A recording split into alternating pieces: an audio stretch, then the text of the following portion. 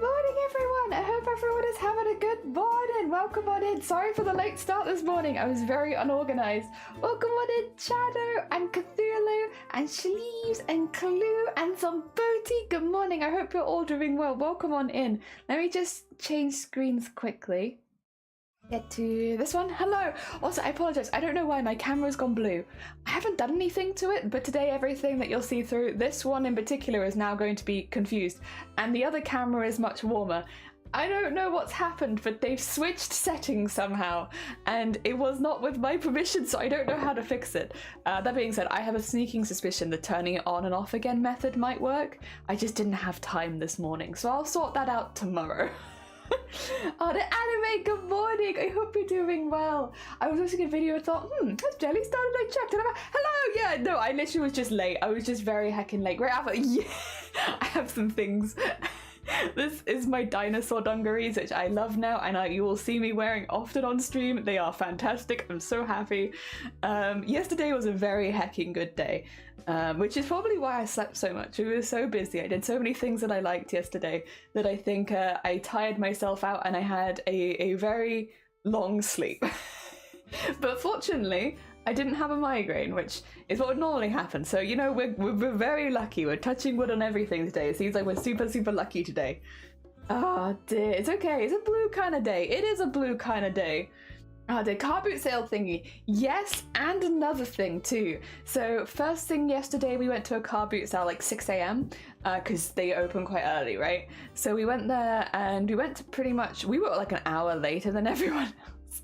But we still walked around and I had a really nice time, but I didn't get anything. So I was looking and there was a lot of people selling their crafts, but not so many people selling craft materials, which is what I was looking for. So in this particular case, it was like I couldn't really pick anything up. I liked looking. There was a lot of really cool stuff there, but not for me. And then when we were driving back home, Shiny was like, you know, there's like this vintage thing like shutting down, and it's like in the last few days. We could go have a little peek at that on the way back. And I was like, yeah, you know what, we're already in the car, we'll buy some tickets when we get back to that, because it's like on the way. Buy some tickets and then we'll just go to that. So it was basically, if I will say, if you're in the Cardiff area, because that was on the way back first, if you're in the Cardiff area, there is only 3 days left, but there is a vintage kilo sale shutting down and doing shutting down prices. And that's where we got these from, as well as a lot of other things, which I will you'll see over the next month or so when I wear them. So yeah, it was really, really good. It's always unfortunate when things are shutting down, but you do tend to get very good deals, and kilo sales are already a way of getting clothes cheaper. So this is like a way of getting clothes exceptionally cheap, as in this top didn't cost anything. It cost nothing. So, you know, if you're looking for cheap clothing and you happen to be free, I think they close on the 8th, so I think you have 3 days. But yeah, it's like a £2 to go, because they're doing it by tickets, so I think they don't have too many people there at one time. And yeah, pretty good. I got a lot of clothes, very cheap, and that's nice. And they're all really bright and colourful as well, which is exactly what I've been looking for with clothing. Most of it's secondhand, so it's like a lot of secondhand and older stuff. So if you don't like secondhand clothes, I guess it wouldn't be good for you. But if you don't mind them, then yeah, it's pretty good. It's pretty good. And we've washed them all, because we always wash them as soon as we get secondhand clothes, just in case, because I have a very sensitive skin. So if it's been washed with something that's not good, I will have an allergic reaction. So we've washed them all, and it all survived. Everything survived. Good times. I love the note was like, you started, you better stretch. I stretch before I go live, to be fair. Specifically like my hands, my arms, my back. I do stretch before I go live. But even on days like today where I'm very unorganized. And Atlantic, good morning. Welcome on in, and so good morning. Beep boop, good morning. I hope you're both doing well. Let me book an emergency flight from the Atlantic to buy a dino shirt. I do have some bad news for you, because unfortunately I was terrorizing the store yesterday. There might be less dinosaur stuff than you'd hoped for. I may have purchased the dinosaurs that I saw. I'm so sorry. Ah dear, 4-day snowstorm is over. I'm glad it was not a 1 day with all this stuff. Oh dear. I hope you're safe. That sounds quite scary. I mean, storms in general could be quite scary. I hope you are nice and safe and warm in the house. Oh, they're nice. And Kieran, good morning. Welcome on in. And Elja, good morning. Welcome on in. I enjoy dinosaurs and sea slugs and space. What I will say, let me get the... So a lot of them have obviously brand names on them, and we've looked them up, all right? We look, because, you know, when you like a piece of clothing, even if it's a bit older from something, you like to look up to see if they're still making. And the people that make this, you guys will love them. They're called Run and Fly, but I'll get you the link now. I think you guys would really like them. I don't know that they'll ship everywhere worldwide is the only problem. I don't know what that's like. I have a sneaking suspicion it might be a little bit Britland only, but in case it's not Britland only, or in case you happen to be traveling to Britland, there's a little linky link right there, and you can go have a look at their patent. They do a lot of funky shirts and dungarees. They have a range of people modeling them. I think you guys will love it. Sam, welcome on in. How you doing? I hope you're doing well. We're talking about secondhand clothing right now. I hope you're doing good. Oh dear, I want to get back and to learn more about those things. Hell yeah. Oh dear, I'm safe and warm. The Highlands are effed. Almost 2 meters of snow. Yeah, and we're just not prepared. Yeah, I get that. It's very scary. I hope anyone who might have like more elderly or younger family is nice and safe and like a priority if anything happens. Good morning. I hope you're doing well. Remember me, of course. I've been streaming for 4 years. I normally remember names a little bit. It's the only thing that I'm good at. Same with Comet. Good morning, Comet. I hope you're doing well. Welcome on in. Oh dear, the one thing that streaming makes you really good at is remembering names. I'm terrible at faces still. It hasn't helped with that at all. But names, I'm getting there. I'm getting there. Oh dear. George, good morning. I hope you're doing well. Jenny, are you wearing dino? Yes, they are. Well, dungarees is what we call them, but yes, overalls is what they are. Yeah. Dan, good morning. How you doing? I hope you're doing well. I feel like I keep missing your streams. I keep being like, oh, I wonder if Dan's on, and then I'm like 1 hour late, and it's like, God damn it. I need to set my alarms a little bit earlier.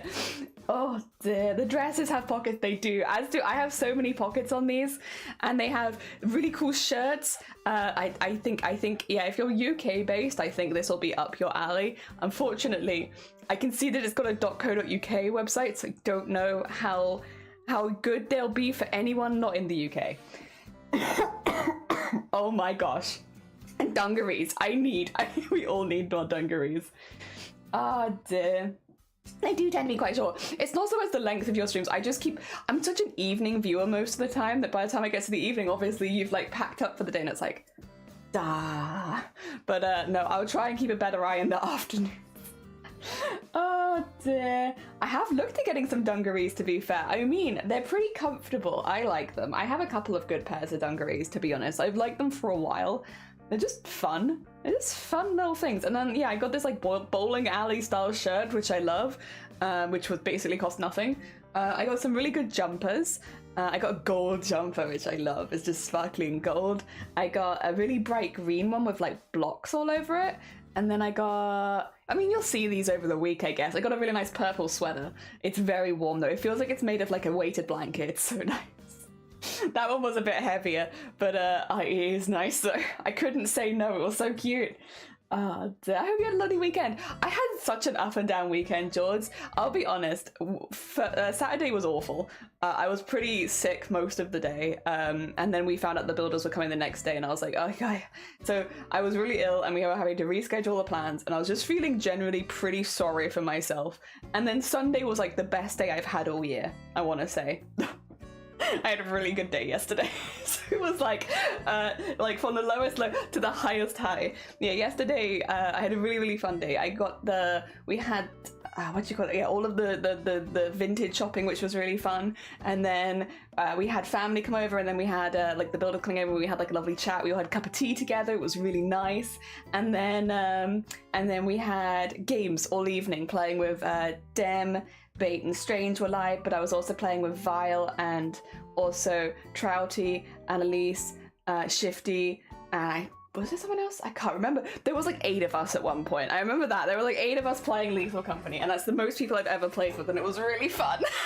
So I had a really, really nice day yesterday. I'm gonna copy Jenny's username and colour in a dungarees with dinos. Do it. Honestly, do it. Get it. Take it. It's yours.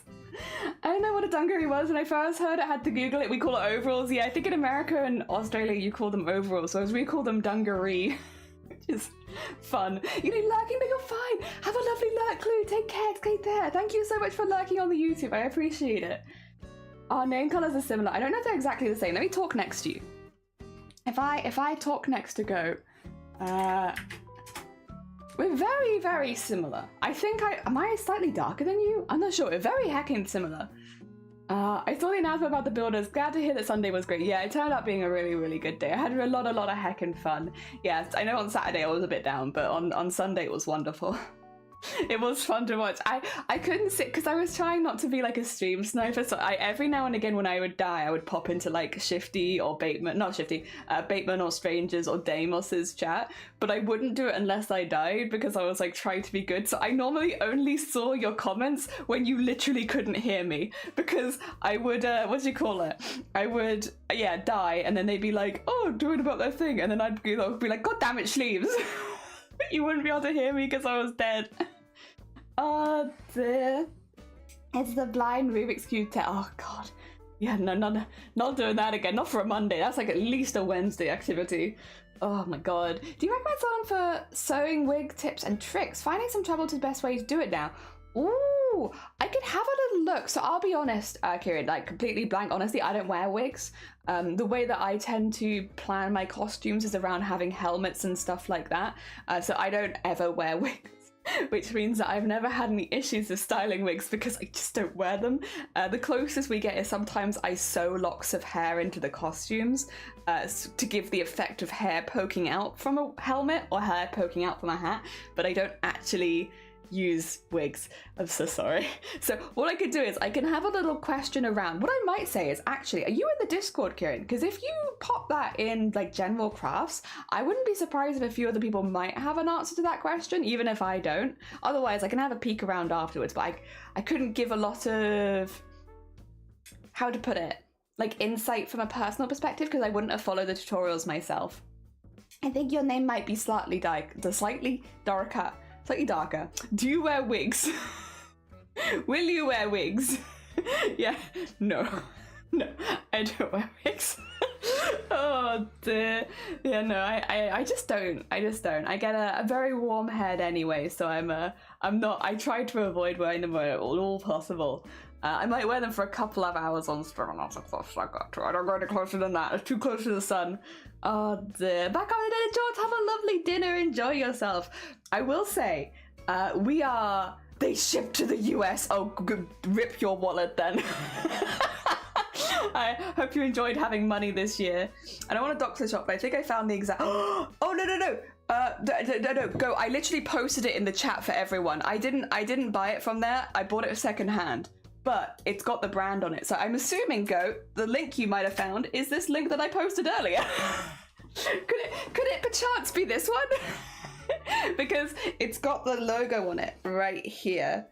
And yeah, no, this is secondhand. I bought this very cheap, but yes, that's where you can buy them if you like them. I don't think they have the dinosaur anymore, but I do think they have a tentacle one. Which, I mean, listen, I wouldn't be against it. Like if I was to put shop now and I go for dungarees, do they still have the tentacle ones that I saw? They're very heckin' cool. God, they've got some lovely rainbow ones. Oh yeah, there's the dinosaur one, but that's the dinosaur one in the lighter color. Wait, is it new? Oh my god, is it full? I bought this for like effectively, what, a couple quid? Oh my god. You could buy it new for 44 quid or you can get it second hand for like 2. Jeez. Oh my god. This is the benefit of being someone who does enjoy secondhand, is I just don't pay very much for clothing and you still get some heckin' bangers every now and again. That being said, where the hell are my tentacles? I saw them on the front page, but now that I'm in the section, where are they? Where are the tentacles gone? Oh my god. Where? Gib. No, are there no tentacles left? Ah, dang it, I was excited. Red droopy eyes. Comment, you doing okay? What up, Comment? We're looking at dungarees. We're looking at heckin' cute bean dungarees. Although they're missing the tentacles, which is very sad. You found them on Etsy. Ah, I see. So maybe like the older ones, because I know you can do a lot of vintage selling through Etsy, right? Second warm. Today was a lovely 27. Today was not so warm. That honestly sounds better than, because didn't you get like 42 last week? A lot better than that. Hell yeah. Oh dear. I wouldn't be against getting some more dungarees from them as maybe even first hand, maybe even not buy second hand. I know, kind of mad. We'll think about it. We'll think about it. Cozy, good morning. How you doing? Welcome on in. We'll just talk about dungarees now. I've gone full dungaree tangent. Excuse me. But yeah, anyway, that's where I got them from. Now you know. Now if you want them, you can get them yourself. And you can be a fancy dungaree bean. I'm not sponsored by them, by the way. I literally bought them secondhand. But they're very comfortable and they have a lot of adjustment in them, which is nice. And a lot of pockets. Oh dear, they had dinosaur ones, but they're in color. But that's kind of fun. The ones I saw, like the whatchamacallit, the purple ones looked really pretty. I thought they looked nice. Like if I'd have seen them, I would have picked them up as well. You like tentacles? Give me a background color, a main color, and an accent color for no particular reason. Background color pink, main color green, accent color orange. Alright, that's probably not a good color combination. I'm like looking for things. You know when someone asks you for 3 things, you're like, let me look around my room and work it out. Yeah. Teresa, good morning. Crisis says they've never heard of that before. Yeah, I literally slept through my alarm. I must have like woken up, turned it off and gone back to bed. Because I had an alarm for 7:30 this morning, which is, you know, not so early, not as early as yesterday. But so, yeah, I just slept through it and I slept like a whole extra hour. And then I got up at 9:15 like, wait a minute. What's going on? Yeah, it's not very like me, but it did happen and here we are. What are we doing today? So we have one more piece of smocking, like the base smocking that needs to be done. And I thought for a Monday, let's keep our goals a bit smaller. If we can finish this one last piece of smocking, I'll be really happy with that. Because then every piece will have at least a base level of smocking. And then what I might do is after stream today, might do some prep. Because I wanted to do prep this weekend, but I ended up having such a good Sunday that I didn't have time for anything else. So yes, I might do some prep after stream so that we can do some other stuff further in the week. We do still have a vote going on. If you go into the channel points and you can still vote, we have at the moment Haku is leading the way, but we do still have 2 others as well. We have Blue Eyes White Dragon and Spyro. If you want to vote on what you want the next embroidery to be, you can do so with your channel points. Got a honeydew? Oh my god, I'm jealous. I haven't had honeydew for so long. Heck. Delicious, refreshing, very nice. Quote, get in my van. Hi Robert, how you doing? I hope you're doing well. Welcome. You're doing some paper quilling? Oh, lovely. What a nice way of starting the week. My god. Heck yeah, I hope you're enjoying yourself. I've got my phone on, turn it off and went back to, oh wait, it's not sleep next to my phone. Oh dear. The best way is to not sleep next to my phone. Yeah, I don't do that very often, to be fair, like really at all. I'm normally very good. You have tentacles to make. Oh, bless you. Good luck with making your tentacles. I hope you enjoy them. And to get some good sleep, Tyler. It was lovely to see you. Whenever the season comes in, you should treat yourself to some good honeydew. I think it's a little later for us. But yeah, when I next see them, I wouldn't be against it. Oh, quotes have a 5-minute cooldown. Go. I'm sorry. I'm doing extreme squads on Fall Guys and we won 1 game. Congratulations. That's a good start to the week. There's, good things for the rest of the week. Hako has more than the other 2 combined. I thought you said you liked all 3 of the dragons, Robert. Didn't you say? Also, you got what you wanted last month, didn't you? Robert's like, sad times. But even though I got exactly what I wanted last month. Oh dear. I thought you said you liked all 3 of them, but maybe I'm thinking of somebody else. It could be. That sounds like something that I'd say. No worries. How's your YouTube been, by the way? For the hours you need live, it's been really buggy and I'm not sure what it's about. So basically, when you go to you have to go to the earn section of YouTube dashboard and it will tell you how many hours watched you've got, and mine is pinging all over the place. Sometimes I wake up and it's one number and then I wake up the next day and it's a different number, and like I won't have streamed in between and like nothing's really happened, and it's like going down as well as up, which would make sense if I'd uploaded videos this time last year because they'd start circulating out of the last 365 days, but I didn't. I didn't upload videos this time last year, so I really don't know where they're getting it from, because, yeah, where are they going? I wasn't uploading. I didn't really start uploading until October, so I don't know what's happening. But the numbers are going up. They're just pinging down as well. Like my some of the hours are being removed out of nowhere. But I don't really understand enough about how YouTube records its hours. That might be normal. Like, it's difficult because I can't be like, oh yeah, it's clearly something is going wrong, because it's like, maybe it's not. Maybe that's how it's meant to be. I could probably tell you how many I have right now though. If I go to over to here and switch to here and then go to, oh, this gets a little complicated now. Now we're in complicated territory. Where do we go? We go to here, and then we go to earn, and then go here. Yeah, see, it's gone up again, but I haven't done anything. So, Mummy, oh, Shadow, thank you so much for the liking in both streams. It's very kind of you. So far we have 548 public watch hours.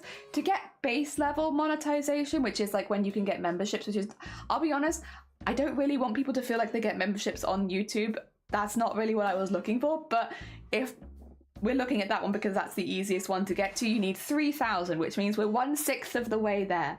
But then the one that I wanted to get was the ads one, so that people didn't pay. It just meant that I earned money from the ads they were already seeing, and that's 4,000 that I need, which means that I'm about 1/8 of the way there. So we're getting there. We're getting there. I do have to edit another video because, again, I thought I'd have more time yesterday and I just didn't. So I need to get that done, but that's a short, so it doesn't really count. But it's something. It's a something. I'm trying to upload more consistently. Dear Maggie, good morning. Welcome on in. Sorry, I'm actually just gonna mute. I'll hide my screen. There's something stuck in my throat. Excuse me.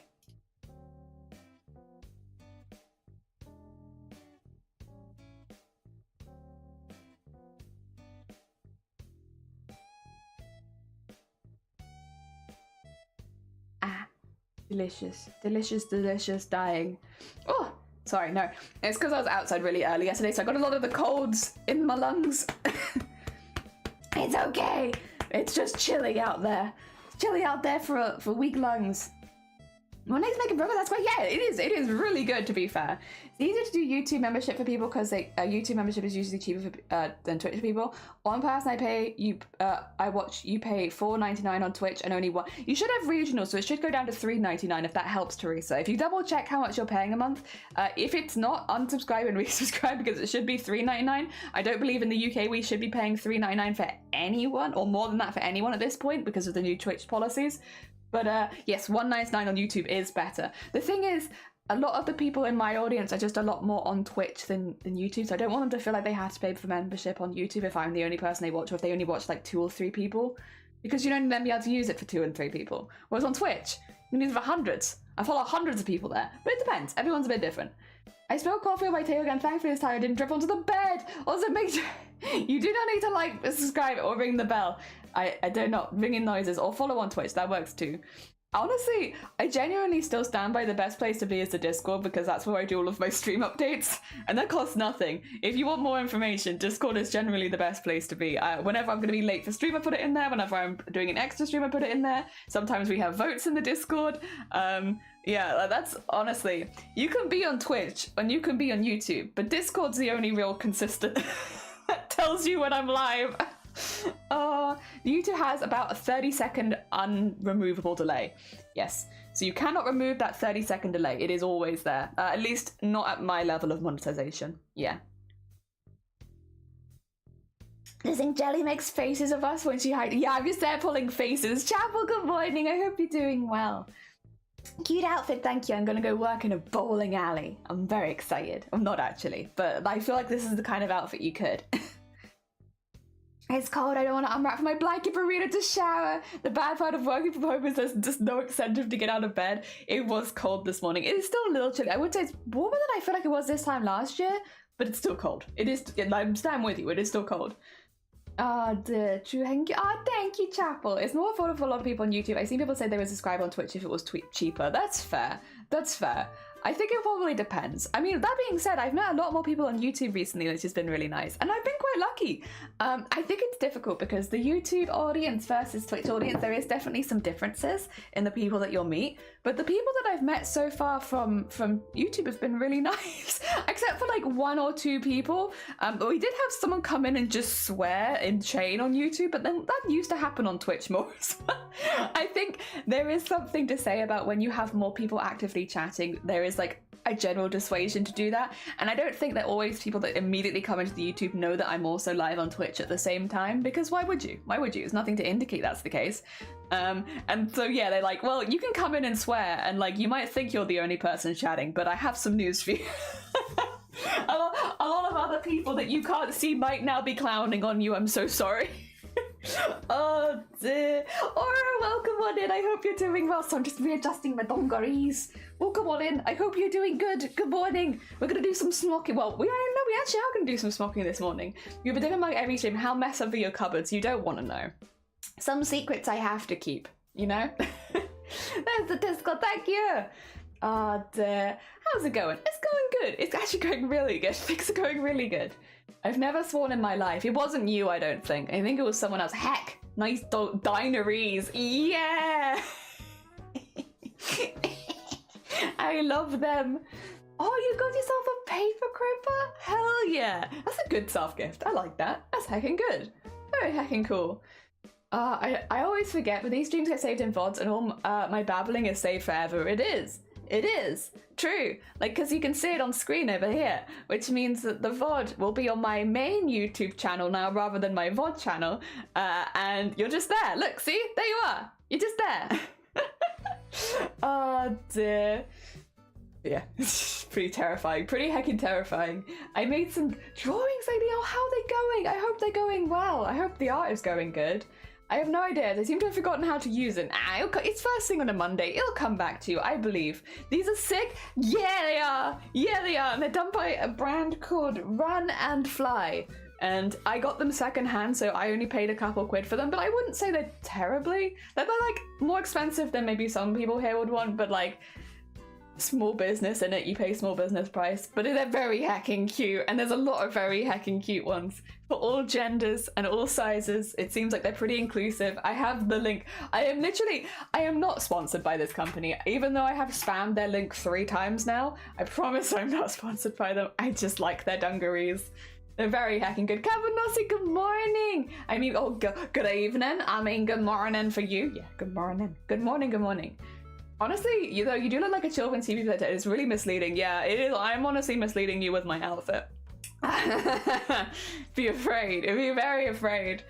Oh dear. I'm not as you say. As far as 80% of Candace Hop, it's February. It should not be 50 degrees in February. 10. God, that is warm. Oh my god, you're doing it. Well, it's not warm, but it's like warmer than you'd expect. Yeah. I'm doing okay. I'm not a slow badge. Oh my god, for karate. Oh my god, I didn't know why that was coming out so hard there. Hell yeah, Aura. Lovely. That's a heckin' nice little morning job. I like that. You should get a sponsor for something. Yeah, send me another pair of dungarees and you got yourself a deal. They are going as fast as they can. I did post them in your server though. Oh, did you? Oh, let's have a look. Sorry, I don't get pings while I am heckin' live because that would probably be very annoying for viewers. Oh, I see some shifty out. Wait, 2 seconds. We're going to switch to this one, which means you see my tea. Ignore my tea. You actually, you know what? You don't see it. That's mine. Stop looking at my tea. That's for me. You can't have it. Let me get Discord up quickly. It never works the first time. I always have to re-blech it. Also, I did an animation last week, I think, and I just finished it. Oh, hell yeah! Oh, it's so good. Also, Queena, good morning. I hope you're doing well. That's so good. And wait, what's the... Oh, is this a... Oh, no, that's you. That's a you bean. I recognize this one. I know who this is. That's a heckin' you. Wait, I would like to also... I see people doing this, and I would also like to do this. And I might recognize who this is. I don't want to say, but I might recognize... I might be able to recognize who this is. Potentially. Oh dear. Wait, that's not me. That's your friend. Oh my god. Wait, you're heckin' twinsying. I like that. That's very heckin' cute. It me. It you. I'm so excited to be done with school today. I'm ready to finish some art. Oh, bless you. Fair enough. How was your stream yesterday, by the way, Anime? I did see your live. I just couldn't pop in because I was playing Lethal Company. But I saw. How are you doing? I hope the stream went well. Shifty Blook and Shifty Boobs. It wouldn't be the first. I'm sorry. I keep just giving you my tea. That's my tea. You can't have it. I'm so sorry. Do you deserve tea? Yes, but you can't have mine. So I paid more for my DMC book than I was waiting on. Would have been cheaper on Amazon, and the website's a email person says, so I was dispatching after 24 hours. Our business has grown too much and I couldn't keep...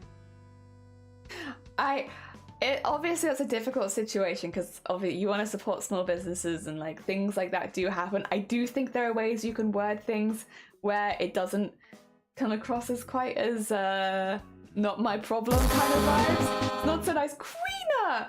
Oh my god! Oh my god! Queena! Delicious. Delicious art. We shall eat all of it. Queena, thank you so much for the heckin' 2 years! Oh my god! Thank you so much for 2 years! Bless you, it's very heckin' kind of you. Oh dear. Hell yeah! That's so sweet. Thank you! Yo! Oh my god, listen up! Thank you so much, Queena. About a little guy that lives in the blue. Oh no, you're not complaining. I can do the great. Okay. I was gonna say like it's a hard one because like I don't want to be seen like complaining about small business. I think there are ways you can word it. Paid more, happy to have contributed. Okay. As long as you're alright with it. Window and a blue Corvette, and everything is blue for him and himself. Wait, is it though? Does this look blue to you today? Okay, quick consensus. Is blue or is purple? Does this look blue or purple to you? I'm just gonna have it blue? Surely not. Surely not. That looks blue. It's blue. Surely not. This is not. Really? Because if this could be a problem because my camera up here is bought today. It looks like a navy. Oh no. This is gonna be a problem because the camera that I normally show it to you on to be like, oh don't worry guys, is also balked today. I don't know why. So it's also not gonna show it properly on this camera. I still think it's better on this camera than this one. It's the bluiest blue that ever blued. Damn it.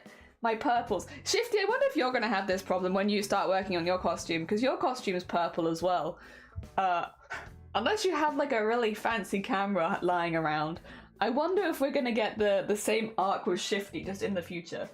Where you start making a costume that's purple, get ready for it to be blue. And only blue. Oh dear. It is actually quite a nice warm purple. Unfortunately my camera's... You have a DSLR?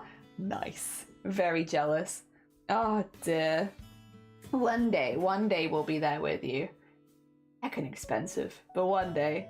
Would you set that up for streaming? I guess if you already have the programs for it, maybe it wouldn't be too bad. To be fair, Sunkoi streams with DSLR, so there's probably streamers around that do craft that could give you advice if you needed it. Ah, dear. Got a few years till you have to make the costume though? But I thought maybe you were going to come to MCM Birmingham. And weren't you going to make a costume for that?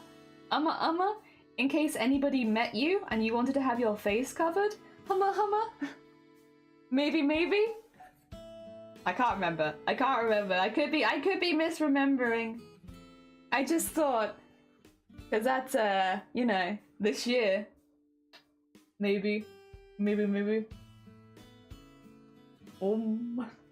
Oh dear. I see a purple tinge to it. I mean, it is purple, to be fair. Like, when you see this in real life, it's not blue at all. It's a very warm purple. So it's the furthest from blue. It's got more red in it, I believe, than blue. Which is good, because that does better match the collector's colours, which is, at the end of the day, what this is based on. Oh, speaking of actually, this is... Yeah, you're in focus right now. Oh, yes. To be fair, I don't mind too much, because I think you can still see the process that I'm doing on Twitch. It's not like... And you can still ask questions, and, you know, the information still gets across. It's not ideal that the colour isn't perfect, but I think of all the issues you could have on stream, it's one of, like, it's like really kind of a not problem. Like, comparatively. Like, it'd be worse if I couldn't have you focus or I couldn't actually show you any of it. Yeah. Not sure I'd make it on stream though. That's fair. Oh dear. An evil shifty mask would be cool, like the one on the embroidery. A little evil shifty. That would be cool. Oh dear, it's a very nice sapphire blue. You're going to be incredibly disappointed, Talon. Everyone who's like, oh, such a beautiful blue. Oh my god, I love it. It's going to be so disappointing. I'm so sorry. I am setting you up for disappointment here. I have some big ideas and some big plans for the speedrun event. Hell yeah! I mean, you're welcome to post them in the chat if you want to share it with obviously, because I'd say not in this chat. Keep it a bit secretive here for now. But if you want to post it in the group chat with the rest of us, you're welcome to. Oh dear. Yeah, just because I know not everyone has announced yet. So it's, yep. Oh dear. Wouldn't want anyone to steal my ideas. We're a team!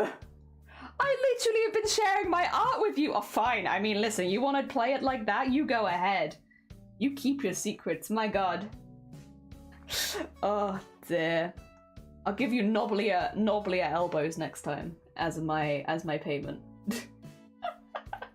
Oh dear. There we go. Disappointed. Honestly fair. I can't blame you. I have set you up for disappointment. There's no blue. In fact, I don't think there's any blue in this entire costume, surprisingly. Which is a bit. Knob elbows? Yeah, knob elbows. I'm gonna give you knob elbows. It'll be very against Twitch TOS, and honestly against the spirit of the event, but I'm gonna give you knob elbows. You can't stop me. You can't stop me. Oh dear. There we go. Ugh. Yeah, I'll be honest, I think what I might do, there's so much I want to do. Hello, hi, it's me. And there's so much that I want to do that when I don't have a lot of time to prep for stream, I'm always thinking of like, could I have sorted something else out? Could I have done this, that, the other? And turns out there's a hell of a lot of stuff that I want to do. I don't know what you guys, oh, actually, you know what? There is a couple things I can talk to you about. First of all, we'll be doing a spooky game again on Thursday this week. We'll be back to Spooky Thursdays. I won't tell you what the game is yet, but I will say it was recommended by someone in this community at one point. What I might do at some point is just make a game recommendations channel so that anyone that wants to recommend a game can do so in the Discord at any time. Because I do tend to keep those recommendations to one side, have a look at them after stream and decide whether or not it's like I want to play. And somebody recommended me a game live on stream, I want to say like a month or two ago, and I looked at it, and at the time I was like, yeah, I would actually like to play that on stream. It's horror-ish. I like horror. Let's go have a look at that. But I'm not telling you what it is. But I will say it is one that someone in this community has recommended. Oh dear. And I also think that all of you will enjoy it. I think I'll enjoy it. I think all of you will have a nice time. It seems like a good time. It seems like a good heckin' time. Working on a secret team cosplay for a con? No charity events. Sorry, Queena. It's always charity events with us. My bad.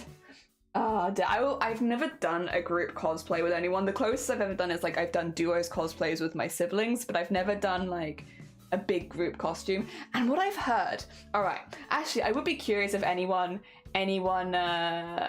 what would you say? I would be interested if anyone from the cosplay community has done any bigger cosplay meetups and stuff like that. I'd be curious because yeah, I'll be honest, most of the people I know that have done group costumes, it has led to in situations where people are not very happy. I guess it depends on the group of friends you do it with and how close you are and how much the understanding is. I have been invited to do group cosplays with people before, to be honest, and part of the reason that I've been put off it is because of those invitations. I was once invited to do a group cosplay and I was really excited about it. It was from a series that I really liked, and I was excited to make my character and cosplay as everyone else. And then we were all chatting about it together, and like after people were already meant to have started, everyone turned to me and said, well, you're the one who's making all the costumes, right, Jelly? And I was like, what?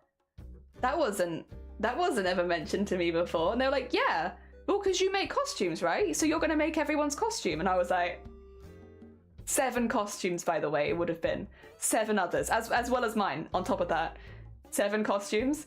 And I was like, no. And they were like, well, but we've never made a costume before, so we can't do that. And I was like, So I backed out. I said, well, you know what? That's not what I thought we were doing. I thought we were all going to make them ourselves. I said I'd help people. Like if they wanted if they wanted to borrow my sewing machine and stuff, I said I'd help them. You know, you can borrow my equipment, But I'm not making 8 costumes, sorry guys. And yeah, they all got really disappointed and like distant with me, so I left the group. And I'll be honest, I have never spoken to a single one of them since. And I've had a couple experiences somewhat similar to that, where people were just expecting me to make their costumes for them or give them old costumes of mine without asking. And like, I'll be honest, I'm not against people wearing my old costumes, but I do appreciate when people bring that up. Like, hey, you know, don't not just expect to have my old costumes, because like it makes me a bit uncomfortable with the idea that you just helped yourself to it. Like, if you ask, yeah, sure, go on, I'm more than happy to do that. I'll even tailor it a little for you if you need it.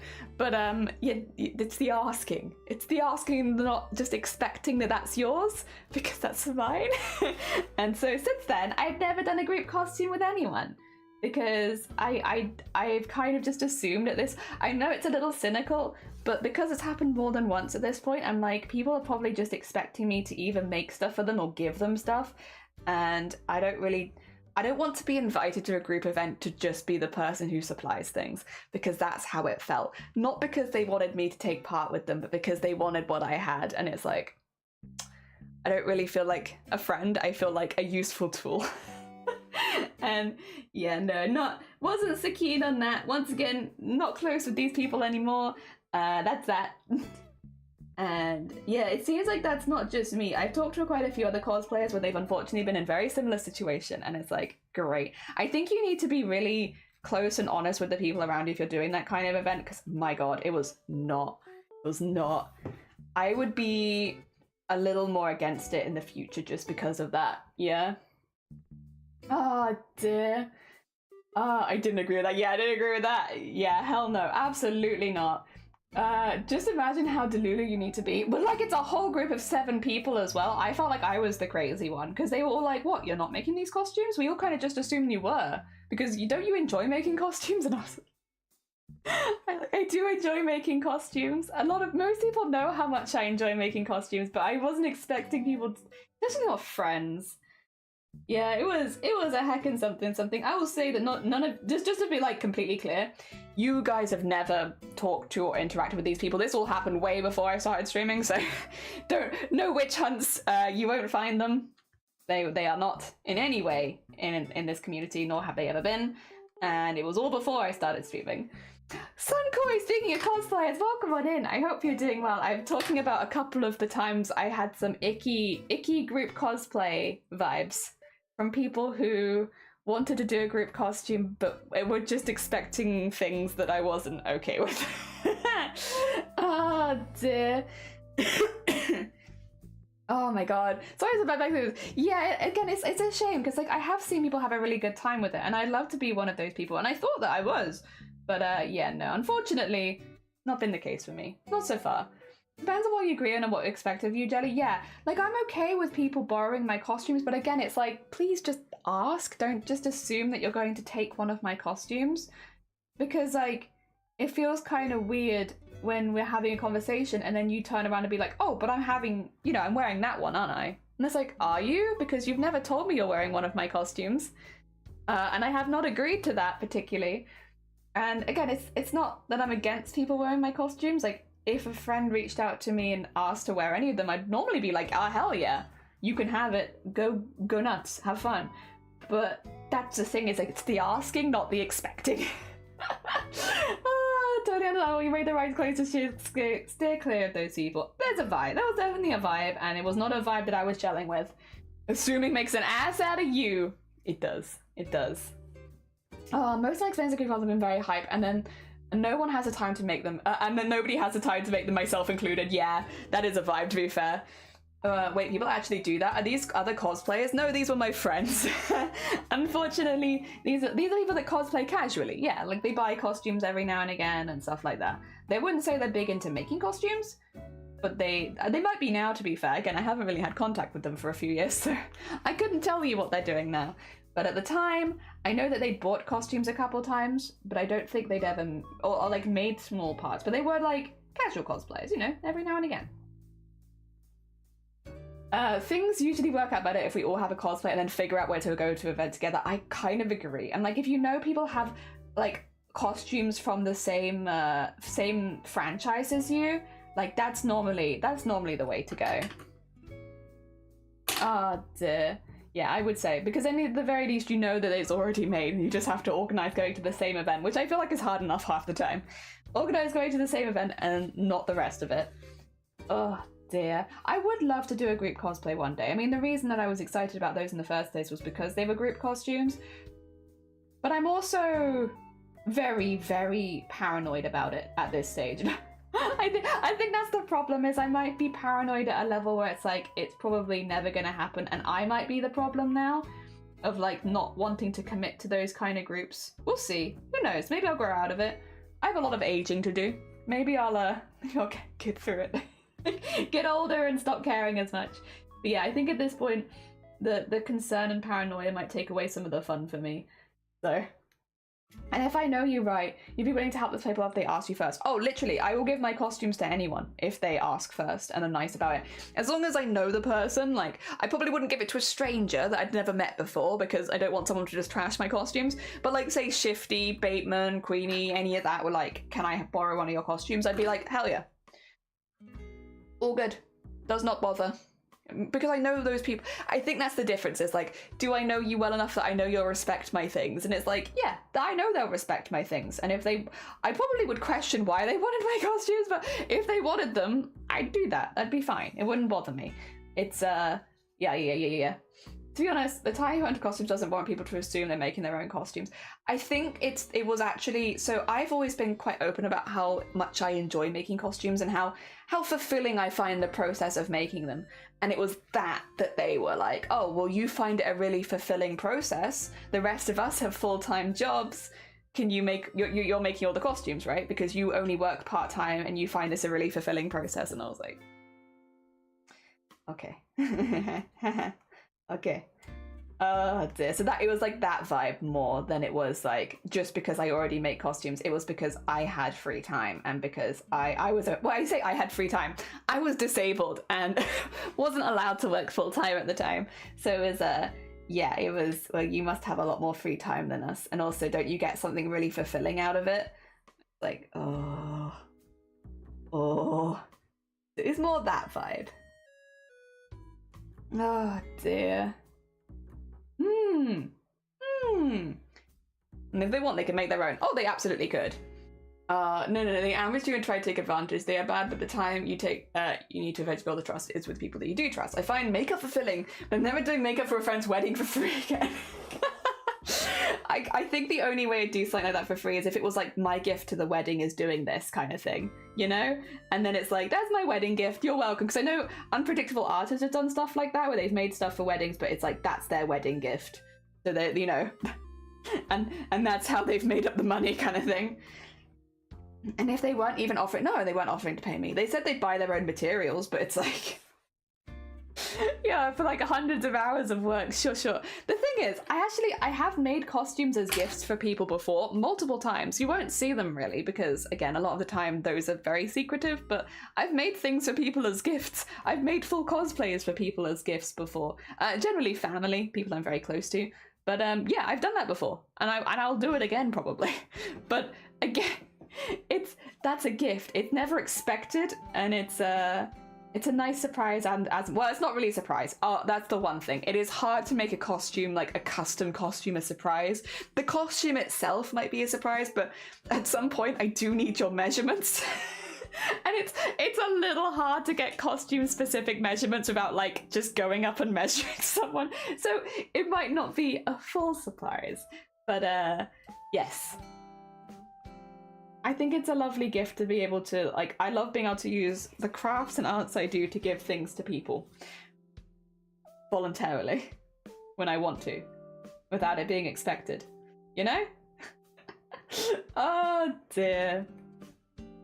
But the nice thing about giving stuff as a gift as well is that there's not normally so much of a time limit on it, unless I guess you're making a costume to go with something you've already made. Yeah, just randomly start taking measurements of all your family members. Like, if people's measurements stayed the same forever and never changed once they got to a certain age, right? I probably would, just so that I had their measurements on hand at all time for making them anything. Like, even just new shirts and tops and stuff like that. Like, I probably would. Unfortunately, you kind of have to remeasure every single time you're trying to give a gift, which means it's never subtle. because people change shape over time. And, like, between birthday to birthday to birthday, they probably have changed. And it's like... Well, sorry, it's that time of year again where I measure you. It's not subtle, is it? I think they'd probably put 2 and 2 together. Ah, yes, Jelly, a seamstress, who is randomly taking my measurements 1 month before my birthday every year. I don't know. Could be a coincidence. I don't want to jump onto conclusions too quickly. Oh, dear. I feel like it might be a little obvious, huh? It's definitely between you offering a great... Yeah, it's definitely difference between you offering as a gift. It's like and assuming that you're getting one. Yeah, like I don't think outside of those team or group events that I've ever had anyone just expect stuff off me, which has been nice. Generally, it was just those 2 times. Yeah. Other than that, it's not been too bad. Once a year, the annual Jelly Friend measurement event. Yeah, we get everyone just lined up. Now, once I've taken your measurements, you're not allowed to change size until this time next year. Like pregnancy, sorry, that's gonna change your shape. You're not allowed that. You're going through menopause. Can you hold off on that for just a while? While I take your measurements. You're bulking up. Sorry, I'm afraid that you're gonna have to stop bulking up. I've just taken your measurements. You can't change. Oh, dear. Yeah, it would be not subtle at all, but it would be quite funny. Oh, dear. I mean, to be fair, depending on what you're making for people, like if you're making them a top, you can just get like... If you live with your family, you can just go into their clothing drawer and see what sizes they're wearing and be like, oh, they're wearing a size blank from this. Let me use that as a thing. So you can kind of just sneak in and see what they're wearing and be like, this size and this size and this, perfect, and then I'll just scurry away, pretend that I was never here, and then make it like that. But for costumes specifically, and again, like I'm sure other cosplayers would probably feel the same, because you're patterning stuff from scratch a lot of the time, like you're doing more unusual pieces, it's difficult without a really strong set of measurements. Like without a really strong set of measurements, it's quite hard. So yeah, pattern sizing is so different to commercial. It is, but most of my own this is just me, actually, personally, this probably doesn't apply to anyone else. Well, no, it probably does apply to other people, but maybe not the majority of you. The majority of my patterns for standard clothing come from commercial sizing, in that what I do is I buy sometimes secondhand clothing, for instance, and unpick it and use that as a pattern for that style of clothing. Yes. So, yeah, for me, that doesn't make any difference at all, because most of the patterns that I'd be using to recreate them are from commercial styling, from commercial sizing. Yes. I don't use, in fact, I never use patterns really that are paper patterns. I either make my own patterns from scratch, like the ones you see behind you, or I use commercial, and I just unpick them and turn them into a pattern. Yep. So I've never run into that issue, because that's not how I've done my patterns. That's not yeah, I'm very lucky, because that's how I've always done my patterns. So I have a long catalogue of clothing, all done in commercial sizing, which is very useful, but not really for costumes. But very useful generally. Messenger, good morning, welcome on in. Wait, are we allowed to combine chats on screen? I didn't know that. Yeah! So I'm using Restream to do that, and it is, yeah, you're allowed to. They changed it all late last year, didn't they, after Vegas, where they were like, simulcasting's fine, you can do all that, that's fine. You just have to make sure that all of the stuff on YouTube fits within Twitch TOS, and all of the stuff on Twitch fits within YouTube TOS. So, like, obviously, because it appears on screen, you have to treat it the same way. So if somebody comes in saying slurs on YouTube, you have to handle it the same way that you'd handle it on Twitch and remove it from the chat. But yes, it's allowed. It is allowed. Luckily, deleting from Restream also deletes it from this, which means that, yes, you are nice and safe. The drive and frugality. Yeah, well, that's how I always used to make patterns, because it was before I even realised paper patterns were a thing. I would just do that. Be careful with secrecy. I know it's fun to make surprise gifts that bring joy, but remember the secrecy sneaking around can be interpreted differently than your intent. You are true, you are right. in my family, we're very used to it. I think this is the different, like the thing is, like if I was a stranger, yeah, like it'd probably be treated a bit differently. But like my parents grew up with me, my siblings grew up with me. They're used to me being a weird bean. Like they, like, so I guess the difference is the in-depth knowledge of the person. Because if my family suddenly jumped on me being like, you're being malicious, I'd be like, what? What? They just wouldn't. They just wouldn't. They know me. We all know each other very well. And the only people that I make homemade gifts for are people that I'm very, very close to, like that. I don't make homemade gifts for people that I don't know very well. In fact, I think the only person in this community that would have received a homemade gift from me is Shifty. And I've known Shifty for 8 years. Again, I'd feel kind of... If Shifty was being like, you're being weird and creepy, I'd be like, oi! Shut up! Stop being mean! Leave me alone! I'm a cretin, leave me be! I must gremlin around at all times. Oh, dear. I don't know, you're still on YouTube? Yeah, we're trying to get our viewer hours up on YouTube so that, whatchamacallit? Trying to get my YouTube hours up so that eventually we can get monetization on ads, because that'd be nice. And that way also, if anything happens to Twitch, that people know where to find me, because I don't want to give up on streaming. Hi, Sleepy! Welcome on in. I hope you're doing well. Oh my god, I have to do that. I wasn't sure if sharing chat would be allowed for as like advocating for moving to YouTube. I know Twitch is very Twitchy. It definitely used to be, and like I completely understand where you're coming from. But like, nope, they're fine with it. They've been like a lot chiller about stuff like that. You obviously can't like still send people to, which I don't think you're gonna do, to be fair, Messenger, but just in general, like you still can't send people to like sexy streaming websites, but as long as it's not that, you're fine. If you don't mind me asking, Restream, so it's just R-E-Stream, Restream, and there's like a tutorial for setting up Restream that is like 3 minutes long and really easy to follow. So yeah, Restream, it takes like, I would say like 5 minutes to set up, honestly, it's very quick. Ah, dear Jelly, I have an update. You do? I already know it. You've got monetization, haven't you? Because I'm like 99% sure. I think, was it in your stream or was it... Did I hear you talking about it in your stream?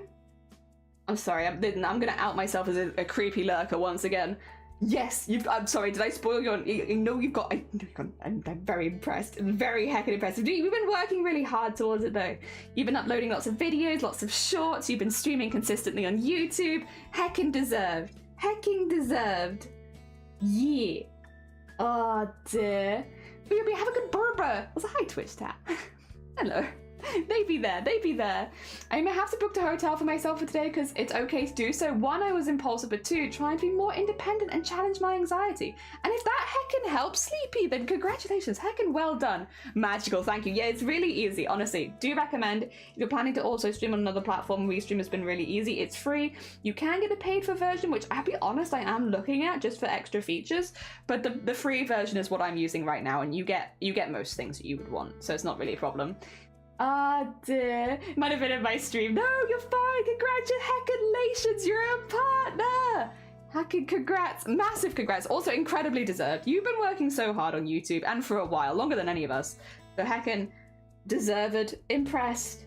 Color us all very impressed. You did a great heckin' job. Oh, dear. Hell yeah. Hell yeah. Oh, dear. We'll slowly follow in your heckin' golden footsteps eventually one day. Probably taking a little bit longer. Why is there a link to my Discord on my overlay? You can't see it. I can. What's that doing there? Oh, so I'm just hovering over. Okay, that's why. I'm just hovering over things. Ignore me. Don't worry about it. That's just me, actually. That's just me creating a problem for me. Oh, dear. Heckin' big clap. Big heckin' clap. There's also a way to do it over OBS if anyone wants a tutorial. Help me up, there you go! For completely free without using any third-party software. That's fair. Actually, do you mind if can I quiz you quickly? Because if that's the case, Messenger, is it using extra CPU to stream to 2 platforms or no? Because that's the one thing that I feel like Restream really pushes, is that it makes it no more stressful on your computer to stream to multiple websites. But if OBS does that anyway? Oh my god. What? Because yeah, I'm using 1.8% of my CPU right now to stream to both. Which is, I would actually say lower, actually, than what I was using. I wish I had I guess I could turn it off and try going live via just Twitch again. But, oh, that was the other reason we wanted to go live on YouTube. Feet. but also other topics that Twitch can get a bit funny about. We want to do some funny, silly embroideries, which might include elements that Twitch wouldn't be happy about. For example, titties. For example, feet. So yeah, we might do some YouTube exclusive streams over the years where I can do whatever I want.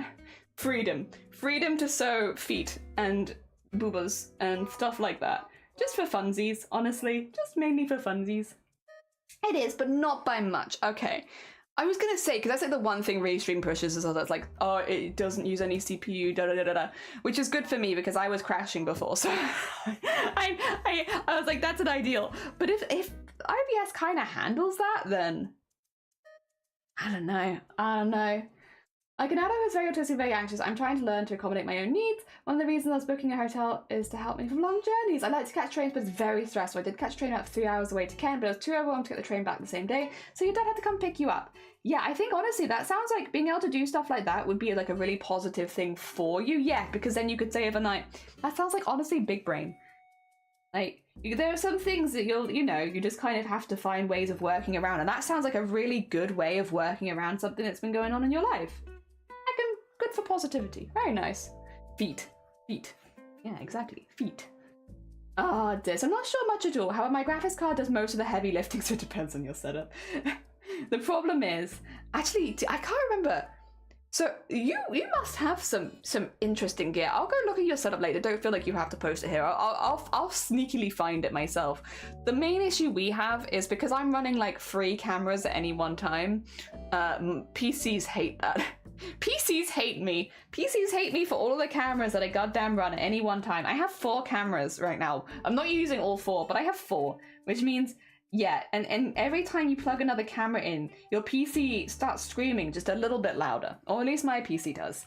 And yeah, one of the issues we had at one point was that, yeah, if I had all of my cameras in, my PC would crash. So this has been a way of like lowering the CPU so I physically can do that, which again, I don't need to do for a stream like this, but because I do a lot of crafting streams, it's important to have that flexibility for when I do need it.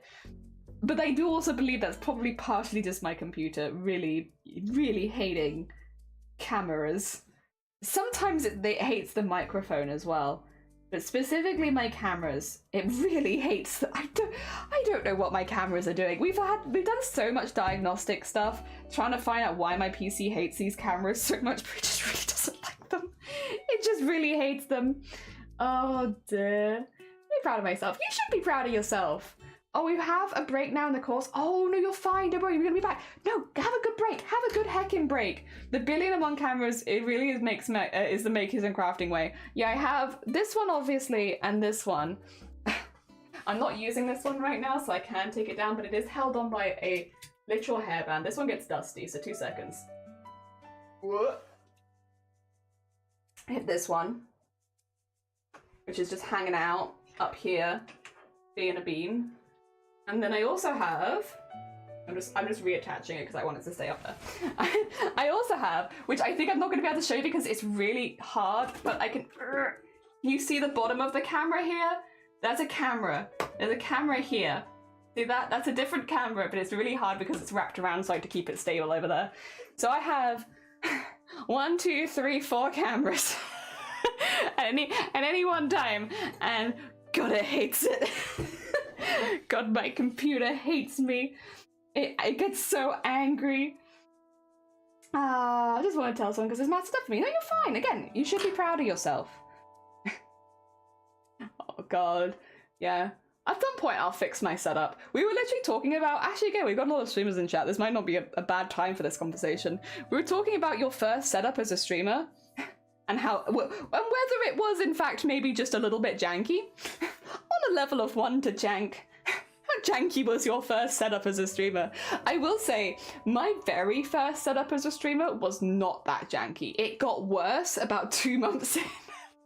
So like, I looked back because we were talking about it in Vile stream the other day. We were talking about like initial PC setups because a couple people wanted to start streaming and they were like, well, I don't have A, B, and C. And it's like, do not worry about not having A, B, and C, because here is how we started. And like, as long as you enjoy streaming, you'll keep doing it and you'll build it over time. And that's like super normal. It's super normal to not have everything you want when you first go live because that's expensive and most of us can't afford that. But yeah, so we were talking a little bit about our first setups, and I realized my first setup was actually really not too bad, because at that point I had my top-down camera mounted on like a tripod that did break, but a tripod, and then it was just like, it was still like glued in position basically, but you know, it was on a tripod. It was a camera on a tripod, which is where a camera should be. So it wasn't that bad. And then but then yeah, I started having more issues. I did have like my headset mic, not this one, like a cool center headset mic, much worse than this. I did have that, but then I also had my laptop, and my laptop started having more issues as over time. And so at the beginning, the laptop was okay, but then I started having to prep my laptop for work by putting books under it on either side and then leaving this massive space with a fan underneath to blow straight up into it. And so it actually got more janky as the time went on. So I don't have any pictures of it from when it's at max jank, because I have pictures from when I immediately started out, but not from when my computer, like my laptop was failing me. And also from when I blue tacked my camera to the ceiling, which worked really well, by the way, actually. I had like a little ribbon that I tied up there so that if it fell down, it didn't fall too far. But like, yeah, I literally just blue tacked it to the ceiling and was like, that's great. Skittles, oh my God, Skittles, welcome on in. Speaking of people who might have actually seen this janky setup that I'm talking about, Skittles might have actually been around the time when I was gluing my camera to the ceiling to make it work. My first setup was okay, but it did run into software and laptop issues almost straight away. Yeah, somehow it survived another 4 years. I'm currently contemplating a 400 Acton figure set with oh God. I will never, you make that decision. I'm afraid I can't help you. That's a lot of money. Good luck. Good luck. I just want you to know that we're all counting on you to make the decision. It's a Monday. Monday is not a good decision-making day. Oh dear.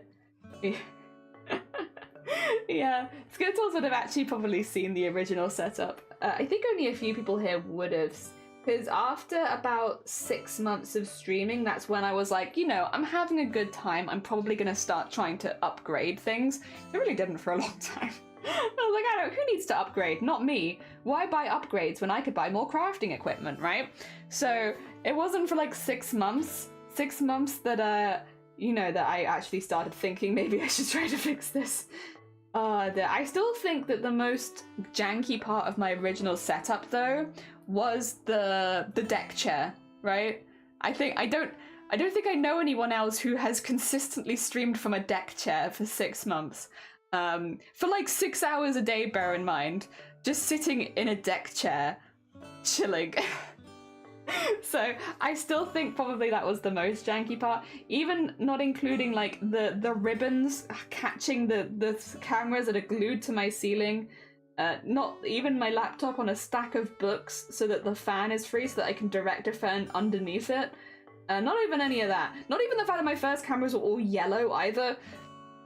All yellow cam. I think the real kicker is the deck chair. that's the one. Oh dear. It's got the shark repellent at the bottom. You have to I will not help you with it. When it comes to money-making decisions, Skittles, you have to make that choice. It sounds very cool, but I will not help. Nope, I am but a Twitch streamer. I cannot help you with your financial choices, and I wouldn't trust me even if I could. Oh dear. I don't know if it'd be very comfortable or very uncomfortable. Spoilers, it's not the most comfortable. It wasn't like it was like just a foldy outdoor chair, so it was not comfortable. It was also really short. The main issue that I had with the deck chair, comparatively to my desk, the deck chair was quite short, and funnily enough, you can't just boost the deck chair up and make it taller. That's not a thing you can do. It is the height that it is at. So yes, that was. Oh, also it started ripping the base over time. I don't know how that was happening, to be honest. But, oh, what kind of knot are you? Ooh. There we go, there we go. That's a weird knot. I don't even know what that was. I mean, it doesn't matter, it's undone now, but that was a weird one. Oh, dear. There we go. Blah. Yeah. I have just done myself a purchase of some bits and bobs to start a costume of Fragile in her new uniform from the Death Stranding 2 trailer. Oh, actually, Queen, I meant to ask, how is the job going? Are you enjoying yourself? I hope you're having a good time with it. Yeah, I guess you'd have more money to make costumes and stuff like that now. Unrelated, it's very Batman-y. I think it is on this side, but this is like a very dull fabric on the side that I'm actually... This is the ending side. This is how it's going to look. So I think on this side, it's more... I don't know how to describe it. Regal feeling. That it feels, it's not silk because it's polyester and very cheap, but it looks like silk, like a proper regal silk. Oh dear. There we go. Oh wait, I didn't do that side. Oops. Skipped one. Once again, I have skipped a stitch. There you go, we'll get that in there. Oh dear. Yeah, I hope it's all been going really well. I think I know a couple people that have had new jobs in the new year, so I hope anyone who started something new this year, I hope it's been going good for you. Oh, actually, that reminds me, I want to look at... Sorry, it's because I said new year, and then I'm like, oh, it's nearly the Lunar New Year. Let me see. How is the vote going? Oh, still very skewed towards Haku. I wonder even if that vote might finish today. Depends on how many people have how many channel points. We do currently have, again, a vote going in the channel points. If you would like to vote on what you'd like to see as the next embroidery, you can. Whichever one gets to 100% first wins, and the two that won't will get cancelled. So make sure that you're voting for the one you want.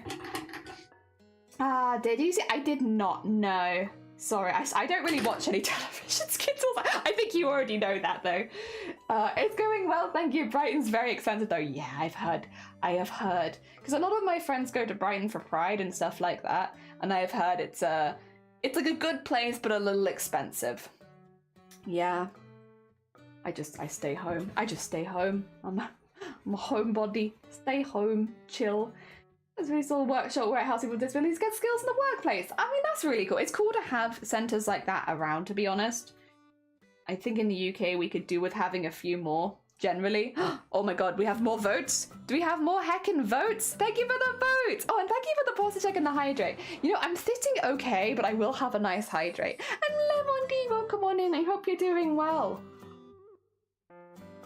We decided if we end up doing Haku as the embroidery that we're probably going to do the bathhouse and Haku going around the bathhouse. Because I'm only making one this month, like last month we did two, but this month it'll just be one. We have the option of making a slightly larger embroidery, so I figured it'd be kind of nice to have like the bathhouse and Haku in the same piece because they're very clashing colours, so they should stand out nicely next to each other.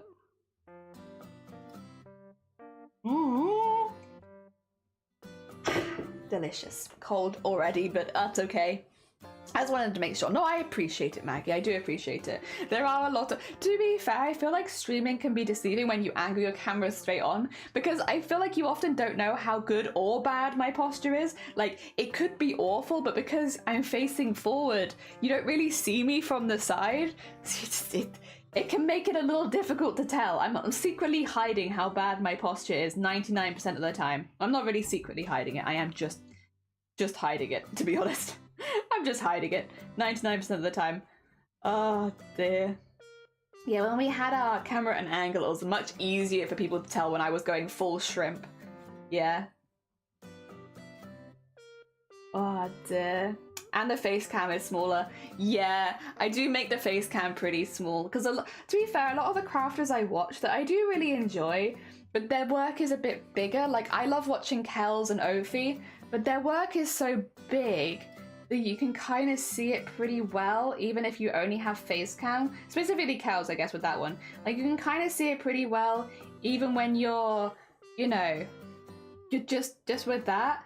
Whereas with my work, I feel like it's so teeny tiny most of the time that I kind of need to be away in the corner because if I'm not away in the corner, you can't really see what I'm doing. I think even at like where it is now, it is still not the easiest. I'm always trying to think of ways where I can better show what I'm doing so that anyone has any questions, I can kind of answer them visually, because I'll be honest, I know that I'm not the best at like speaking and I'm not always the best at putting together the words so that it's nice and understandable.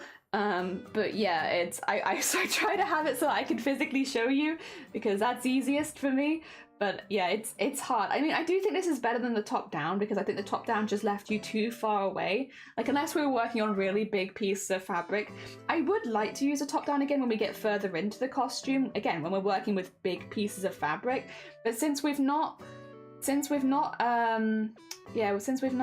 had that bit of a costume for a while, it hasn't really made sense. There are also parts of this costume, we talked about this before to be fair, where like I find it very, very hard to film them because I need to be quite close to it, so I kind of need to have it like here so that I can see the details, but then how are you going to see what I'm doing? So most of the time when we do those sort of fits, I'll do them off stream and then we'll just come back and be like, and this is how I did ABC, you know? Because otherwise it's a little difficult. If I have to have it like on my knee here, I don't know. I'll be honest, we rated them last week. We rated someone called Grumbly, who a lot of people have been recommending here for a long time, and I've been following since last year. And they are very, very talented, and they do mask sculpting. I kind of almost need what they have, which is a camera like here, which can film where my knees are, so that if I'm doing any bits that need to be like a little bit closer like this, which not this bit in particular, but that you could still see it. But I don't know how to make a setup where I have a camera on my shoulder, you know? And I'm not sure how they do it either, because I feel like if I had a camera on my shoulder, I'd just be like, poof, poof, constantly. And I'm not sure, again, maybe it's because like how I'd keep my hair out of the way and stuff like that. It definitely gives you more things to think about. It'd probably be quite hard to record from that angle as well, I think. Ah, dear. I don't mind, it just makes it hard to see if you are having bad posture. Yeah, true. A head cam? I can't do a head cam because you're a very sweet bean, clean crafter from what I can tell, and Sunkoi, but I am not. And if I have a head cam, it means you could see all of the stuff that you don't get to see live on stream, you know? All of the mess. And I have a lot of mess on my desk. It is not a bless this mess situation. It is a, oh no, I should have spent the weekend, you know, cleaning that up, and I didn't. It's not like disgusting mess, but it's like a lot. It's a lot of threads, mainly. Threads that I need to put back in their stuff. In their boxes and everything. There's a lot of pots of beads. I have my hand creams all over there. I mean, I wouldn't mind showing you that. It might look a bit weird in the corner of my screen, but I do generally use those every single day. So I have like my regular one for whenever I've washed my hands. I use that afterwards most of the time, just like make sure my hands don't dry out. I've got my strong one, which works for my hands and face, but then I've got the really strong one, which is for hands only. I have them all just in that corner over there. I wouldn't mind you seeing things like that, but all of the extra threads and everything would make me... And I also know I'm not the kind of person who's gonna fix that anytime soon. So there would be a... Oh, to be fair, you'd also see all my magnets. That would be alright. I wouldn't mind you seeing all my magnets, because that's something you can never see live on stream. Ah, dear. There we go. Oh. That's one more row done. How long did that take? An hour and 19. Oh, actually, no. I don't think it took a whole hour and 19. I think I've been distracted and chatting, which is fine. You don't come onto stream to be productive. You come onto stream to have a nice time doing your crafts. Different. It's different. Ah, dear. You're also excited? I'm glad. I'm sorry that I'm not reading them aloud. It's just because it's a little... I find it difficult to have two conversations at once. But I'm glad that you're heckin' excited for it. Write it down for your ideas for setup when you move to the loft. I guess I could test it. It's not like I don't have the cameras to test that out, so I guess I could. I just genuinely don't know how people can have a camera here and not, like, bump it. Like, I maybe because I'm quite a what do you call it? Body language, visibly expressive person. I don't know how people wouldn't do that. Oh dear. All my mess is everywhere. Everything outside of view is pure chaos. Yeah, like I won't tell you some of the things that I have in my outer peripheral right now because it's kind of a lot. It's kind of a lot. I have 2 toothbrushes here, like boxed toothbrushes, and they've been here for like 2 months. And like, okay, I can tell you this one because it's not too bad, but like they're cool. I think that's really cool. Why is it on my desk? Why the thing is, I've got a good toothbrush in the bathroom right now, so I don't need this one. So at some point I took it upstairs and was like, I don't need it in the bathroom right now. I guess I'll put it on my sewing desk. I have that. I obviously have a lot of my medication, which I would have to move, so that wasn't just inside. I've got all of my like stained embroidery hoops from like Sharpies and stuff like that on this side. I also have a half knitted hat over there. I've got a stack of brown thread only. I don't remember what I was using for that, but I've just got loads and loads of brown thread. All of my knives. The needles and the knives make more sense because I do crafts and stuff like that. On this side though, candles. Many, many candles. Candles you do not need to see. Unnecessary candles. Ah dear. And you said you have a small room. Oh yeah, like I can touch my walls. I can touch my walls. I love showing people this room though that have not seen it. Like when Shifty came over, I love showing them it because like you don't get, I think, on stream just how small this room is until you walk in and you're like, oh, that's a cupboard. You're streaming from a cupboard, Jelly. Yes. Yeah, this room is, I can reach it with both my arms while sitting down. If I just like shuffle to the side slightly, I can touch both walls. And I can do it backwards as well, but it's a bit hard to do that whilst live. But I can touch all of my walls. It's very small. Yeah, I move stuff around a lot constantly, all over the shop. I know it just doesn't make sense. Like, you'd have to be so neat and so organized, I think, to be able to do that. But like, I do think it would help for like work that just needs to be closer to your face. Like, you just need like a lot more detail. Like, when you're going millimeter by millimeter and doing stuff like that, it's hard to do it with this distance. I think even if you had like really good 20/20 vision, you'd still struggle to do millimeter by millimeter at this, like, what do you call it, like a 30-40 centimeters distance? And that's hard. And so I think having an overshoulder would be great for processes like that. The only thing that I do feel is like maybe that's not a process that I do that often, and it just feels like a process I do often because I'm always worried about it. And if, you know, was it like I feel like I need that camera set up because I'm doing it now, but actually for the rest of the costume I would never need it. You know, that kind of vibe? Oh dear. It would be cool though. I also, when we were doing the Streaming for Starlight event, which we do every Christmas time, every December, we were doing it this year, and one of the people that we raided into from Stream Stars was called The Jang, who I believe is actually a really big Lego YouTuber. But yeah, we raided into them. And it was really, really nice. They were really, really friendly and they gave us a proper introduction to their studio. I am in awe of their camera angles. It's like one of those moments where you just meet someone who has fine-tuned their space for streaming so much, and it is honestly inspiring. From like streamer to streamer, that's like, dang, I want to be that level of organized. That's mad. I want that, where they had so many really, really good angles and they could show stuff off so easily, and it just felt really smooth and seamless. And it's like, wow, I'd love to be able to do that. So I've definitely been watching more of their streams for inspiration. Like, I don't think that I'm at that stage yet. I also think they have like 6 DSLR cameras that they have like set up around the, I don't know. I think they must have like a mega processor or something, because my computer would be screaming if I did that. But no, they got like really, really good cameras set up around the room. And you know, it's one of those things where, you know, like when you're playing like a video game and you see someone with end game equipment and you're like, damn, I can't wait to get to that end game equipment. That's like what watching the Jang is like for me, at least at this point. I'm like, I love the ideas and it's very inspiring. I'll get there, but I'm not there yet. My crafting cupboard. Wait, I have candles too. I'm always worried about them lighting while crafting in case I end up using flammable glue or paint. Yeah, like I like having them like in the evenings, so I often craft in here in the evenings on my off days and stuff like that, and I love having them on there. But during stream, I think having like an active flame would make me anxious for basically the same reason. Also, just because like, what if they like flies over it slightly and catches at the end? I think you know, it made me a little nervous, but I love having them otherwise. Also, Danny, good morning. I hope you're doing well. Good morning. We are doing more smocking today. We're having a chill vibes day today because I woke up very late. I slept through my alarm. We had big sleepy vibes, and yeah, we're having a little sleepy Monday. Sometimes I wake up on a Monday, and because I haven't streamed for the weekend, I'm really energetic.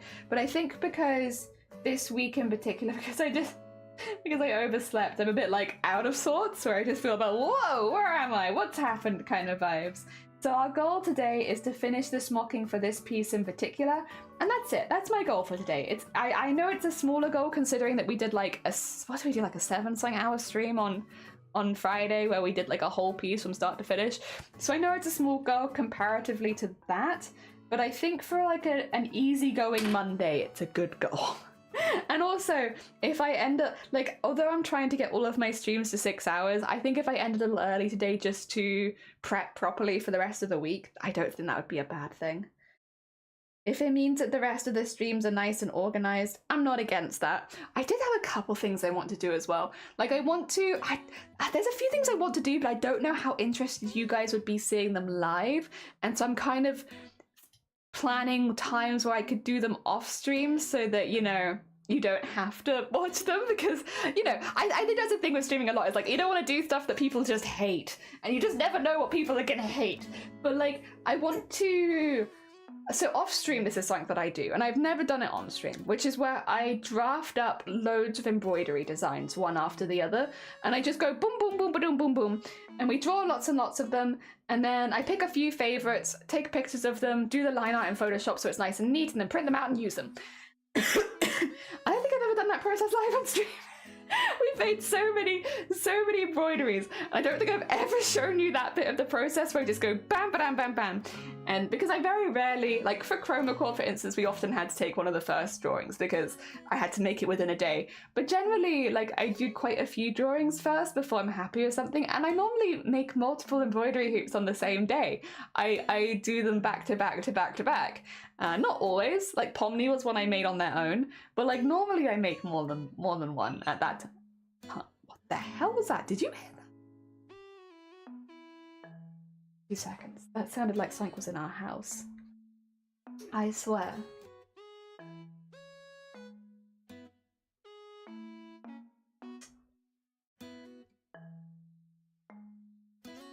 I just like...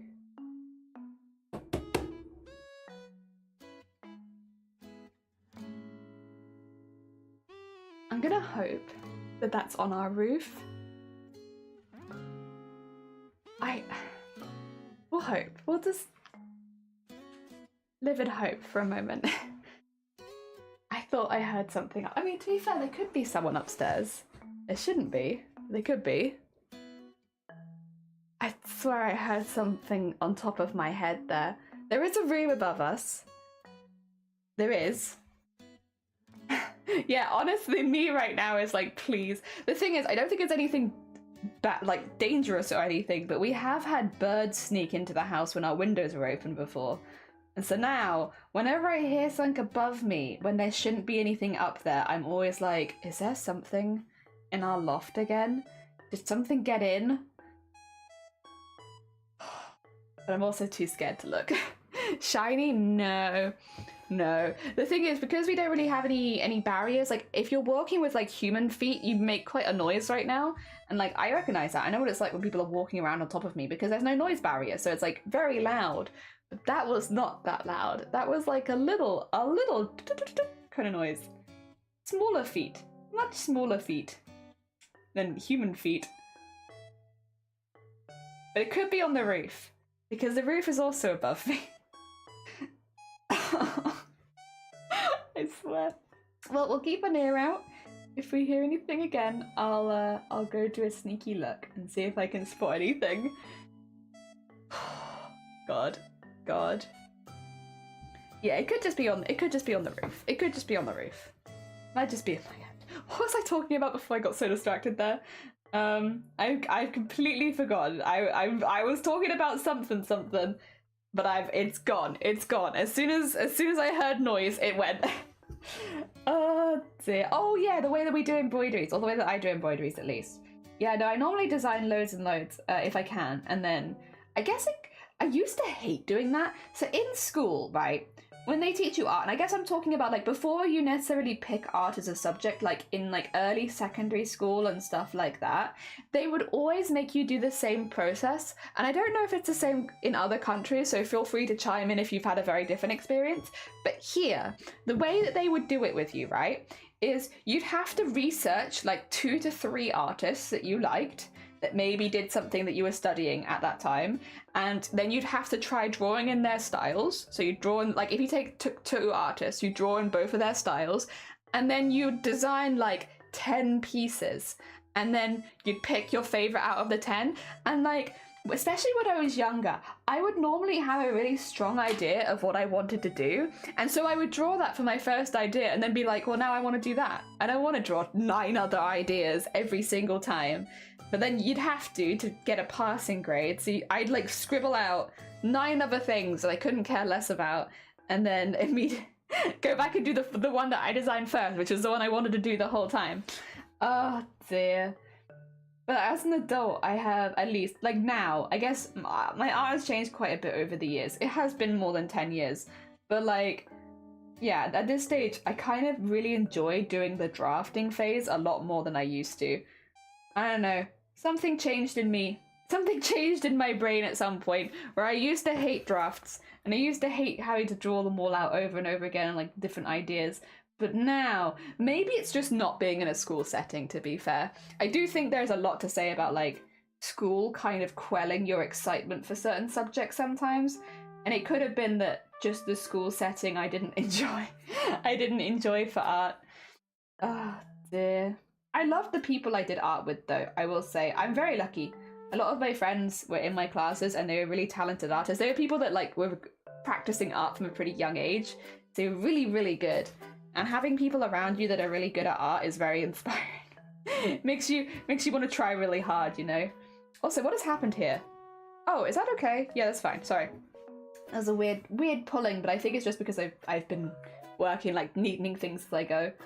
Oh, dear. I'm still kind of glad that I didn't get into the textiles course. We've talked about this before, because sometimes people would be like, hey, did you do textiles in school? And I'll be like, no. They're like, why? But yeah, because there was no space on the textiles course and I wasn't good enough. So I didn't do textiles at school. However, in hindsight, and in retrospect, I'm really glad that I didn't do textiles at school, because again, it seemed like they really cornered you into doing very specific things that I don't think I would have enjoyed.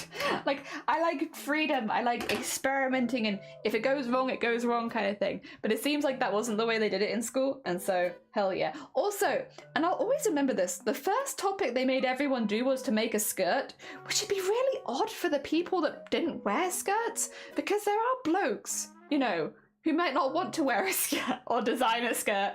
I don't know. I hope things are a bit different to when I was at school, because, yeah, that seems like, especially when pajamas is an option, just have everyone make pajamas. I don't understand. I just don't understand. Art is probably one of the most supportive communities, for sure, for sure. I think sometimes, like, how to put it, people that don't do art themselves can be very critical of art, but within artist circles, generally, like, a lot more support, yeah. We all want people to be able to express themselves as they want, in whatever mediums that is. And yeah, generally really pretty good. Pretty hecking good.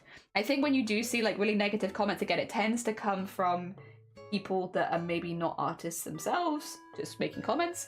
I used to hate doing research of art history in school, but now I love, yeah, literally Suncoin, me too. I used to hate it. I hated it. I just wanted to do my own thing. And now here I am. Like, oh, let me buy some historic books about how to do old techniques. Oh, ho, ho. But I think it's the freedom of being able to make that choice myself rather than having forced down me. Like, much better. You're back. Welcome back. We're talking about art. Vaguely. I think we're also talking about how art is sometimes taught in schools. We were only allowed to do one craft at school, even though I was interested in all of them, and I ended up doing food tech. To be fair, though, how did you find food tech? Did you enjoy it? Because honestly, I would have liked to have done something like that too. We were the same, we could only do one, so like between that and doing standard art, I just did standard art, but I would have liked to have done food tech.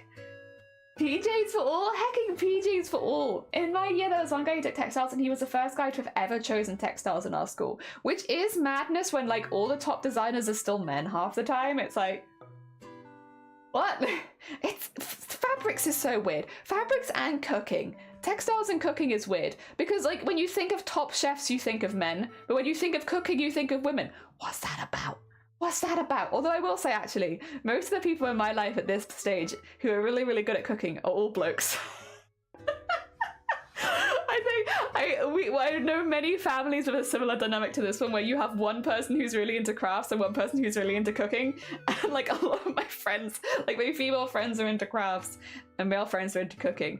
But it's a good balance. You go for a nice crafting day and there's always nice food. So not against it. I'm not against it, to be honest. You can feed me whenever you like. Oh dear. Good morning, Asia. How you doing? He's straight. I don't know if that's an important detail or not. I think it is an important detail in that a lot of people would have assumed otherwise. Yes. Yeah, probably. Because the assumptions would have been the opposite, I think that it is an important detail. That happened in our school too. Only a few males wanted to learn textiles. Well, yeah, the guys that wanted to learn textiles at our school had to make a skirt first thing. Like, I'm not being funny. I wouldn't have... Like, if the first thing that I had to make in textiles was something that I wouldn't be able to use myself or wouldn't want to use myself, I'd have been like, why am I gonna take this then? It's not for me. Didn't know nothing about art. Dear. I don't know nothing about art. What do you mean? You're an artist. You're an artist. You've done art commissions as well, which means you've made money off being an artist, which means that you're not just an artist, you're a professional artist. What do you mean you don't know nothing about art? You're a literal professional artist. Oh dear, art doesn't cover textiles. Art, photography, painting, pottery, mixed media. Oh, okay, okay. Oh, nice. Did art, because it was frowned upon?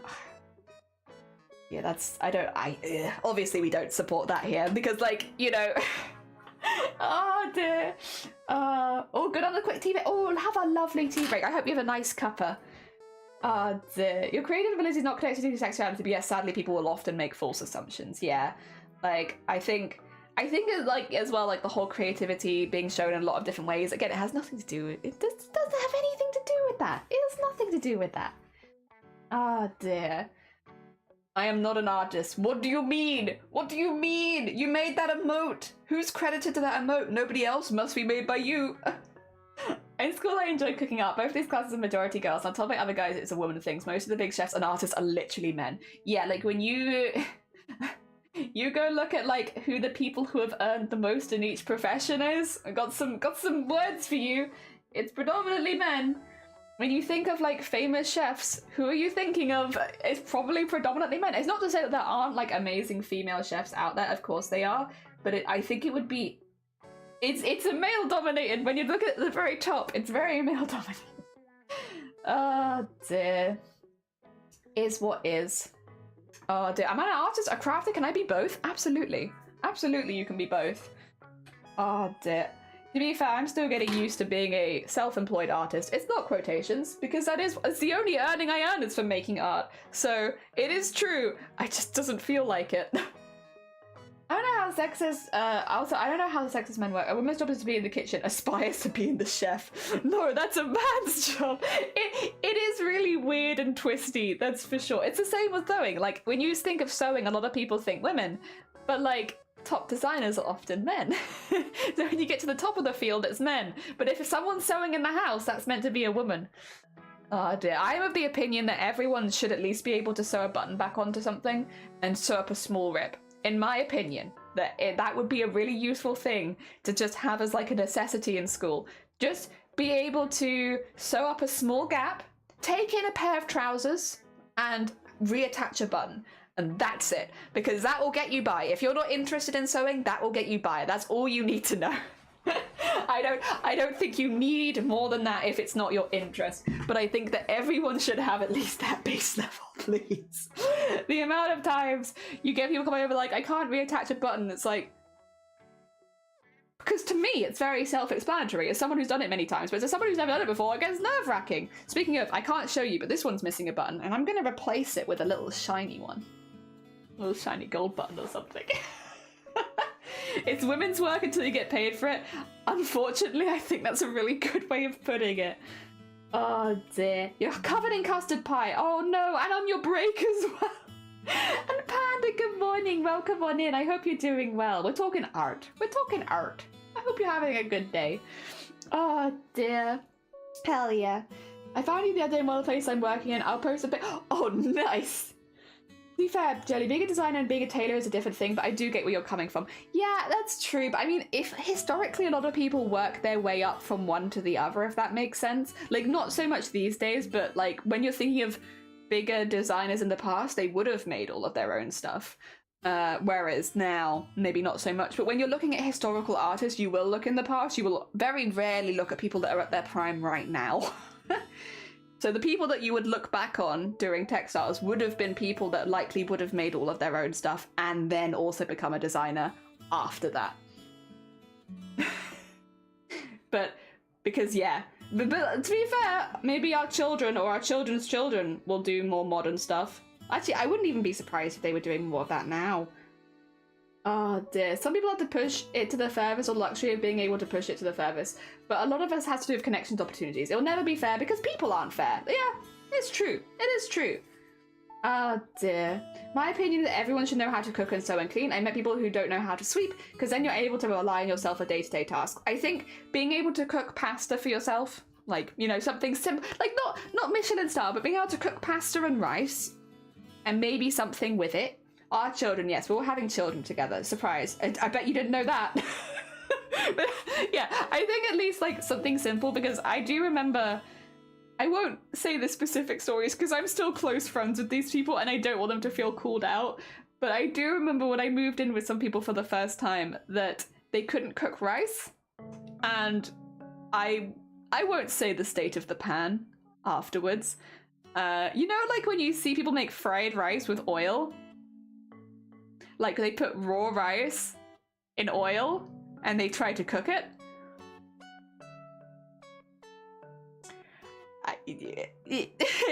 Yeah, so I watched fried rice being made. I think just at the very least people knowing how to make rice and pasta, because it gets you by.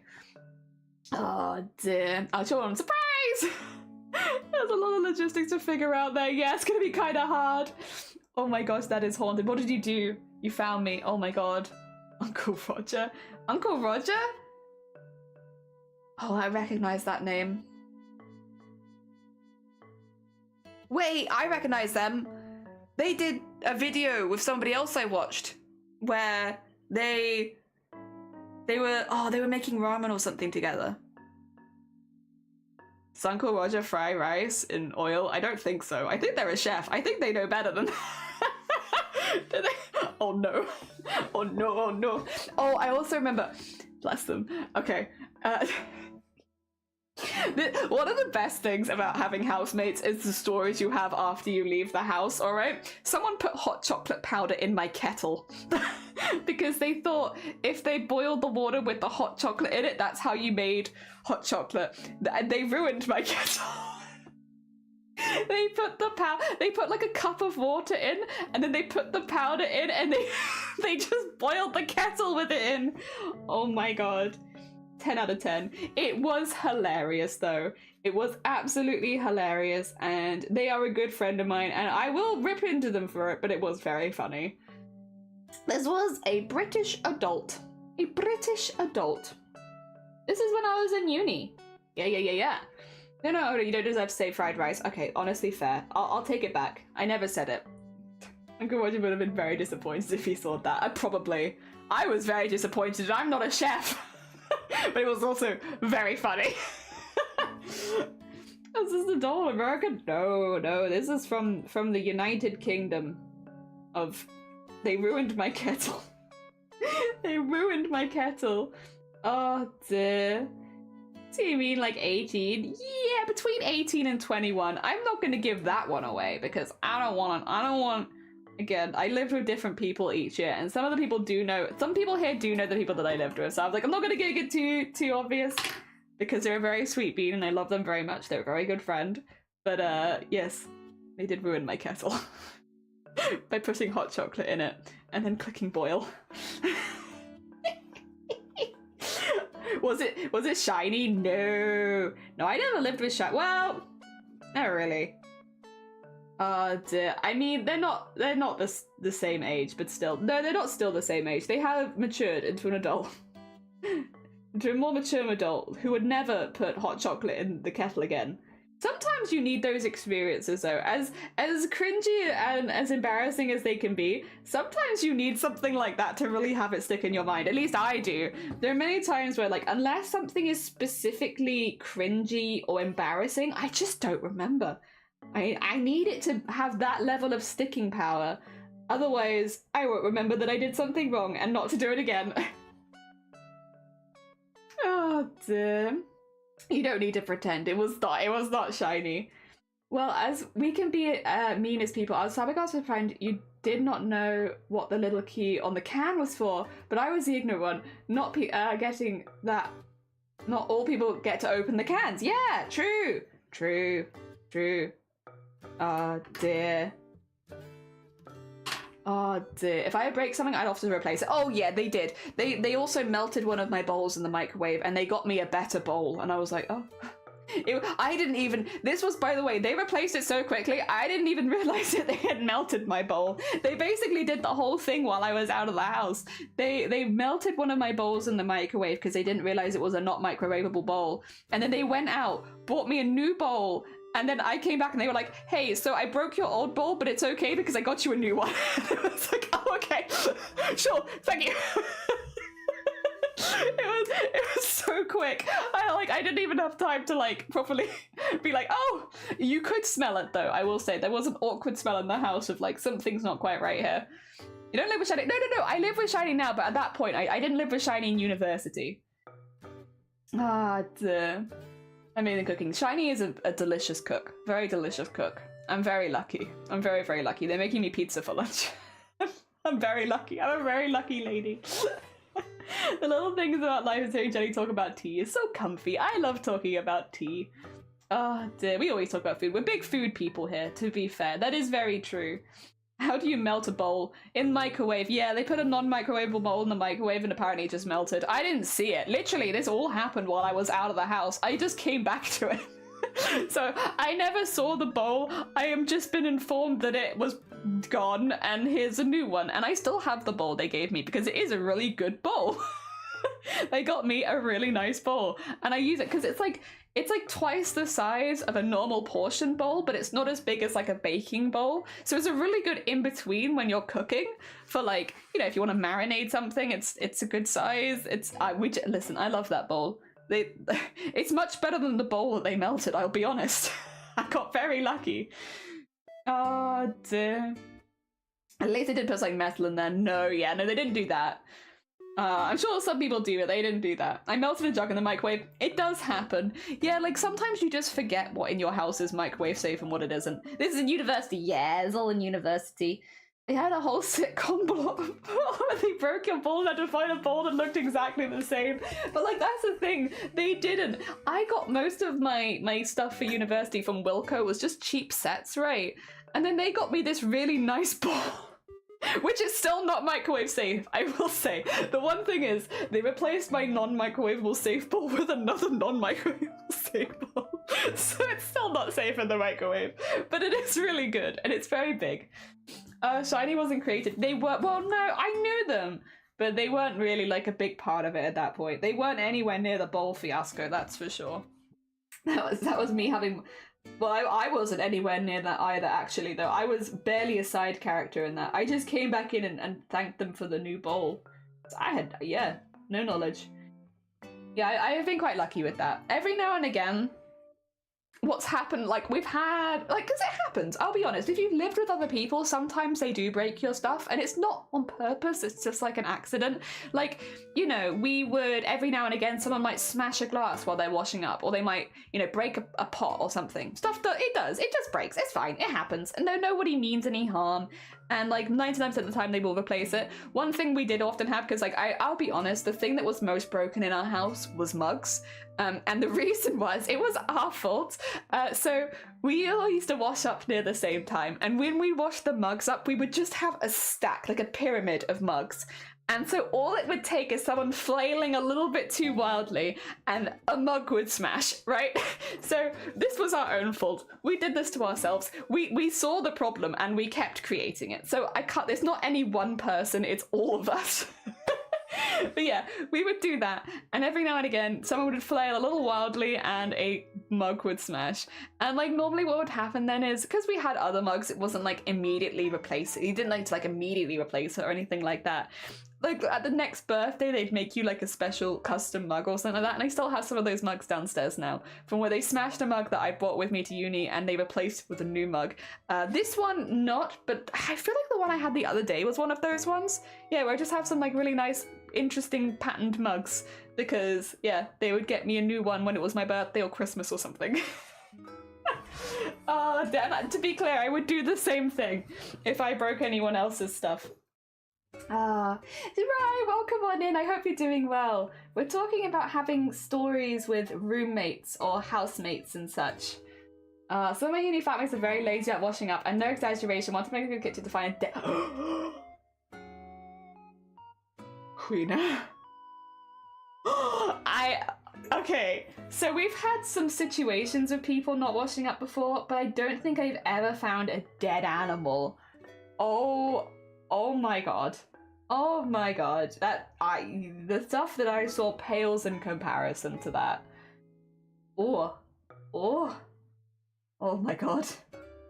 That's horrifying. I guess it is do kind of be like that sometimes, but yeah, I'm unlucky I already shared a home with my mum. Honestly, I am a big believer of if you can stay at home for whatever, like for a length of time and save money like that, it is a lot easier to save money when you're not living by yourself. And in this economy, like if we're being honest, it is much easier if you are looking to do things, move house, like, or eventually even buy your own house if you can stay at home a little bit longer. Like in certain cases, like in my case, it wasn't ever an option. I moved countries, like I could not commute from where I used to live to study, so I had to live by myself. But I think if you can live with your family and save like that, it's a lot easier. It's just whether or not that's on the cards for you, because everyone's different. You know, whether they have space in the family house for you still, you know, what your relationship's like with your family. And also, like, for me and others, if you're having to move for work or education, then yeah, it can be a little harder to do that. But I am a big believer of staying at home as long as you can for savings, because otherwise, like, especially with rent specifically, it is so expensive to rent at the moment that you will just be spending, unless you're in a very well paid job, you will be spending the majority of your income on rent and bills every single month, which makes it very difficult then to save. Yeah, I think I'm a big believer. There is no shame here. I know it's kind of like it's a stereotype, right, of people living with their parents, but I'm like, honestly? Like, again, it does depend on how well you get on with your parents, because if you're someone who struggles with that, then that's probably going to be really difficult. But if you get along with your family and you can live with them, and they're close to where you're studying or work, honestly, I think it just makes the most sense. I think, like, because you can always contribute to the household bills and stuff like that. It's not like, you know, if you want to contribute, you can, right? But, and I think for some family, that's a necessity if you're staying for long periods of time, especially if you're, like, working from home and using lots of internet and stuff like that. But, yeah. So it's so much easier to save. Oh, dear. No, do not blame. No shame here. Honestly, big brain and fair. I had a housemate use a ladle like a spoon, and they bent it so it became just a very large spoon. Nice. Can confirm moving out is heckin' expensive. Yeah, I'll be saving up a lot, and I think it'll be pretty easy to pay part of my student debt that way too. Nice. Hell yeah. It's living alone. It's definitely pricey to live alone, but this comment staying at home is a very smart move. Yeah. In my country, the best way to survive is to live with your parents, considering moving with my mum actually. But if I want to get a new job, it's impossible where she lives. That's the same for me. Is like, as much as, so I do get along with my parents, and you know, if I wasn't with Shiny and stuff like that, I wouldn't be surprised if I was still living with them. But I don't think I could find work very easily at all, especially where they used to live. Where they used to live, it would have been basically impossible. So it's like, well, that's just not a good option. Lived at home and paid around 100 quid a month and saving up for an apartment. Yeah, that's probably what I would do. Again, if things had been different, Something I didn't realize until I was looking, most places to rent in the UK, they want you to earn 30 times the rent, which is a part-time worker is very hard. Yeah, like I'll be honest, when I was looking individually, because originally I wasn't going to move in with Shiny, when I was looking for just me, I would have moved into a house share, because in those situations it's a bit better. If you're moving into a house share situation rather than just on your own, what they need from you is a lot less. And like, as someone who was minimum wage, that would have been what I would have gone for. Yes, would have been a house share with other people my age who were also working. And then my grandparents, common for people to still own their parents' relatives past 18, it's normal here. I kind of wish it was more normal in this country, because here there's a lot of, sorry, someone can correct me, is prejudice the right word against people that live with their families? There's a lot of negative connotations, maybe, about it. And like, oh, you must be lazy, or you must be just bumming off parents and stuff like that, when in reality it's just like, that's how things are at this stage. Like, I don't know, I think it's maybe come from a time where it was easier to move out, but it's not easy at this stage. Dear. Isn't everyone a farmer? Yeah, basically. Like, if I wanted to become a farmer, then I'd have jobs. Farmer, foster of animals, animal vet, anything like that. There are jobs, just not jobs that I'm trained for personally. Yeah, I guess that's it. Yeah, it's not that there aren't any jobs. It's just probably not the best jobs for me. Stigma, ligma, yeah, ligma. I feel guilty because I hadn't gone to study in uni like my ex-classmates and whatnot, but I'm doing my best and I'm not asking much out of my family. Well, yeah, and everyone takes a very different route in their life. There's nothing, you know, what is it? There's no right and wrong way. Like, everyone, as long as you're happy with what you're doing and, like, you know, again, I'll be honest, I think I've said this before, I loved my experience at university and I met some really, really good people. And that was the best part of university for me. And I paid a lot of money for that. In retrospect, for what I want to do, I think it actually would have been smarter for me to take an apprenticeship. And if I could go back in time, although I would miss a lot of the people that I might not meet because of university, education and like employment wise, it makes more sense for me to do that. But that was when I went into school, people really looked down on apprenticeships for some reason. They were like, oh, you can't study and that's why you're taking an apprenticeship, when in reality you're working and you're working towards a job that is guaranteed for you. The stigma got in my brain and was like, don't do this because you should have to go to university. But I definitely don't think it's always the right path for everyone. And a lot of people my age now, I know, are actually re-entering education because what they had entered into ended up not being quite right for them. I mean, I'll be honest, I do think there is something to say here about forcing kids to make every decision about their education before they turn 16. Maybe could have some impact on why people are then having to go back and re-educate, because you know, for me, I had to settle on what I wanted to do when I was 15 years old, and it's like, I don't know that 15-year-old me would have had the best ideas about everything because I was tiny. I feel these days stigma is less because it is just so expensive. Yeah, it's like getting better. Panda, good morning, welcome on in. We're talking about living on your own, renting, education, all those kind of shenanigans. Shame a lot here because it makes you feel like you're not making it in the area you live, or you've a bad job, or you're not taking care of yourself. And I've definitely felt that before. Yeah, I don't really like that, to be honest. As someone who has rented for their whole adult life, until more recently, if you can avoid that, if you can avoid spending like £1,000 a month on rent, that's big brain. Because this wasn't big brain. I mean, I didn't really have a choice because I have no one I could stay with. But yeah, I've put myself in a position where I either had to make the decision to spend hundreds of quid on rent a month, or move home and lose your job. And it's like, what a horrible decision to get yourself stuck into. So yeah, no. If you can save money, good on you. Good on you. That's the idea. That's a good one. Work was rough today. Basically, mates takes food notes as a 16 to 17-year-old, and now I'm working and in debt. Yeah.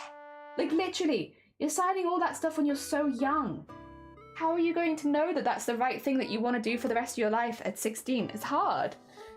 Some people do. I'm not going to criticize. A lot of people do know what they want to do, and they do go study young, and they're fine. But I think it's just the idea that's a one-size-fits-all, and it definitely didn't fit me. I think as well it doesn't include people in this kind of situation where, like, I became disabled at the age of 20. after I made every decision about my life that no longer makes any sense. Like, I love the thing that I trained for. I loved it intensely. It was one of the hardest things I had to accept about becoming disabled, was that I could no longer work in a profession that I had trained most of my life to get to. Very hard to accept that kind of stuff, right? But I partially could have been avoided if maybe I'd had a bit more time, because if I'd have hit 20, I would never have done that. Oh dear. It does make it hard. And it's not like the debt goes away because I can't use the job that I trained for. I still have that debt. Luckily, unless I earn a certain amount of money, I won't have to pay it off, but it is there. Dear. I hate how people are forced to make major decisions about uni at such a young age where they don't even have life fully lived and fully understand everything. Majority of people who go to university don't find a job related to their course. Yeah. Like, one thing that I really regret, and again, there was a lot of stigma pushing me about it, was not taking gap years. I was already working when I left home. So when I'd been working in the same place between the ages of 16 and 18, right? So I had a job already, which I could have turned into a full-time job. And I do regret not taking, at points, like a gap year or two to work before deciding what I wanted to do past then. Because at the time, I was so sure that there was only one thing that I ever wanted to do. And like, I know that I would never have made a different decision as I was at that age, right? But maybe if I'd have taken a couple years out, and maybe if people had talked to me a bit more about that, then I would have had a bit more confidence. And I will say that it's not like it's anyone in my family's fault. I told them what I wanted to do and they supported me. But like, the education system was very against you taking a gap year when I was there. And I don't understand why. Because it might get people educated in things that they can actually use for the rest of their life. People financially, I would have been ideal to stay at home where I am in life. I just don't see moving out and anything else as a superior decision. Yeah. I failed a subject and had to extend my degree, which meant having to start paying before I even finished. Oh, bless you. And now I had to go to government office to get my loan refinanced and pretty payments. But I don't have the time to do it because I have to work. And the government often isn't open on weekends, which is typical. Oh my god. When you were joking with my parents, I'm always like, if you wanted to pay my bills, I'd be happy to move out. Yeah, like, you want to pay for everything? I'll move out. Sure. Ah, dear. Obviously, I hope that things change where it's easier for kids to find their own independence and stuff like that without having to worry about the massive fines, but I don't see it happening in the short term. I think more and more we'll see more people living with their parents a little bit longer. So that they can get to a place where they, you know, have saved plenty of money. Save your money. Comet, good morning, welcome back. I hope you're doing well. We've been talking about how the education system and going to university is very prioritized over people's working and living conditions and staying at home versus moving out and all that kind of stuff. I never knew what I wanted to do most of high school. Some people around me did, but I had no clue. Yeah, I was one of those people where it's like, from a young age, I kind of decided what I wanted to do, and then I had been chipping away at it. I did extra awards, I did extra work, and I think that started about the age of 9, which is why it was so disappointing when I then have now got a degree in a job that I physically can't do, because I can't ever do computer-aided design because it's all on a screen. And this is not a curable disability, unfortunately, so brain damage ain't gonna be getting any better.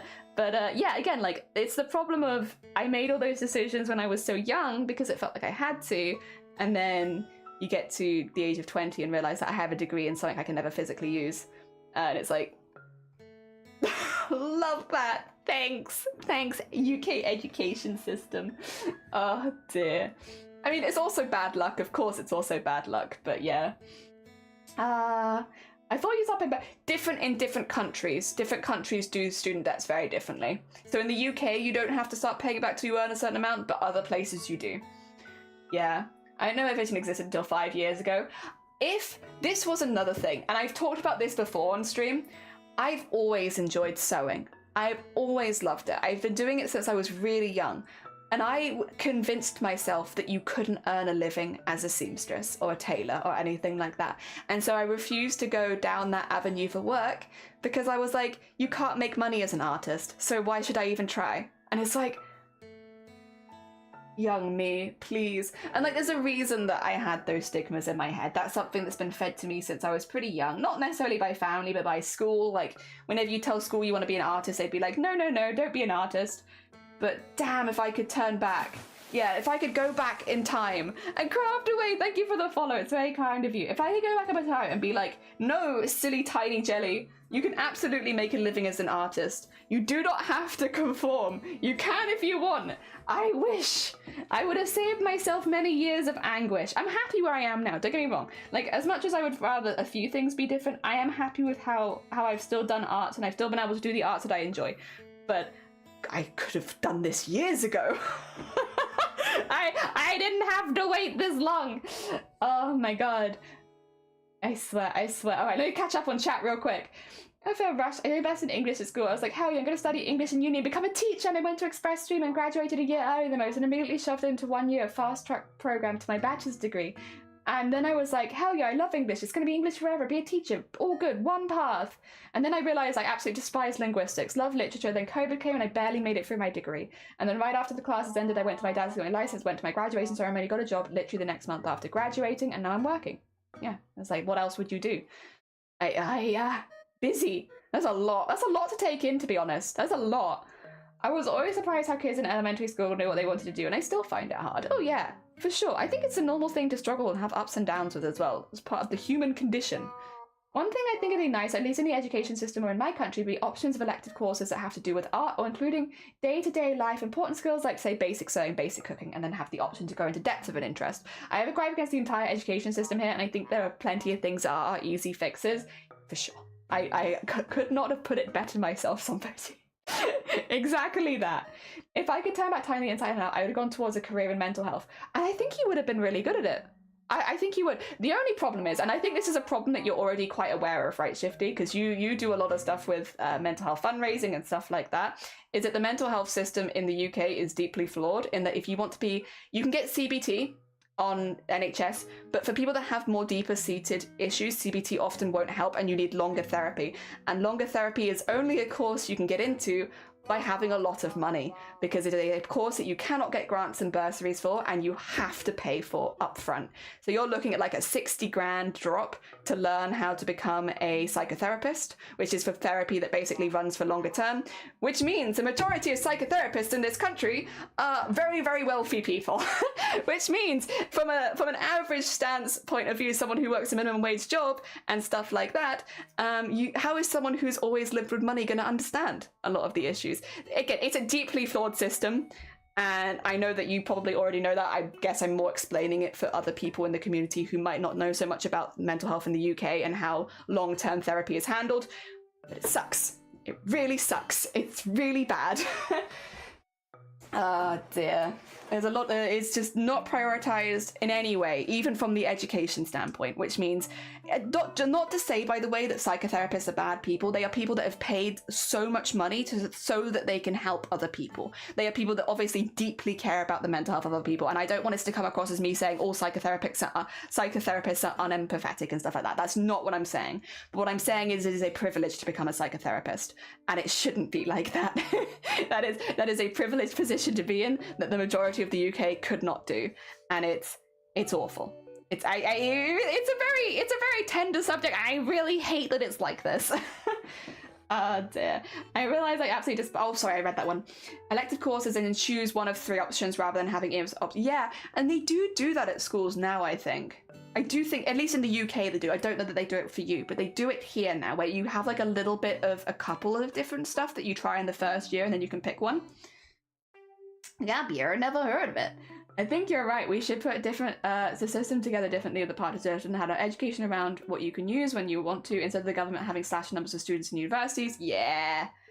My brain trying to hold back from commenting on the uncapitalized E. E. You could just say E. English money. I think it's nice to have elective courses that are up to interest of students, because if you know, like earlier in life, you'll have an easier time choosing what you want to do later on. I think experience makes such a big difference in knowing what you want to do, and if you've not had a lot of experiences, like because you're a child, like most people are when they make these decisions, it's hard. And oh yeah, CBT, sorry, cognitive behavioral therapy. Yes, CBT. Not the, I guess the other one. Yeah, CBT is the one that will be offered at a GP level, or like if you go in with like mental health struggles and you want to try therapy, you'll get offered CBT. And CBT is great. Don't get me wrong, a lot of people really benefit from CBT. but it is not a one-size-fits-all, and it is basically the only therapy that you can get on the NHS in this country. Anything else becomes private, which means you not only have to pay for your therapy, but the person who is doing your therapy has also have to pay for their own education from scratch. And like, I can't go into why I know quite so much about this. I guess I can say that I know some people who have trained as psychotherapists as adults, and I have heard a lot from their side of things where they are under-supported, they are not treated well, they are not seen as a proper profession, even though all of them have medical degrees on top of that degree as well. They are all very, very well-trained people who just want to help and have had to pay basically their entire life savings to go do so. It's a very, very sucky. I'm smiling because I'm a Twitch streamer and that's what you do, and it's an uncomfortable topic, but it's a very upsetting topic if we're being truthfully honest, and it means that a lot of people that could receive help from this do not receive the help that they should. I still don't know what I want to do in my life. I'm actually afraid of being stuck with a deadbeat job though. I get that. I feel that very much. Also, wait, I have to delete that comment. No ages in chat, but I do agree, and yeah, sorry. But I do agree with you. It's something I struggled with thinking. I don't know what to choose because I don't know what I want in life. Deep breaths. Yeah, sorry. Let me have a little hydrate. Thank you, anime.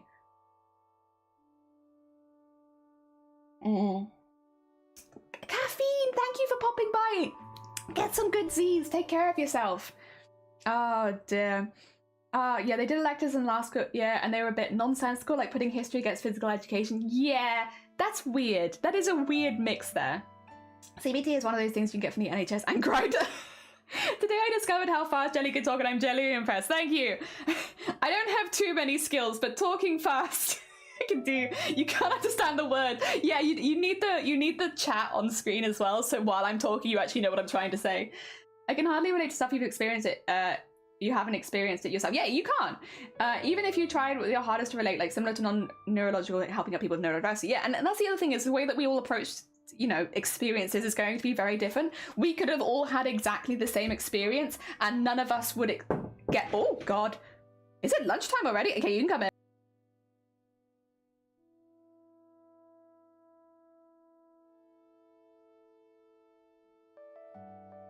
I have pizza to shove in my mouth so that I'll stop talking. you can thank Shiny. They say they love you. Oh no, you're fine. It's just age. It's just age. I just have to be a little careful with ages in chat, you know? Oh my God. Time to interrupt this very serious discussion with pizza. But yeah, what I was trying to say is if we all had exactly the same experience, we wouldn't all necessarily come out of it in the same way. Like, we'd all take something different from it.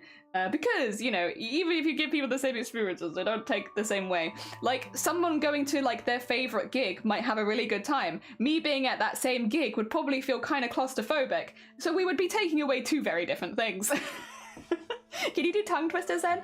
Or like, Peter Piper picked pepper, pickle, peppers? Blech. Peter Piper picked pepper, pickle, peppers. How many peppers did Peter Piper pick? That kind of stuff.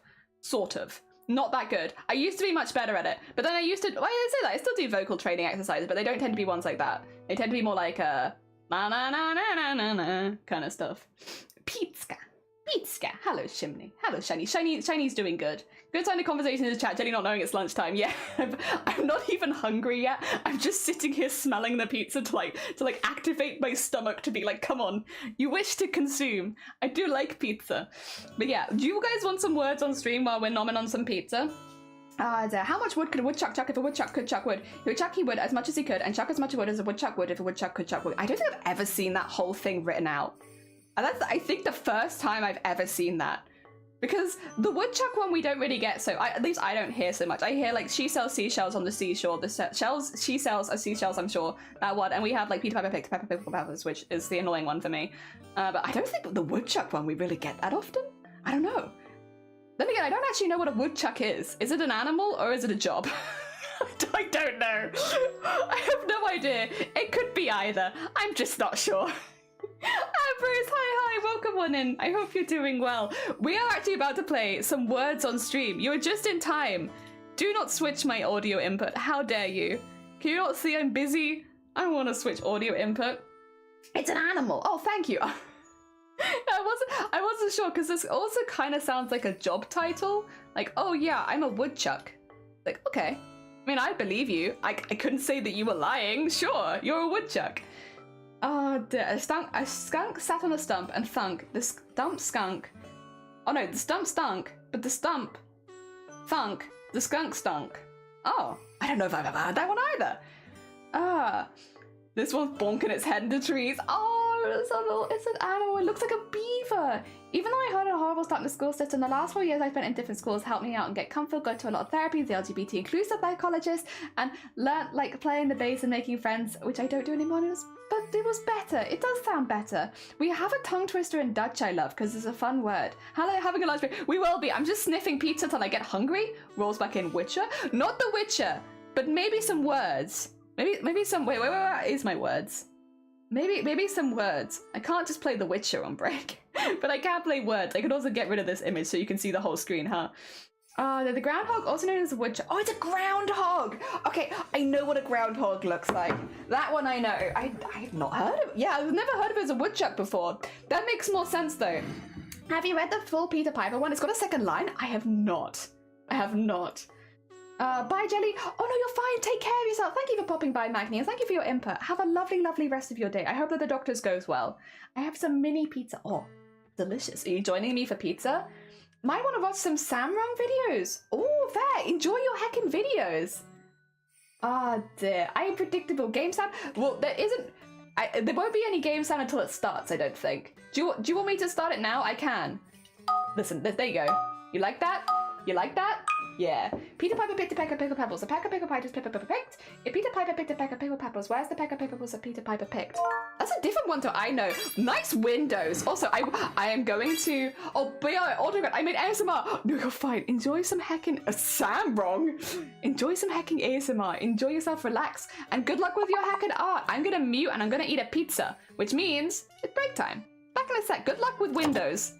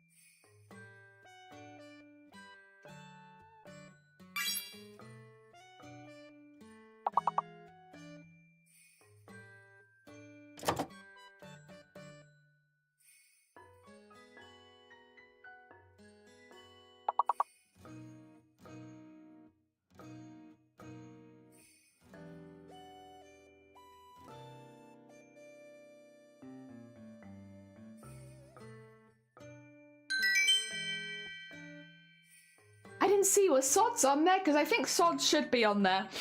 Also, well done, Clues is currently in the lead, followed by Ambrose, and then followed by Chapel and then Ambrose. You guys are always next to each other. What's this about? There's some secret things going on there. Then we have Panda, Ryan, myself. GG's everyone, on to level 3.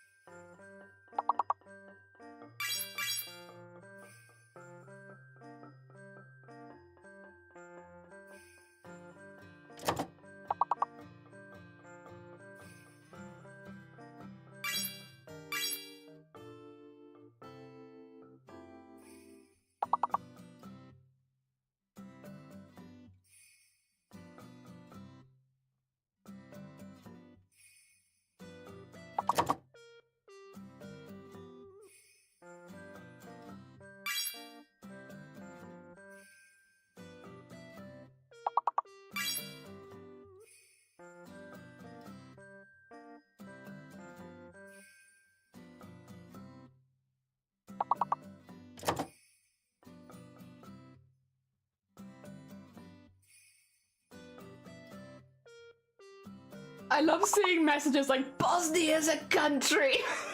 Scrolling through as everyone submits their things.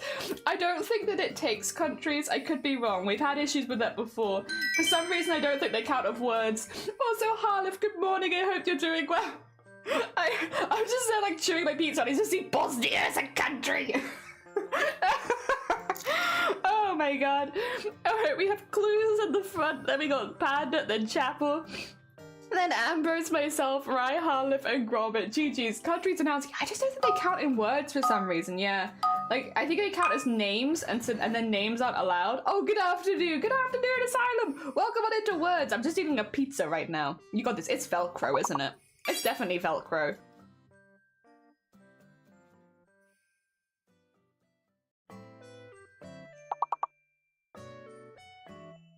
Oh my god, it's not Velcro. What the heck? I was wrong. I'm sorry. I'm so sorry. I'm terrible. I'm leading you astray. All right, back to my pizza.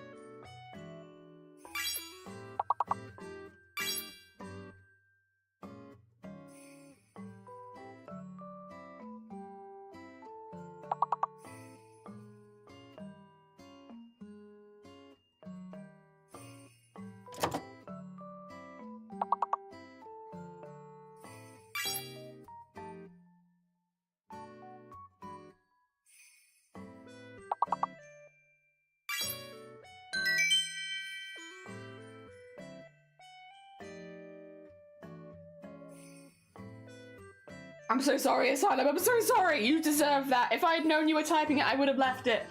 Oh dear. Well done. Then we got clues. Then we got Panda. Then Chapel. Then Ambrose, myself, Harlif, Gromit, and Rye. Also, Velcro is my country. You're right. Is that not how you spell Velcro? I don't know. I didn't know that. Good luck, everyone. I'm still eating the pizza.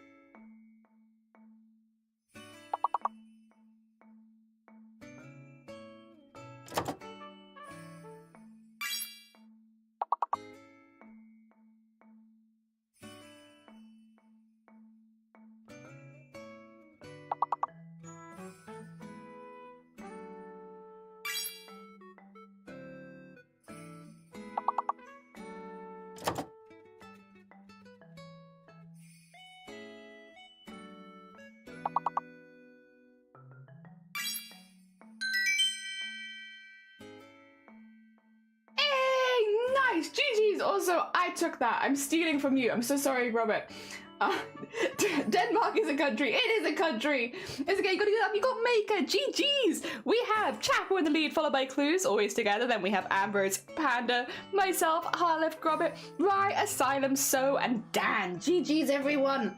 What the heck is a dram? Apparently, oh, it's a measurement. Okay, nice dram. Good dram, everyone. GG's on dram. Heck, I'm done for you. Doing great. I've nearly finished this pizza as well, so I can nearly help a bit more. Good luck, everyone.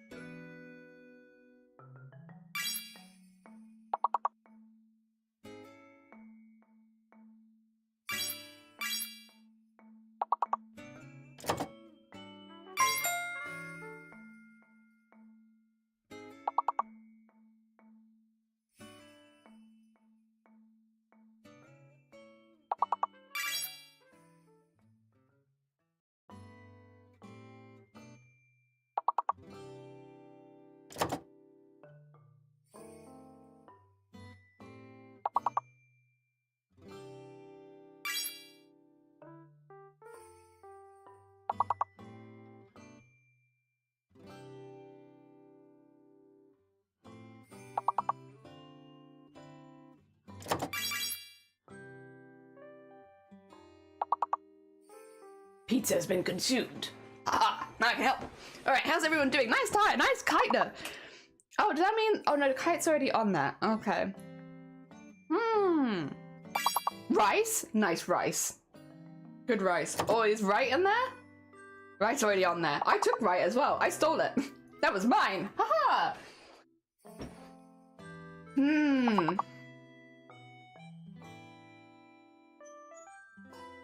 Nope, no idea. It's really hard. Whenever there's one left, God, it's difficult. Dear GG, so it doesn't matter, we're still skipping 3 levels. Alright. Currently we have Chapel in the lead and Clue's 1 point behind you two. And then we've got Panda, then Ambrose, then myself, Harleth, Grobbit, Rye, Dan, Asylum, and So. GG's. What? You got something to say? Alright, I'm gonna try and help now. I'm probably not gonna be very helpful though. I'm gonna try. Oh dear. Yeah, no! That was my word! Damn it! Also, Nietzsche, Pokemon, do you like ducks? I have a literal duck tattoo on my arm. So no, I hate them. I hate ducks. I've never seen a duck that I liked in my life. Get scammed, I did get some good suggest, good gets, a gust, guest. Very nice, very nice. Oh dear. Oh, guests, nice. Nice multiple guests. Oh dear. I want to get... Oh my god, what happened? Oh, me. Thank you so much for this. Someone's very kind of you. Oh, dear. I did your strat. You should do my strat. I took Suet. Nice guts, nice gets. Oh, dear. There's pizza on me. No. Oh, this. Oh, was that sets? Nice sets. Gusset. Nice. No gusset, but I like... Oh, no, there is gusset. Good gusset. Oh, dear. Oh, niggas knows you, I see! Well, welcome on in, friend of Comet. Friend of Comet is friend of us. We do like ducks. We can't show you my tat right now because we're playing words on stream, but I can get it out in a second. Eggs. Good eggs. Did someone steal your eggs? Or your gusts? Gotta start something with E and something with G. Yeah. Oh, it's hard. It's hard. Nice! Let's buy me dinner first. Oi. Oi. Easy.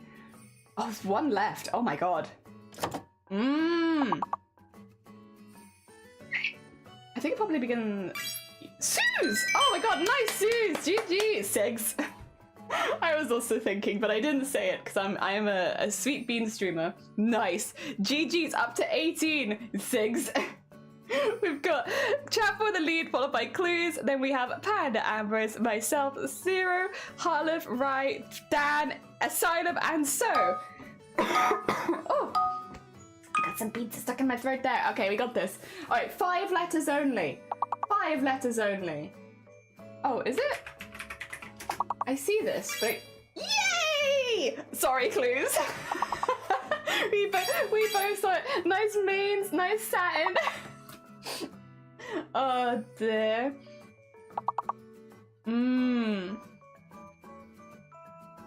Okay. I'm gonna assume the Q is fake because I don't want the Q to be real. Stain. Nice stain.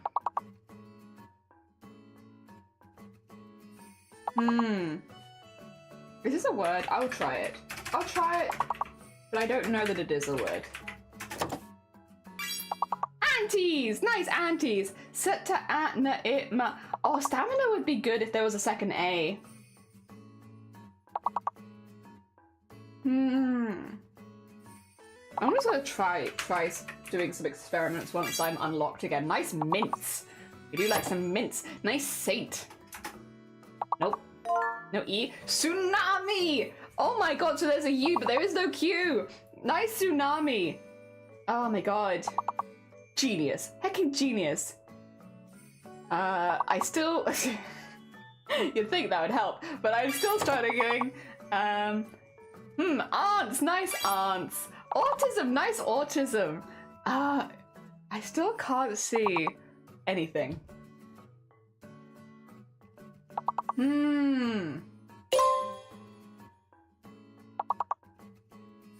Nice autism. Where'd you get it? Where'd you pick that up? Units! Good unit!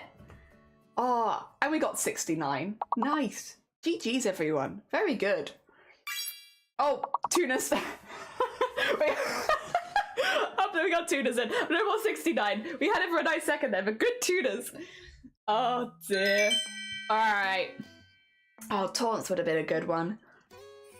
We got Clues in the lead, followed by Chapel, then Panda, then we got Ambrose, myself, Gravet, Harlif, Rai, Dan, Asylum, and So. GG's everyone. Alright. We're getting to hard levels. Level 19. Or Tuna usually ruins a good 69. God damn it. It's so fast at this point. Oh, Harlif got Crest. Good Crest. I think that means N is fake. Oh, good job, Harlif. N is fake. I think. I could be wrong, but I think it is.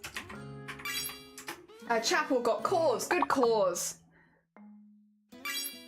Clues got Corset. Good Corset. Frodan got Store. I don't think it'd be Cornet or Concert because they both have an N in it, and I'm 99% sure N is fake. We got Escort. Good Escort. Can we do Quartz? I'll try. No, that's fair. I don't think that's a real word, to be fair.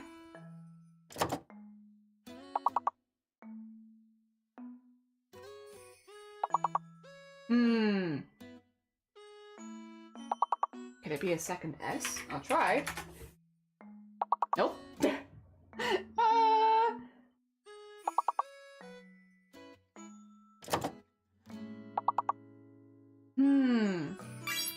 Oh, Sector. Nice Sector. N is fake. Yes, N is fake. Oh, Clues got Coats. Good Coats. Oh, it's a second ooh? Ooh? Not ooh. Sorry.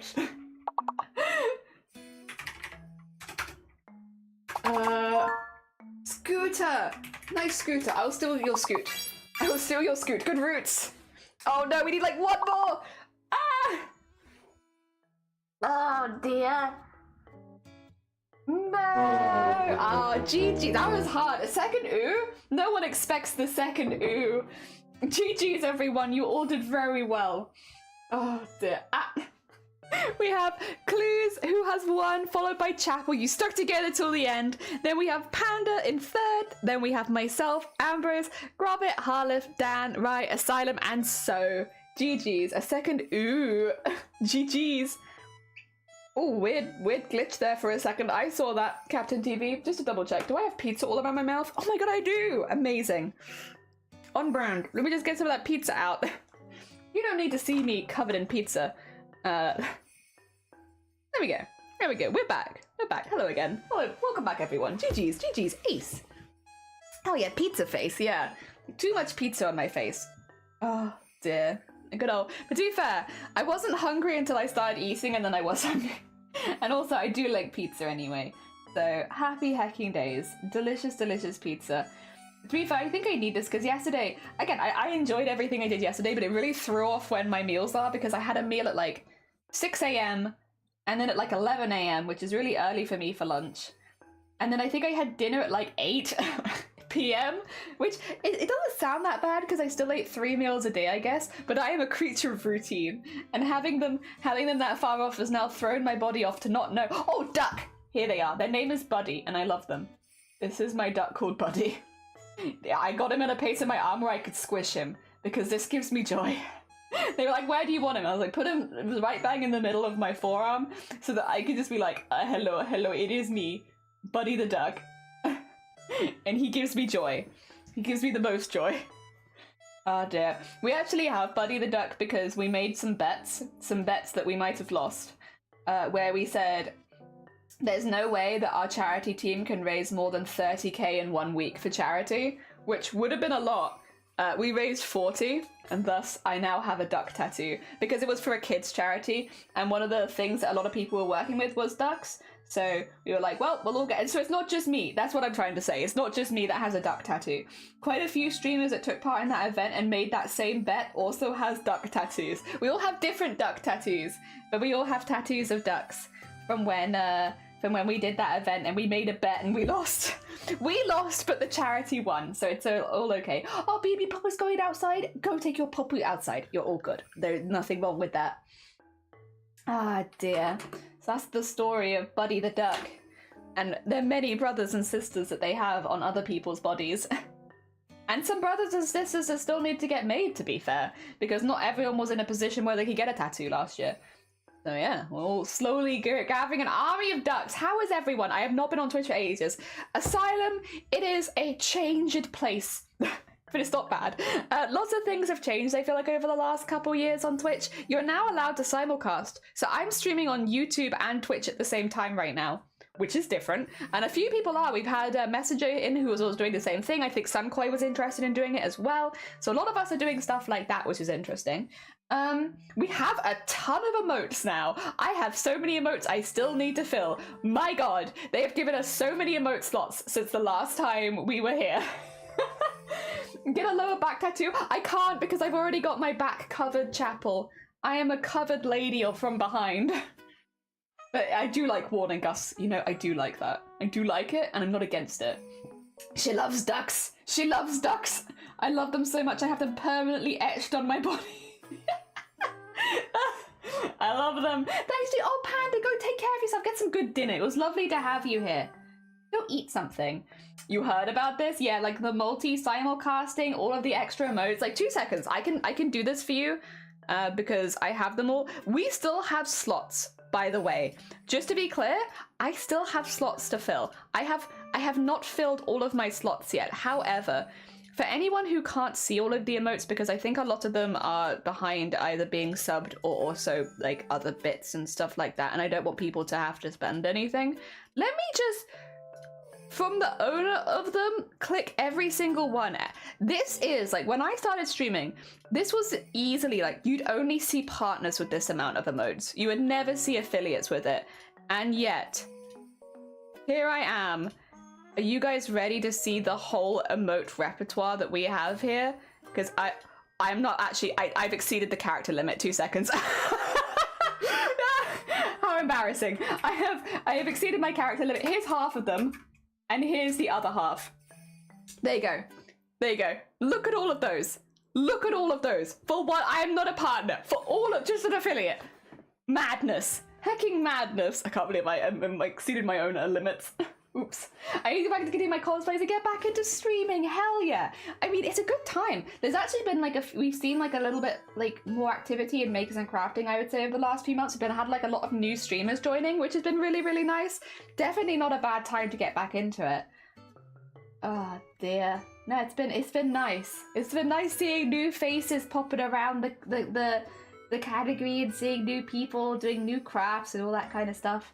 Definitely good. Do you think you'll use any Japanese techniques for Haku's embroidery? No. Because I am working on my own art style, and while I have an interest in learning more techniques over time, at the moment, the reason I'm doing all of these embroideries is to kind of like narrow down my own art style and what I enjoy doing, which means the stitches themselves are relatively simple because most of the focus is on the art itself and like the style that I'm drawing things in and how they end up looking. So I can give a pretty hard no to that right now, but obviously, if you couldn't tell, we love doing historical techniques. So yeah, funnily enough, I wouldn't be surprised if that's something that I do down the line, but not at this stage. We're not at that stage with my embroidery art where I can do that just yet. I've got a lot more practice. Got a lot more practice to do. Come on, later, take care of yourself, Nietzsche. It's lovely to see you. I lost my mojo. There was a costume party at work. Studio, 45 discos are having 10-meter leopard velvet decided to make a flared jumpsuit. That sounds amazing. Hell yeah, work is slow. So I've had a new cos plan. What is it? What is it? Share cos plan with us. What are you doing? What is the idea? Well, I'm sure we'll all love it regardless, but I'd still be curious. I'm lurking a bit, but jumping in and out. No, you're fine, Chapel. Take care of yourself. Do not worry. Enjoy yourself, and I hope your Monday goes well. I'm so keen to see the evolution. How are you thinking about approaching Haku? We were literally talking about this earlier, Cal, and also about whether people would be interested in seeing that stage of stuff live on stream, because generally I do all of my sketches and the practice stuff off stream. Like, it's like that I'll do in the evenings where I'll draw up a lot of them back to back to back. But if people were more interested in seeing how I do stuff on stream, you're welcome to. But I don't know. I just don't want to do stuff that's really boring for a lot of people. The other option is if only a couple people want to see it, I can always stream it to the Discord instead. So that I could do like a little evening Discord stream or something one day. Because we have options. I'm just worried sometimes because like sometimes behind the scenes stuff is really interesting, right? But I also don't want to bore people with the stuff that I find interesting that you might not. Yeah. Oh dear. I learned the basics in class that was sabotaging my embroidery. If you want it, wait. I learned basics that was sabotaging. Do I want to hear this? Kamadossi, is this going to sabotage my embroidery too? I don't know if I'm ready. Probably Dewey Han want to do a cosplay couple with one of my colleagues and she likes Chun-Li. Oh my god. Hell yeah, why not? That sounds fun. And having someone else to cosplay alongside always boosts the confidence, I think. Like, having someone else who is cosplaying from the same series feels really good. I'm gonna take a sip real quick because my voice is pizzified. I have been had a pizza and now I have so much pizza in my throat. Oh my god. Also, Matrix, I never said good morning! Welcome on in, it's lovely to see you. I hope you're doing well.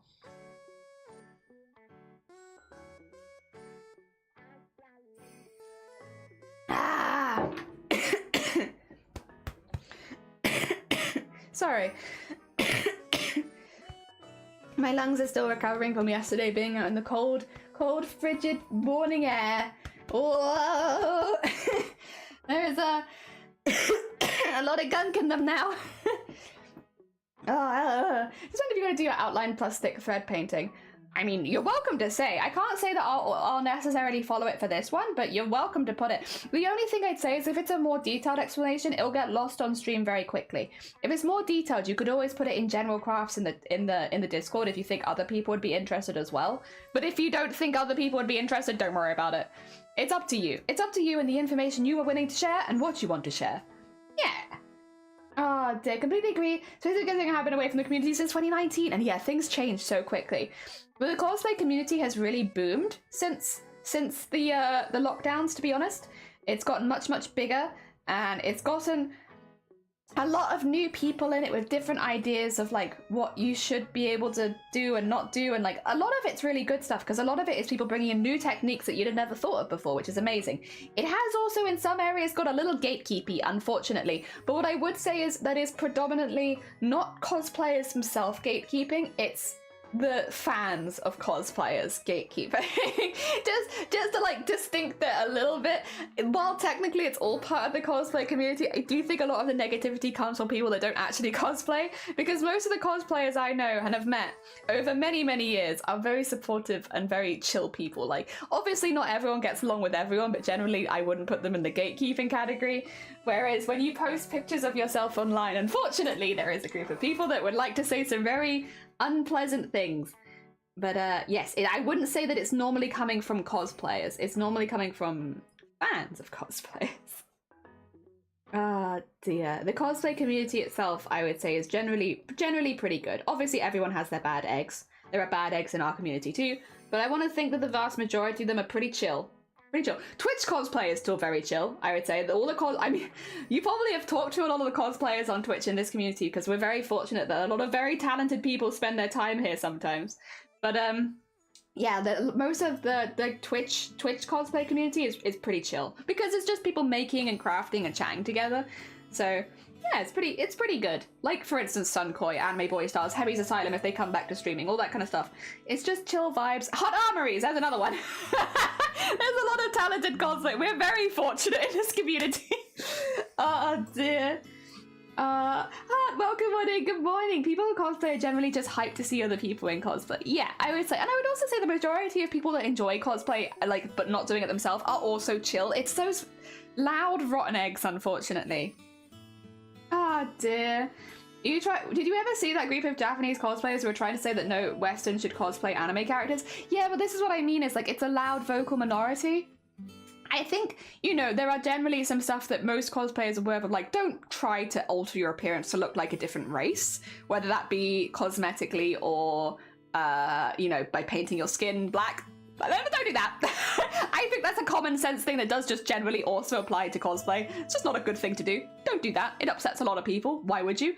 But 99% of people are very chill. I'm not going to focus on people like for instance, when I see news like that, I never bring it onto my stream because I'm like, that's such a small minority of people that are spreading nastiness. Why would I want to give them the time of day? Like, I want to boost up cosplayers who I know are doing amazing things in the community. I don't want to boost up people like that. No one wants to boost up people like that. Oh dear. Actually, it always surprises me how nice a Facebook group for Warhammer 40k is. I have heard 40k is a lovely... Because, okay, I will say, I think this might be a generalization, and I'm sorry, but the majority of people I know who do 40k cosplays are crafting masochists. And I do think there's a certain camaraderie in that. If you are making 40k costumes in the nicest way possible, you might be a small, slightly crafting masochist. And I do think you have good camaraderie with the others. Because all 40k costumes that I have seen have been hell to make. Oh dear. And not... Yeah, there's a vibe there, right? When you're all spending hundreds of hours making these incredibly intricate, difficult to make costumes, like, yeah, of course.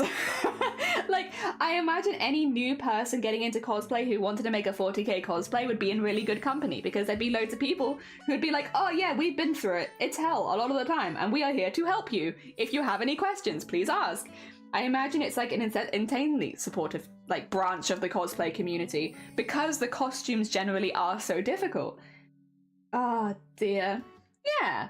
Having made a 40k costume, I can confirm I'm a crafting masochist. Yeah, there's a vibe in that community. It's a good vibe, I will say. Everyone I've met who's done a 40k costume has generally been like a pretty fun person to talk to about cosplay. So like, it's a good vibe. But it's also like when you hear people describing what they're doing to make these costumes, like you'll sit there and be like, oh yeah, oh, yeah, oh, yeah. Oh. It feels like one of those cartoons where like the person's eyes are burning and everything around us is slowly turning to fire as you're going through the list of all the things you're doing to make this one costume. It's like, oh my god. There's definitely a vibe. There's a vibe. It's a good vibe. Oh dear. But they're intense costumes to make. So I'm not surprised that the community is really supportive about it. Oh dear. Yeah, I always try and make... I'm always interested, to be fair, in what people are making anyway. But whenever I hear someone is making a particularly complicated costume, it's nice to check up on them and see how they're doing, you know? Like, you know, for most people making most costumes, I know that it'll go at like a regular pace and it'll be chill. But when you hear someone's making a costume like that, I feel like every now and again you kind of need to be like, you doing all right over there? You okay? Do you need anything? Have you eaten? You sleeping? That's a big costume. Have are you sleeping in the bed and the costume's staying on the mannequin, right? Not the other way around? Oh dear. They are beautiful costumes to look at. I mean, some of the favorite costumes I've seen people do are from 40k, and they are stunning. Yeah, Sunkoi did a really, really good one. Didn't you place like third in yours as well? Like, I'm pretty sure you placed last time you made a 40k costume, which is amazing. Again, 40k cosplayers are insane. So being able to place in a competition with that it was a really good costume though. It was a really, really good costume. I can't say I'm surprised you placed, but it is very impressive. The costume itself is very impressive.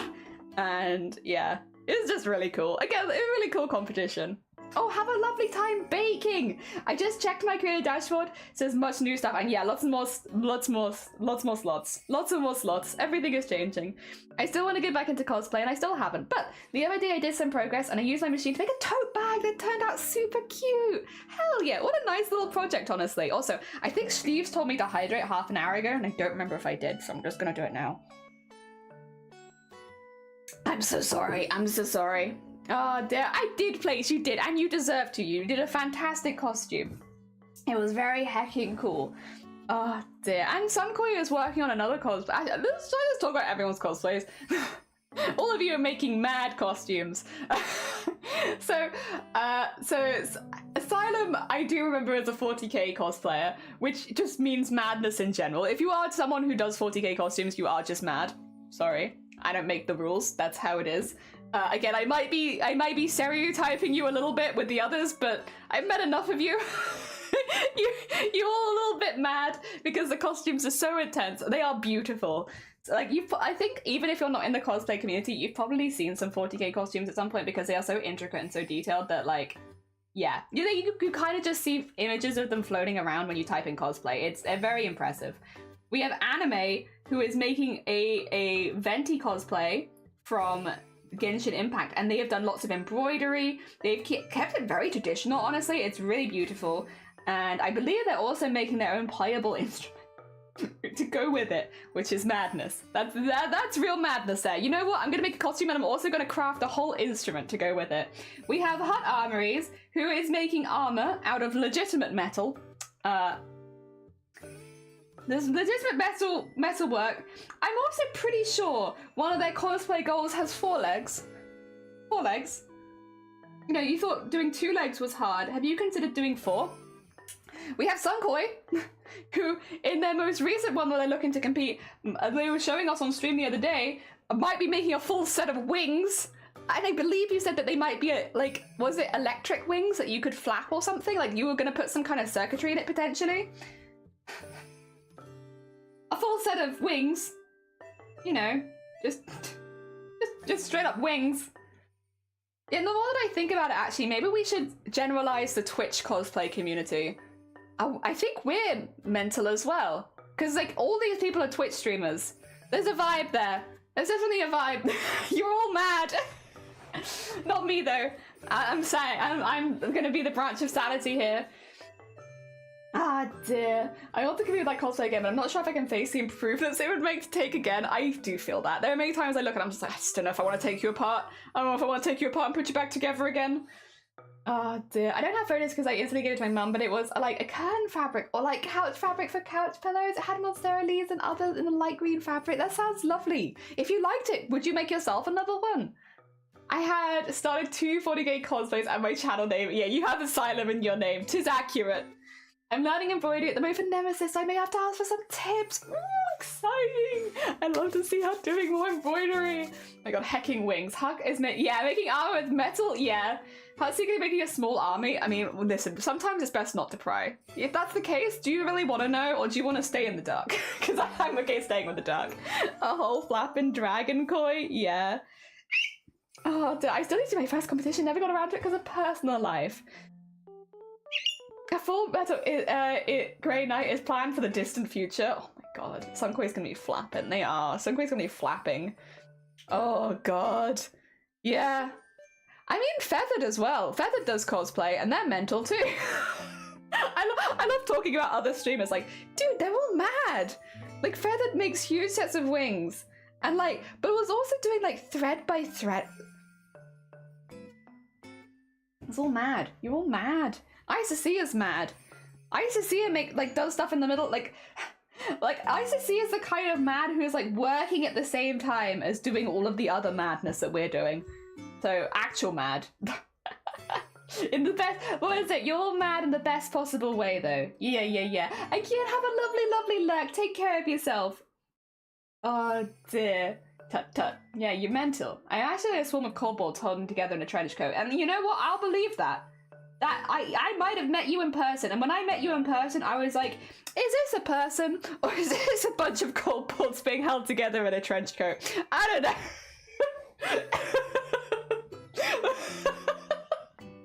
I guess it could be. Oh my god. We could compete. We need to cheer you on. Yes! We all want to cheer you on. Yeah, I'm really looking forward to Birmingham this year because I'm hoping to cheer. Well, Suncoin might be going for Birmingham, but I don't want to put pressure on if you're busy or have other things going on throughout the year. I know you're a busy bean, but there's a chance that Suncoin might be competing at Birmingham, and then I can cheer Suncoin. And there's a couple other people I think who might be competing at Birmingham this year. I'm gonna be cheering a lot of people on. I honestly might just bring a camera and be like a proud mum and take pictures of you and like video you. And be like, look at you on stage from the crowd. I'll be that person. I'll bring a glow stick as well though. I don't want to bring a glow stick so I can wave glow sticks at you when you're on stage. Calling me mad? Wow. But truth. But wow. How dare. I've done the handle with some cotton backpack strap, but I couldn't seal it. So I used polyester ones. They were way cheaper, like 10 meters for £2. Yeah, polyester tends to be. That's why I do armor. It's basically cardboard mech suits. Yeah. Wow, Mama Jelly. Yeah, I'm hoping to table as an artist at Birmingham.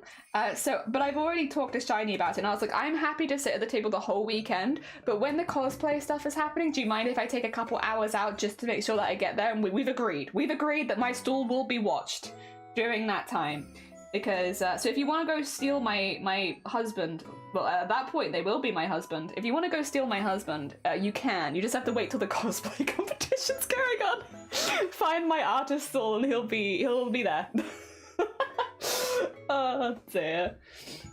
Oh, good times. I still haven't even planned for 2024 cosplays.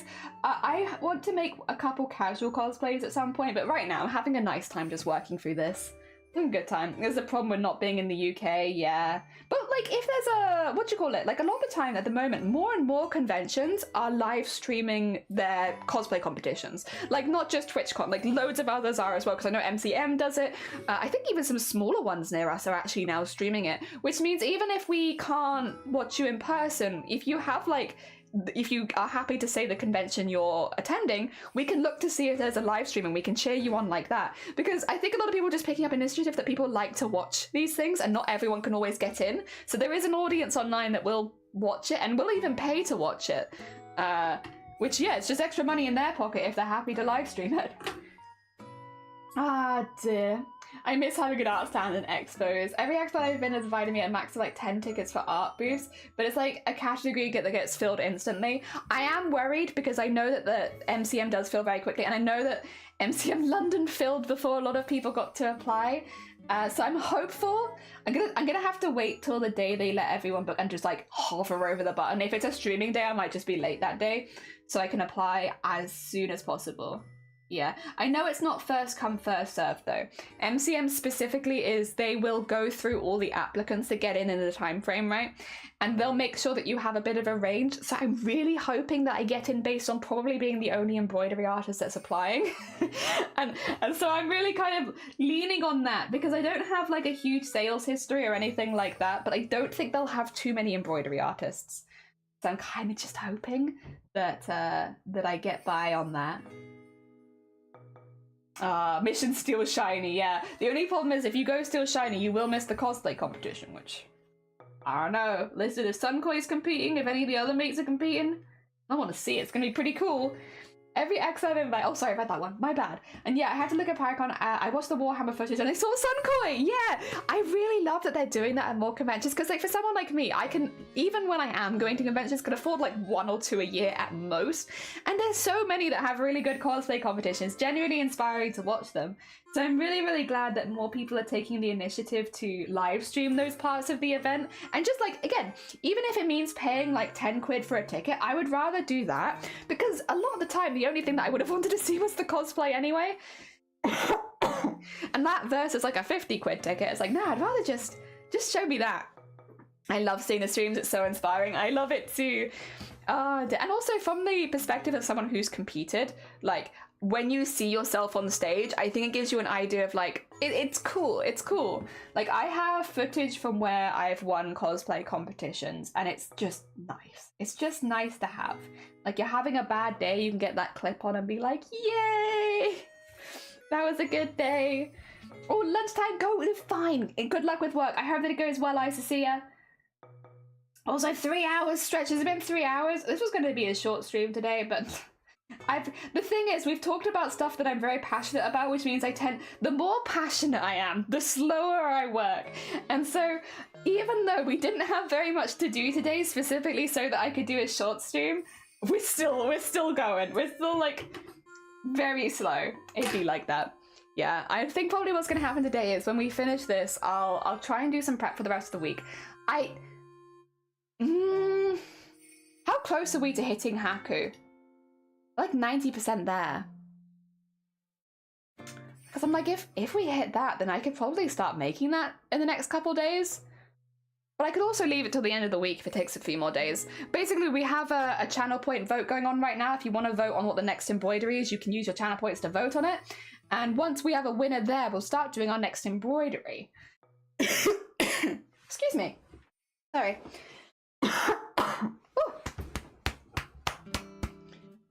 Oh, Get that out of my... So I got so much crap in my lungs this morning, I swear. Ugh. There we go. Yeah, we're fine. But yes. Yeah, once that's... Oh! Bless you! Ambro's gone for Spyro, Clues has gone for Haku. Yeah, once one of those wins, we'll start probably doing that. It'll either be tomorrow or Friday, depending on whether we hit it this stream or if we hit it over the next few days.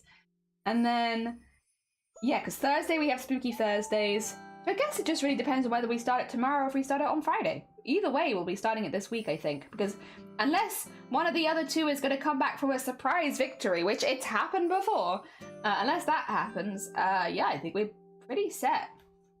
Pizza goes in the stomach, not the lungs. I haven't got pizza in my lungs, thankfully. But I went out really, really early car booting yesterday, and we went somewhere where the air quality is...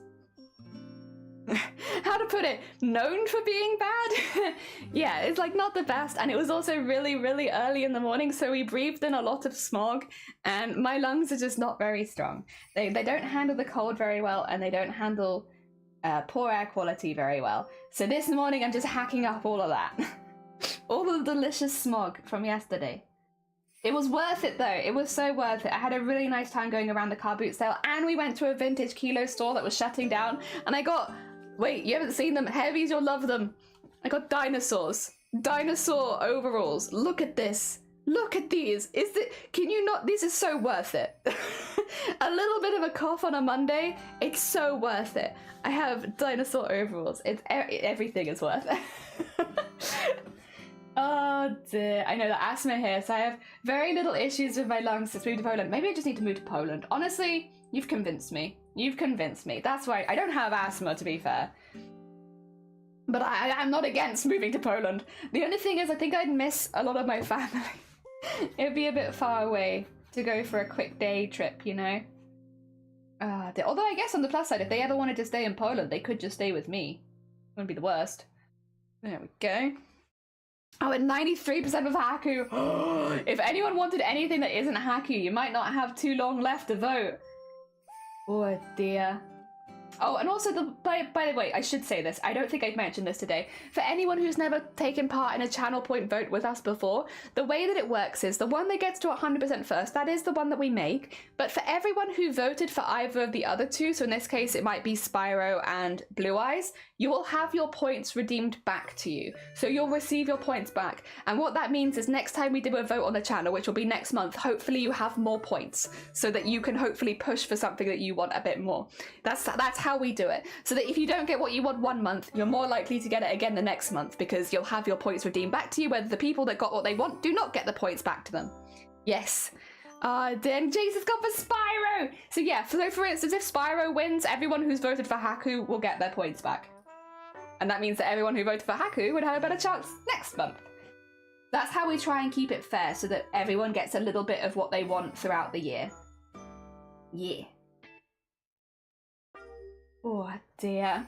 Obviously it doesn't always work like that. Sometimes you will just want something that just isn't popular with other people, unfortunately. I try and make it as fair as possible by doing 3 things that I want that I think would also be popular, but it, you know, sometimes it is skewed pretty heavily one way. But that's how we try and do it, you know? Oh dear, why is there smog in Wales? I thought Wales is very rural. Well, I am very rural in Wales, but have you ever seen, I didn't go there yesterday, but I know about it. Do you know about Port Talbot? We've driven past Port Talbot before. There are some areas in Wales which are, I wonder if I can get, like, how does it look when you search Port Talbot? What does it look like? Because that's on a major road as well. Port Talbot, yeah, I believe that's how you pronounce it, yeah. If you Google, wait, I have to show you this. The first image that showed up, oh my god. And you'll see why it smells. Oh my god, wait, how can I show you this? How can I show you this? This is hilarious. Oh no, the guy's in the way. Oh wait, should I make sure that I'm not doxing myself? Oh no, that's Port Talbot, that's fine. That's what I wanted to show you. Get rid of the image. And then just move it across a little bit. Give me that. Well, you can't see the whole image because it won't let me grab it, unfortunately. It's trying to make me grab everything. Oh, there you go. There you go. The first image it shows you when you type in Port Talbot is this. Look at that picture. Look at that! Look at this! Does this look like good air quality to you? It's because they have the steelworks down there. So yeah, and also they have a motorway with the feet of the motorway are in people's literal gardens. You literally drive over people's houses in this town. So yeah, you know, some areas in Wales are lovely and beautiful, but it's not like we only have nice places. And yeah, there are unfortunately areas where there's pretty intense smog. Pretty bad. It's pretty bad. Port Talbot is specifically quite bad. Oh dear. You started to make another model? Absolutely do not remember if I mentioned it. Not today you haven't, that's for sure. Ah dear. Back for the third time. Welcome back, Comet. How are you doing? I hope you're doing well. Yikes. Yeah. Ugh. It's a something. It definitely has that sulfur smell as well when you drive through it. It's a bit stinky. And yeah, just not generally the nicest place to live. There are some really beautiful areas in Wales. Like, don't get me wrong, a lot of Wales' more natural landscapes are stunning. Like the hills and valleys, beautiful. Lovely caves, waterfalls, water features, beaches. Lots of beautiful things here. It's not like it's only beautiful. Unfortunately, as with many places in the UK, you have your beautiful areas and then you have your Port Talbots. And Port Talbot is not for me. Well, oh my god. Yeah, they're having a lot of issues right now as well because of the steelworks. It really needs to be upgraded. I know they've had like a lot of redundancies and stuff like that. I try to find the picture of the motorway going over people's houses because it's intense. The thing is, I don't think I'm going to get it in a lot of these images because I don't think they want people to see it. I think they're gonna be like, we're not showing you, we'll show you the prettiness, but we're not gonna show you the foot of the motorway in someone's backyard. Oh my god. You can make steel based on green energy. Are there plans to changing that? It would benefit health too. So Wales is chronically underfunded as a country. We don't get a lot of support or help from anyone else, which means generally the answer is no. Generally the answer is no. Not because people don't want it, but because it's just not affordable for us. So we can't. I think, yeah, if it had been in England, then yeah, sure, but not in Wales. Well, I think long-term there are plans, but if that's the thing, there's plans. There's not really anything actually happening. Fingers crossed though, I genuinely hope one day because it's so bad. It's so smoggy. Ah, dear. But yeah, anyway, I didn't go to Port Talbot yesterday, I should say. It's not from that, but I went somewhere else which was not the best air quality, and that's why I'm coughing today. But it was worth it, because I got some really, really good jumpers. You'll probably see them throughout the week, because I'm going to try... We've just washed them all, so they're all just out of the wash. And it's not exactly warm at the moment, so it's good jumper weather, and I want to wear them all, because I love them all so much. The only one I might not wear is the gold one, because the gold one is kind of like it's one of those jumpers that's like kind of a fancy jumper. So like, you know, if you're having like a smart casual get together, it's kind of more those kind of vibes, which I did need some stuff like that, because more and more I'm actually going out, which means it's important to have some smart casual stuff. So I got that. But yeah, the rest of them I can wear.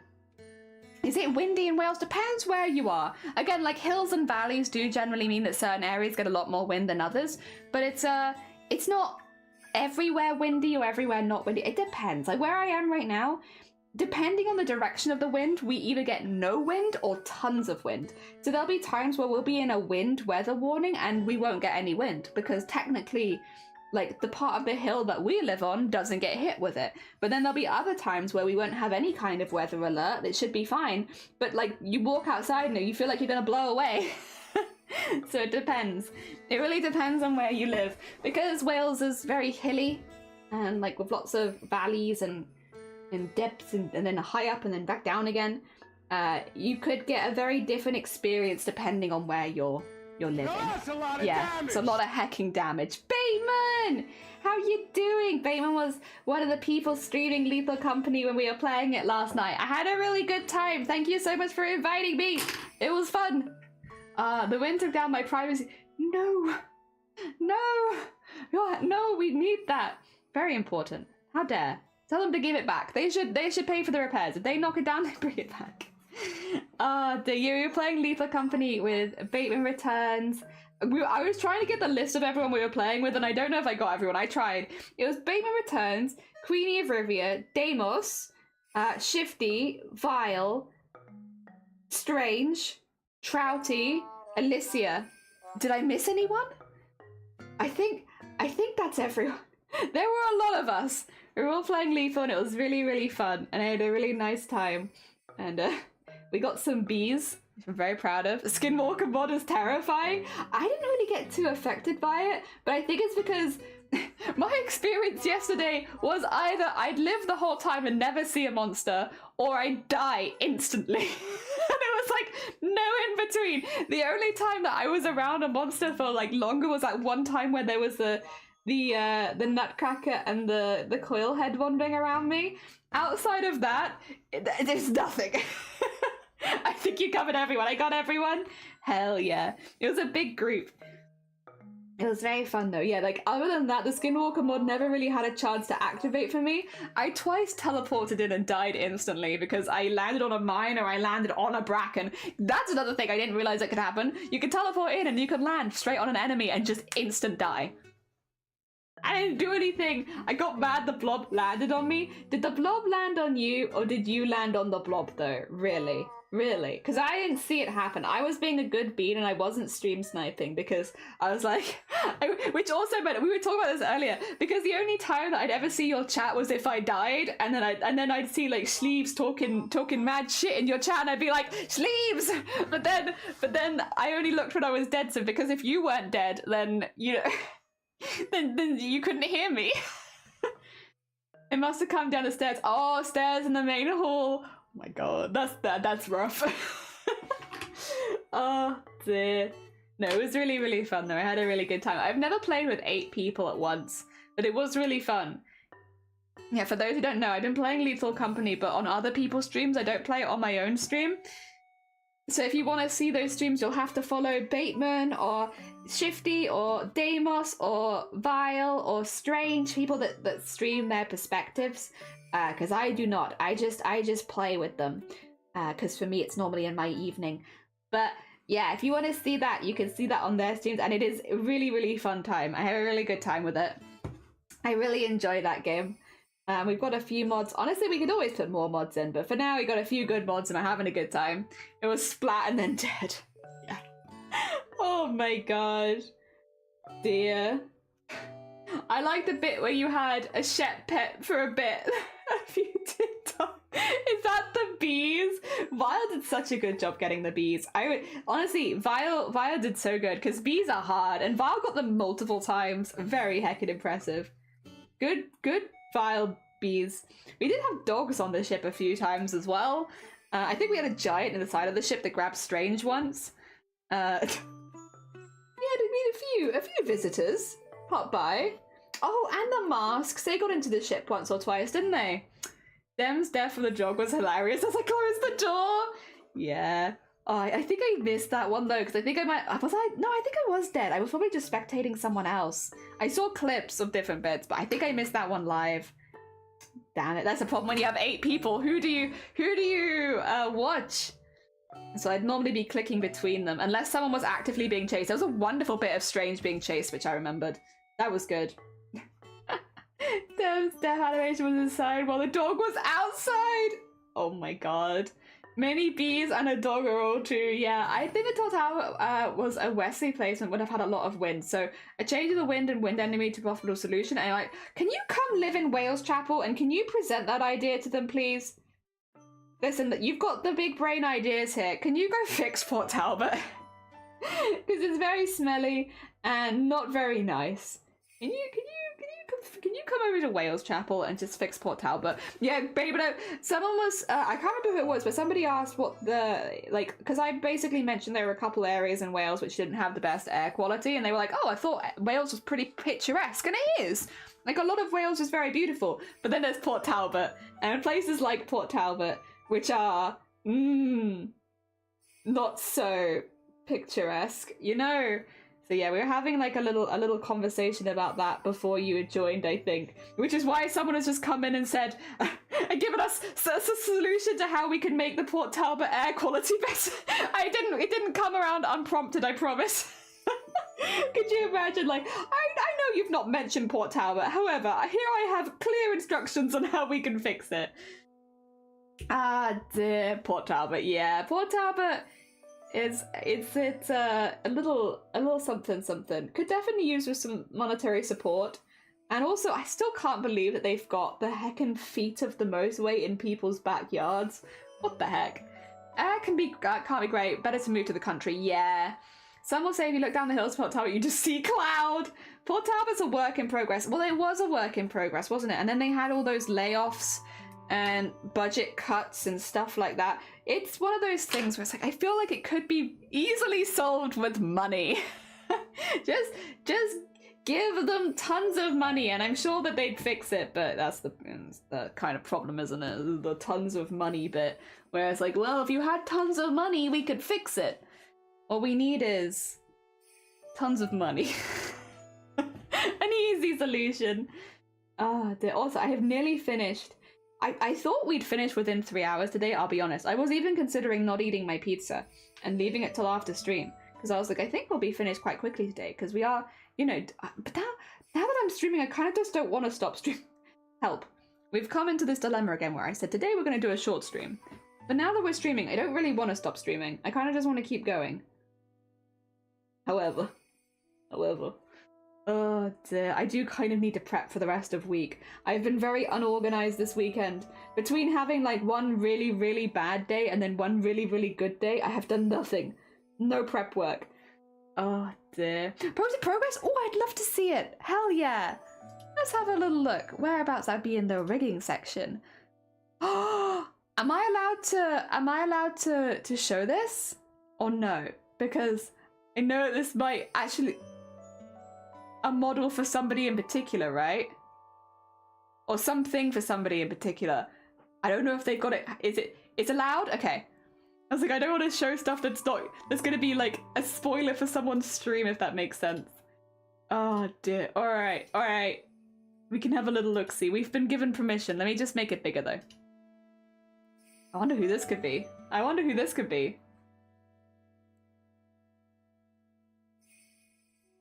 Whoa.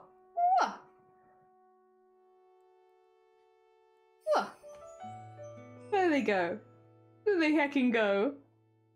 Oh, it's very heckin' cute. Stomboti. I wonder who it could be. I'll put a heart there with that one. Very heckin' nice. Hell yeah. Oh dear. There we go. Heckin' amazing. It is heckin' amazing. There we go. Wow. Is it going to be a fully rigged model, or is it going to be like an animation? What are you rigging it into? Ah dear. It looks like they use coal, and that's very smelly. When their chimneys are not much higher, sadly coal is cheap, so still be cheap, but a change in the cost of sell can make it so much less competitive. No, I get where you're coming from. Again, it's always money. Money is always the reason. It is a model. Is that the replacement model? Oh my god. Hell yeah. A new model. Honestly, very on trend for Shifty. I feel like out of all the VTubers I know, I don't know too many people who have as many models as Shifty. DJ! Oh, the DJ! Oh, dear. There we go. Oh. Who was that? Oh, it's David. Thank you for the DJ. Sorry, I have to keep this other screen up, otherwise I just can't see it. Oh, there. There we go. Shitty's gonna have a model for every day of the year. One day. I'm sure. Oh, thank you for the generous donation of piss as well. I appreciate it. Ah, dear. Who knows, they may make a model too. I mean, I'm re-rigging your model, but I think you already knew that I was doing that because we had that conversation before. Where I'm re-rigging it for a certain something so that you can take part along with everybody else. But that's just a re-rig of an old model. It's nothing new. Like, I guess no one would see anything new other than the fact that it would have a slightly different range of movement, without spoiling anything too much. A slightly different range of movement. Oh dear. There you go. Oh, I'll tell you. Remind me about this Shifty privately, because I don't want to spoil stuff on stream. I have run into a slight issue with some of the old files. if you could send me a DM at some point, and because I might forget, but I do need to just let you know about a couple things that's happened with it. It's not a massive problem or anything like that. It's just like, for your information as a heads up, a couple things have outdated a little bit since then, and are not working quite the same, unfortunately. But I don't want to give away what they are, because I do not want to give away what the change is.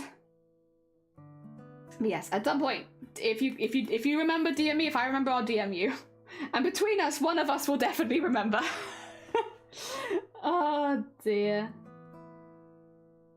There we go. Oh, I might need to discuss some things with you. Uh-oh, uh-oh.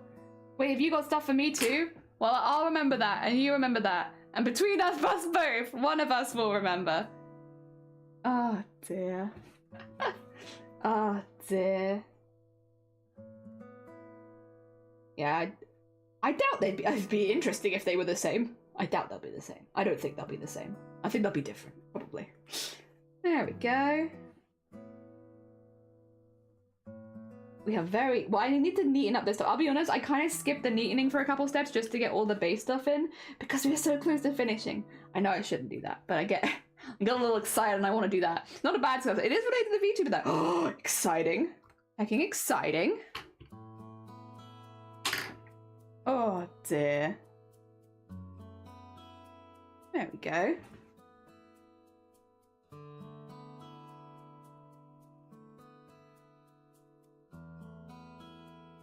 Oh, nice.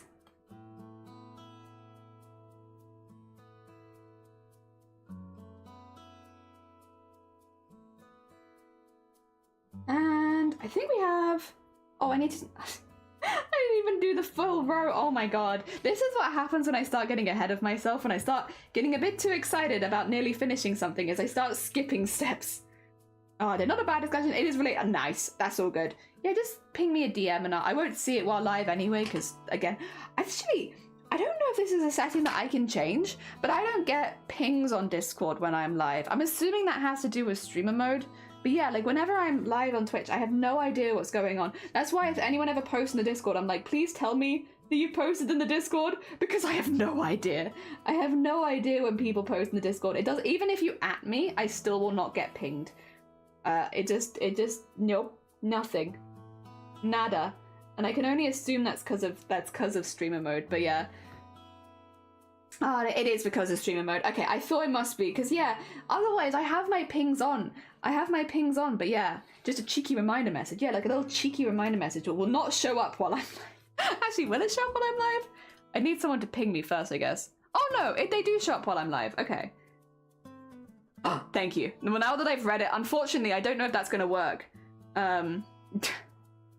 Unfortunately, now that I've read the ping, it's now a red message. It might not. Damn, dude, I'm so sorry. I'm so sorry. Like, hey, send me a message so that I can immediately ruin it.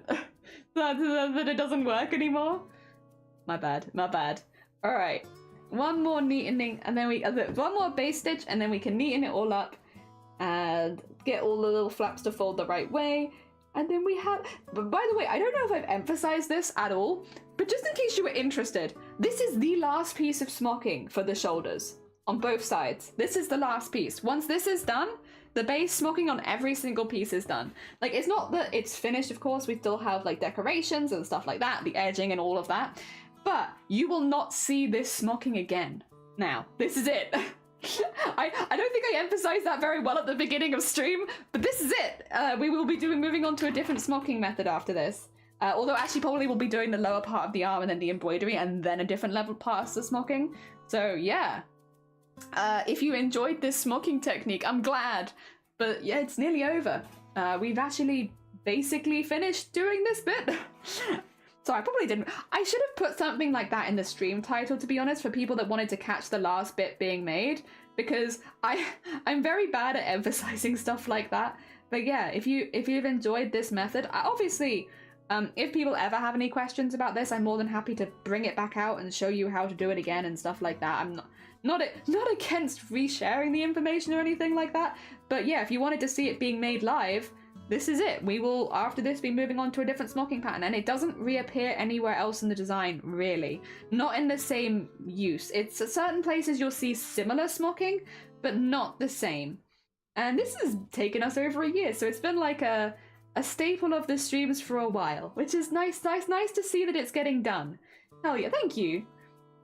Yeah, and it's nice to see it getting done. I will miss it a little bit because it was a really fun, it's a really fun pattern to do, to be honest. It's really easy and it's just a little slow, so it's like a nice relaxing one. But yeah, I really like it. But we do have other smocking patterns. I can show you a couple of them actually. I'm not in any rush today. You know what? I want to keep streaming anyway, so oh no, did stream take an extra 10 minutes? What a shame. I can show you the next. We won't be doing this for a while, I will say, because there's a few bits I want to do in between. We actually have sequining technically next. We're going to be creating some sequin bits after we do all the decoration on these. I can show you the strips we'll be working on next. They're very pretty. You like rainbow stuff? You're going to love what we're doing next. Because it's very centered around sunrise and sunset. So everything is sunrise, sunset colors. 2 seconds, let me grab it and yeah, I can show you. The next smocking pattern, and where is it? It'll be in here, but they're very small, so I've only done one test as well. I need to do the test for the other side. Oh yeah, and a test. All right. Dear Leia, welcome on in. Good day, good day. Which part of the costume's going to be at the end? Probably the cape. Probably the cape, maybe the shoes. That sounds like me. Those sound like things I'd leave till the end. Or a prop if we want to have a prop. So this is the type of smocking we're going to be doing on the legs. The reason we're doing this smocking on the legs is because I'm going to be doing embroideries and the gaps between the smockings. So you want them to look like multiple like little picture frames and stuff like that. So this is the smocking technique that I picked for that. It also feels like it's not so dissimilar from the other one because they both make use of these like bow-like shapes. It's just the bows on this are very, very small. The bows on this are quite large. So I think they kind of match like nicely. Oh yeah, I don't even have this. No, I mean, what is the costume you're making? Oh yeah, it's not an original character. It's the collector from the Owl House, but we are doing a twist cosplay.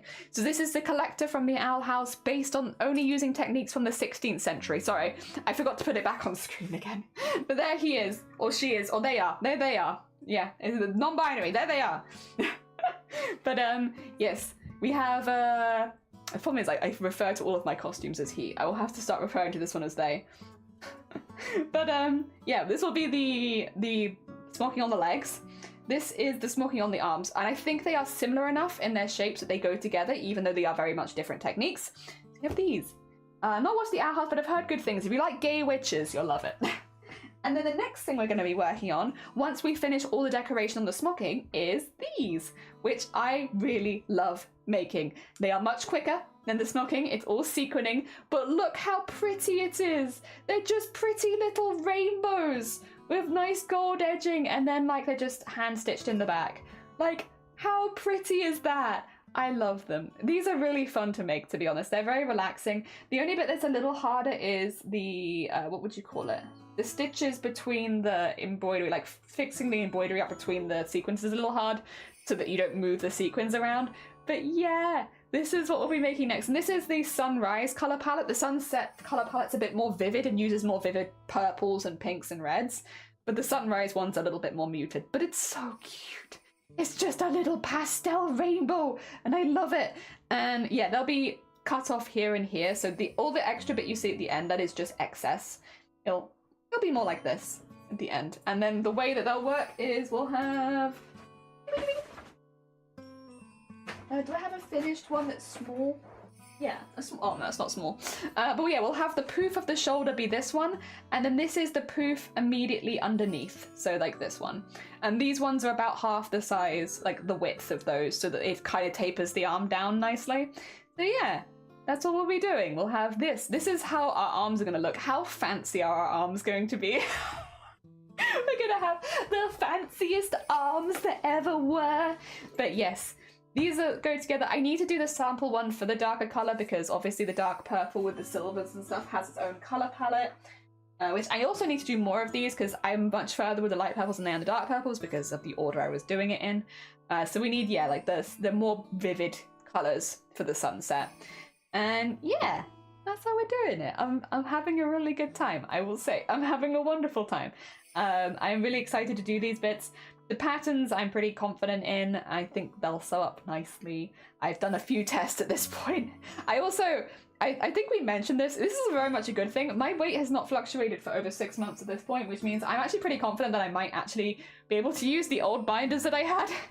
So I'll be doing this as trying to look non-binary, to be honest. I'm going to be going for a more non-binary look for this costume. Basically, don't want to have tits, don't want to have ass, not feeling it, don't want to feel too curvy in this costume. So we're going to be binding, and we're going to be potentially padding my stomach just to help with, because I'm an hourglass shape, to help with that. So we're going to pad my stomach and we're going to bind. I've binded plenty of times for costumes before. All of the initial costumes I did, I cosplayed as a man. So I'm very lucky that I have plenty of stuff in the house for binding.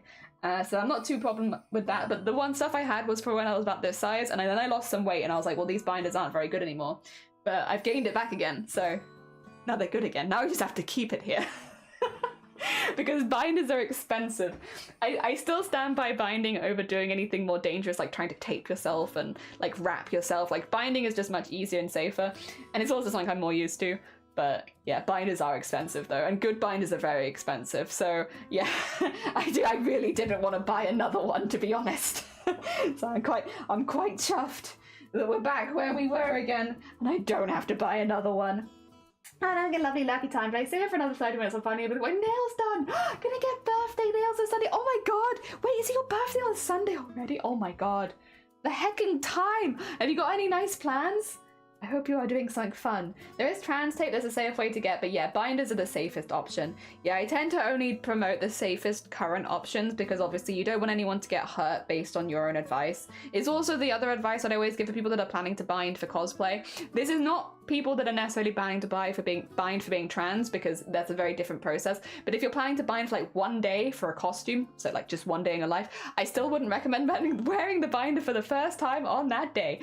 I would recommend getting used to it over a period of time. Practice wearing it for a couple of hours at a time and just do that. Same with corsets, to be fair. If you're wearing a really intense corset for a costume, practice wearing it before the day, because if you put it on for the first time on the day, you're just gonna suffer. You're just gonna suffer. Anything like that, where you're changing your shape for costume for whatever reason, just practice it. Don't do it for the first time on the day. Have a nice time. Because like you can do that, but like you probably won't have such a fun time at a convention if you feel sick the whole time, or like you're having a stomach ache, or you're uncomfortable. You practice a little bit, you won't feel like that so much. And also getting one that's in your correct size really helps. Really helps. Wearing one that's too big or too small is no good. Ah, dude. My friend is running a one-shot for me and some friends, and I'm going to do a bigger celebration in summer, but I need good weather for that. Honestly, very fair. Very fair. And what's wrong with celebrating twice? You know, it's just a, you know, you can just be the queen and celebrate twice. I like that. Break it in. Or, you know, if you're the hand or wearing it in long term, don't do major exercise while binding. Yeah. And to be fair, I know, okay, I'm going to sound like a little weird here. I know cosplay is not exercise, but it does feel like it.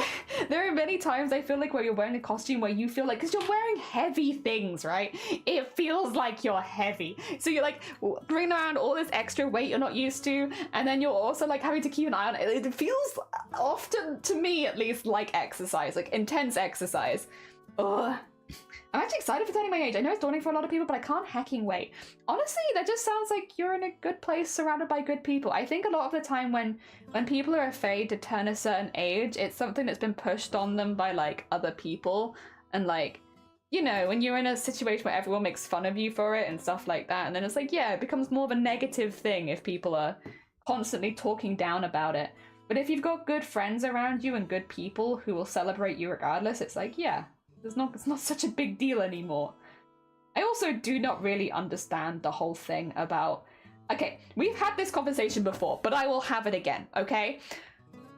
People doing the whole, like, you know, like, the big one is 30, I think 40 is another big one, where people are like, oh, you know, turning 30, if you don't have everything in your life together, you're not gonna be hot, you're gonna get ugly and old, and it's like, I'm not being funny.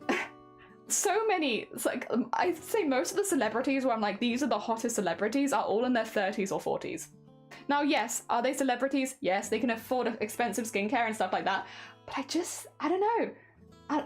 And like even people that I've worked with, even my friends, a lot of my friends are in their 30s and they're all hot. And I'm like, excuse me, do you just turn 30 and become hot? What's that about? And how can I get me some of that, please?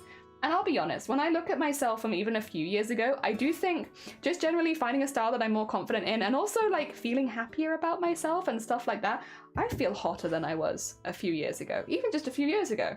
I think I'm getting hotter every year. I'm sorry guys, I'm just gonna get hotter and hotter. You think I'm gonna get older and older? You wait 10 years time, supermodel, right here. That's just how it's gonna go. I feel I'm less healthy, but hotter. Oh dear. That's daunting for a lot of people, but I can't hecking wait. I'm glad. My knees hurt when I was like 20, 30. It's just another day. Exactly. Also, Dora, welcome on in. I hope you're doing well. I'm gonna make the biggest deal out of it. I want to go out on all decorations. I'm so excited to do this one. Great excuse to have a big celebration and make it special. Hell yeah. Hell yeah.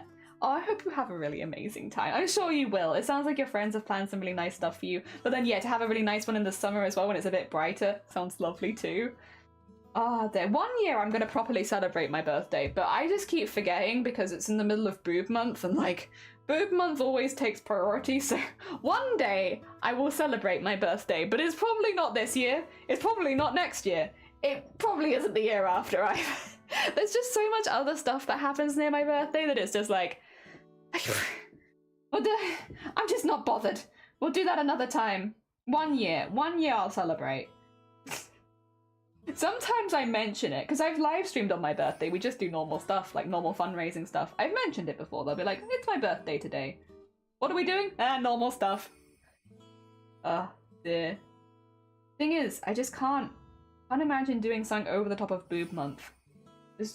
My life is boobs at that point of the year. Just can't imagine it. I think I did editing on my birthday this year. I'm like 99% sure I spent half my birthday editing. It was good though. I'm proud of what came out of it. A nice like yearly roundup. It was lovely. For the Boobtober squad. Oh dear.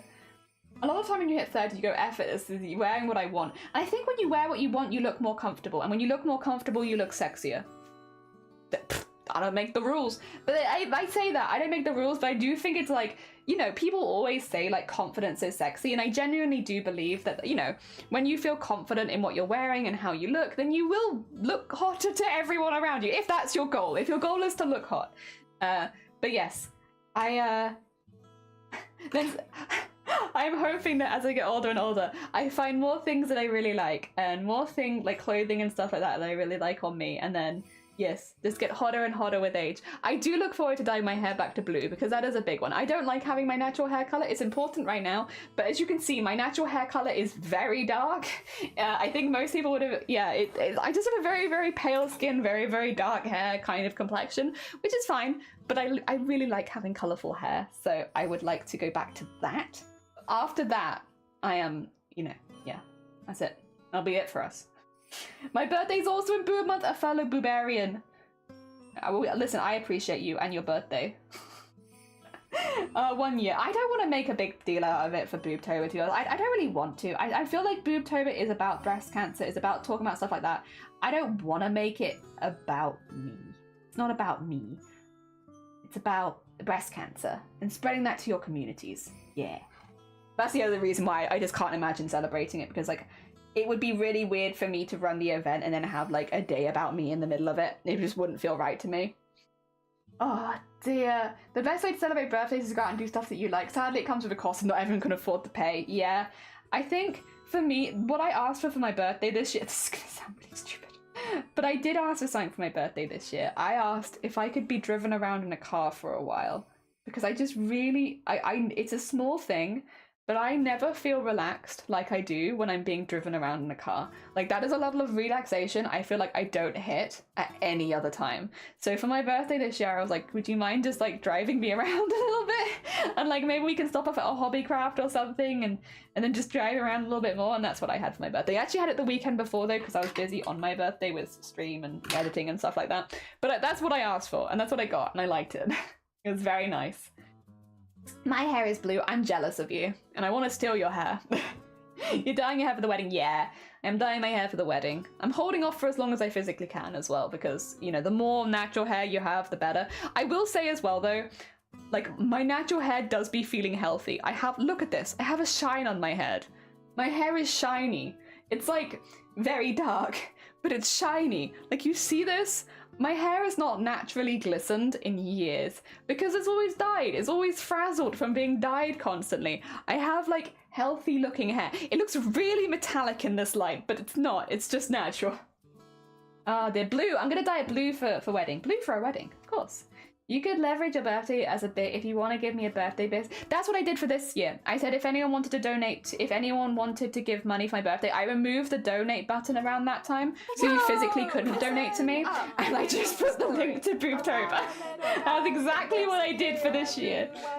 And all day and all night, and we are talking about blue, very on brand. Blue, like him, inside and outside. Blue his house with a blue little window and a blue Corvette, and everything is blue for him and himself. I think they're doing this excuse to do a big event. Like, I want to use my birthday as a way to generate interest in doing a charity event, but it's different from Booptober. It's just one day, yeah, which is very fair. Bye, dabba dee dabba die, dabba dee dabba die, dabba dee dabba die, dabba dee dabba die, dabba dee dabba. Actually, wait, just real quick.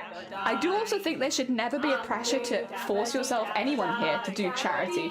Like, whether, like, you know, you're allowed to celebrate you for just being you. I don't feel like you should have to celebrate you through charity. Like, you're allowed to just celebrate. You're allowed to also, you know, if you've been a lovely person to your community, like I know Messenger is, I'm sure a lot of people do want to donate just because of the amazing like support and time that you get in their community. So I completely understand that. The reason that I did it is because I literally run Booptober. It is literally something that I pour my heart and soul and effort into every single year. It spends months and months of work. And so I put it there because I would genuinely prefer you to donate to Booptober, something, because Booptober's my baby. I would prefer for you to donate to my baby than for me. But that is a very specific relationship between me and an event where it's like, you know, oh, sorry, I smacked you, my bad. Where, you know, because it's something that I've built from the ground up, that it means a lot to me personally. And that's why when people donate to it, it does mean a lot to me personally, even though the money doesn't go to me at all. It's like, that's my baby, and I appreciate when people donate to it. So, yeah, but I don't want it to come across as, oh, if it's your birthday on Twitch, you have to donate. Like, I don't want it to come across as like that. That definitely is not the vibe. And I think streamers absolutely deserve to reap the benefits that they give to other people, and on their birthday people want to donate to streamers. There's nothing wrong with that. But yeah, Booptober is my baby, and yeah, it's a specific situation, I guess. Yeah, totally. I've done that in past years, just general birthday subathon, but this year I have something special planned for charity, and I've been planning that for a while. Hell yeah! And if that's what you want to do, then that's 100% what you should do, and I'm sure that your community, will, myself included, will support it 100%. Yeah, I just don't want it to... It's always difficult when you're talking about stuff like that. Like, I don't want it to come across as, like, you shouldn't be allowed to celebrate yourself and your own achievements and stuff like that without including charity, because I truly believe that people deserve to celebrate themselves 100%. But if you want to use charity, it's a time where you can, but it's not necessary. No, it's a choice. It's a choice. If you want health tips for having healthier dyed hair, I have a few for fantasy colors. So we had a bit of an issue at one point, and it's not my fault 100%, but yeah, it left my hair feeling a bit dead. And so we've just been growing out, but also because it's mainly to do with Ambrose. It's not even health for hair. It's like if you want to match extensions and stuff like that, it's much easier to do it if you've dyed from your neutral hair color. Whereas trying to match extensions afterwards is quite hard because you have layers of color on your hair. So it's not even just the hair health, it's also so that if I do want, because like part of me, I haven't decided if I want my hair up and down. I know I should make that decision soon, honestly.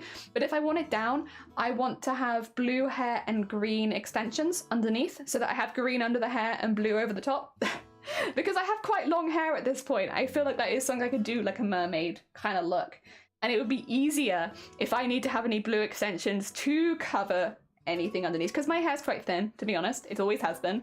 Then yes, it'd be easier to do that, because I probably would only need a couple and I wouldn't want them to stick out too much. I zoned out for a moment and I heard my name. We were talking about charity, which I guess is similar to Shifty, but not 100%.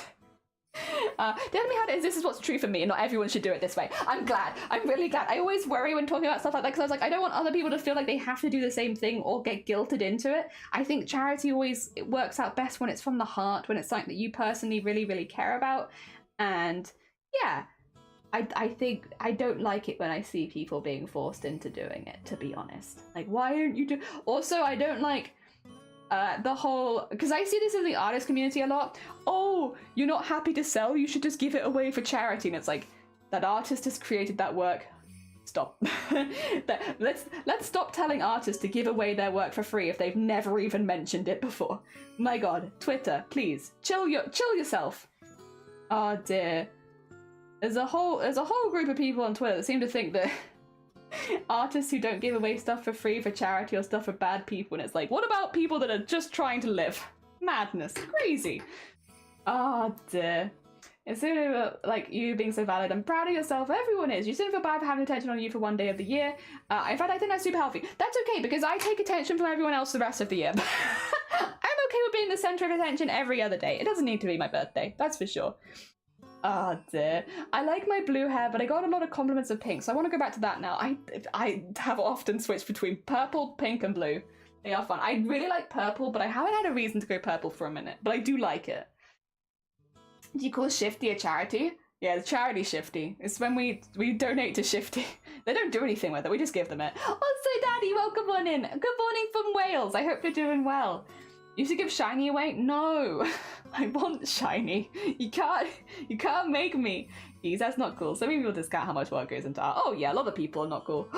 Oh, wait, I have to delete that because no age is in chat, but you're fine. You're fine. And listen, you're gonna be cool. You're gonna be the coolest bean and have a great day and look fantastic, and I wouldn't worry about it. You know, it is a societal construct and you're doing great. Oh dear, we have a shiny for free. We just make Jenny go constantly jump. Yeah, we literally went over that later. Oh, it's just oh, sorry, my bad. I misunderstood. I'm not a charity. I'm not telling you the secret speedrun plan. No!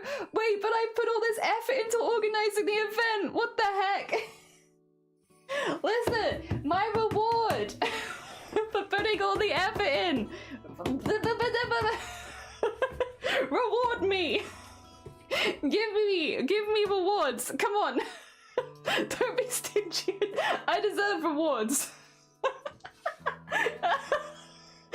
Oh dear. I do feel like 99% of the time I'm so obnoxious that I don't really deserve anything. Oh, did anything special planned? Anything special planned? No H, as in... Oh, no. No H in chat. Oh, wait, did I say something? Oh, God. Probably. I'm sorry, Messenger. I will wait, if I go over here, I can see what you've said better. Oh, dear. Oh, H! Oh my god. Wait, that's really clever. What the heck? Oh my god. Word things. Heckin' cool. Very nice. Oh, dear. You should have thought about that before you called me a charity. I ain't call you a charity. Alright. Do you want to, by the way, finish this piece? Sorry. I don't... There's no... What do you call it? Completely blasé. We did it, by the way. We're just fantastic. We finished this. Well, we finished the first part of it. It still obviously needs to have the painting on top and the neatening and everything like that. Thank you for my gold crown. Thank you. I deserved it. I always understand H in chat when people say no H. It does, yeah. It always sounds like no H in chat. It does sound like that. Oh, I typically love to celebrate birthdays. I should plan something special. Last year I went to an Indian restaurant with friends and then had art night at a friend's house. Honestly, that sounds really nice. I would love to just invite people over and do crafts all day on my birthday. Maybe I'll do that one year, off stream. I'll just bring everyone over when we have the craft room finished. Don't do what I did. I wanted silver hair, but I have very... Oh my god, Daddy, are we the same people? Are we the same person? Maybe? Wait, what did you do? Wait. You had an undercut. Oh, I didn't have an undercut. I just shaved it. But I had the fluff on top. Do I have any pictures of this haircut? 2 secs. I have a lot of pictures of haircuts. Before I try and... I also went silver from this color. This is my natural color. See this like oily black shine. That's my natural hair color, and I went silver. You know, I don't know that I can necessarily 100% recommend it. Oh no, I might not have any pictures of me on my own is going to be the problem. I do have pictures of me with this hair, but I'm with other people, and that's a problem because I can't show you the other people. So I might be able to doctor a photo where they're like cut out, but I don't. Wait, do I have what is? God, I have some weird stuff here. I need to delete some of these at some point. I don't know why I have any of this. What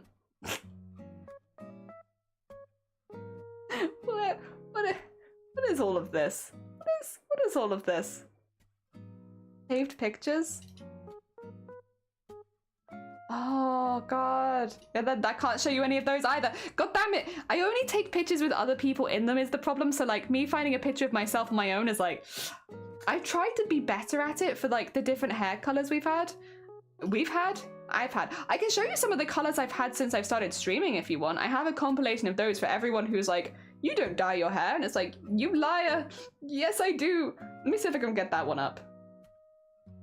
But I don't have the one where it's shaved, unfortunately. I don't even know where that would be. I really not have any pictures of that? Like, at all on here that aren't with other people? No, they're all with other people. I'm a nightmare. I'm so sorry. There you go. I can get this, though. Wait, I have my eyebrows done still. So I started with green hair. I then had Battenberg hair. Then I had this reddish kind of fiery hair. And then I went back to green hair. So there you go. There's all of the colors of hair that I've had since being live on Twitch. And now I have boring hair. Like, it suits some people, but I so much prefer you. I was a Battenberg. Oh dear. Look like a homeless person on meth. Jelly, are we the same person? Are we both homeless people on meth together? Wow. Oh my god, me and you both. So I need to catch up on chat, my god. Here's my linguistics degree, not oh my god, linguistics disease. I love Art Night, it's so fun. We take hosting and everyone brings what we're working on. Wanted to share and try new things, it's awesome, hell yeah. I'm starting to pack my things now, get ready to run out. Have a lovely day. Messenger, thank you so much for popping by. Take care of yourself. And I hope you have a really lovely weekend. If I don't see you before this weekend, which hopefully I will, but if I don't, have a lovely weekend. I have pictures of a haircut too. Yeah, I have no way to show the before and after. Yeah, you didn't used to take pictures of my hair until starting streaming, and now I do. You like the top right one? I like that one too. That was fun. I had that one when I did the Final Fantasy speedruns. Oh dear. I sent you before and after, no. You can put it in the Discord. If you're in the Discord, you can pop it in live stream chat and we can have a look. But yeah, we don't have, unfortunately, links in chat, so I can't put it there. I had rainbow. I've only had 2 colors. I've never had more than that. Oh dear. I would love to colour my hair blue, but I feel like I'm too old. You're never too old. I'm never too old. Well, because it's just a different colour. I think there's that whole thing of like young people colour their hair, but like as you get older, you have to conform. And it's like, I think as long as you're happy in how you look and you're confident with what it looks like, you'll look great regardless of your age. Aging, it's whatever. It's whatever. I think it's how you feel, because you'll look much better to everyone around you, just visually, if you're confident with blue hair, for instance, than if you're unconfident with your natural hair. Like, I feel a lot more shy as I am right now, because I don't like how my hair looks when it's this colour. It's very dark, my features are very dark, it means as soon as I put makeup on, I look very gothic, I'm not keen. It's not for me, because I tend to like bright, colourful things, and so for me, I'm a lot more confident when I have my hair as a different colour that better expresses me, and so I think I'll always do that. Let me join when you posted it, let me know. There's 89-year-olds dyeing their hair too. What does too old to dye hair mean? It's like a social construct zero where like a lot of people will judge you as you get older if you have like dyed hair, and that judgment gets more as you get older. But it's like, just if you can avoid hanging around judgmental people like that in general. Oh dear. Also, I'm gonna get rid of this image because you don't just need 4 images of me on the stream. I'm sorry, you don't need that. You didn't need that. I really wish though, like, I'm sure I've had pictures of it. It would have been before I started streaming though. So maybe I just wouldn't have those pictures anymore. Again, not without other people being in them 100%, because yeah, like I've got a couple pictures of them, but I just can't show you them because they're with like a group of friends and stuff like that. So weird though. I'm sure I've had pictures before. I just don't know where they would be. Oh, I don't know where. Well, I guess maybe I didn't post them, so I never saved them.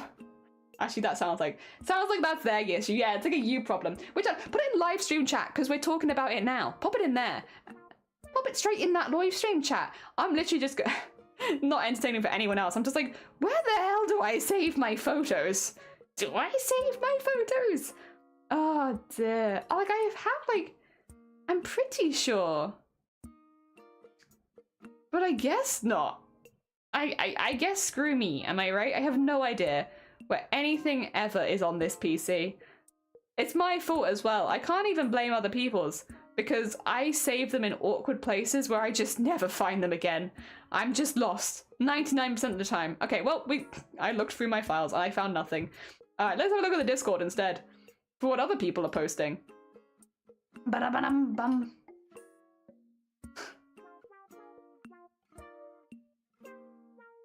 Oh, that's what Queena meant when said they found Shifty. Because I don't get the ping, I don't know that people have posted, and it's like, oh, that's what they meant. That's what they meant. Food chat, oi! Live stream chat. You can put in food if you want, to be fair. You can put in food if you want. Oh, dear. There we go. Oh, do we have 2 seconds, 2 seconds, 2 seconds? Yeah, 2 seconds. I'm gonna be a bit cheeky here and just put something here and go, because I can do this, but they can't.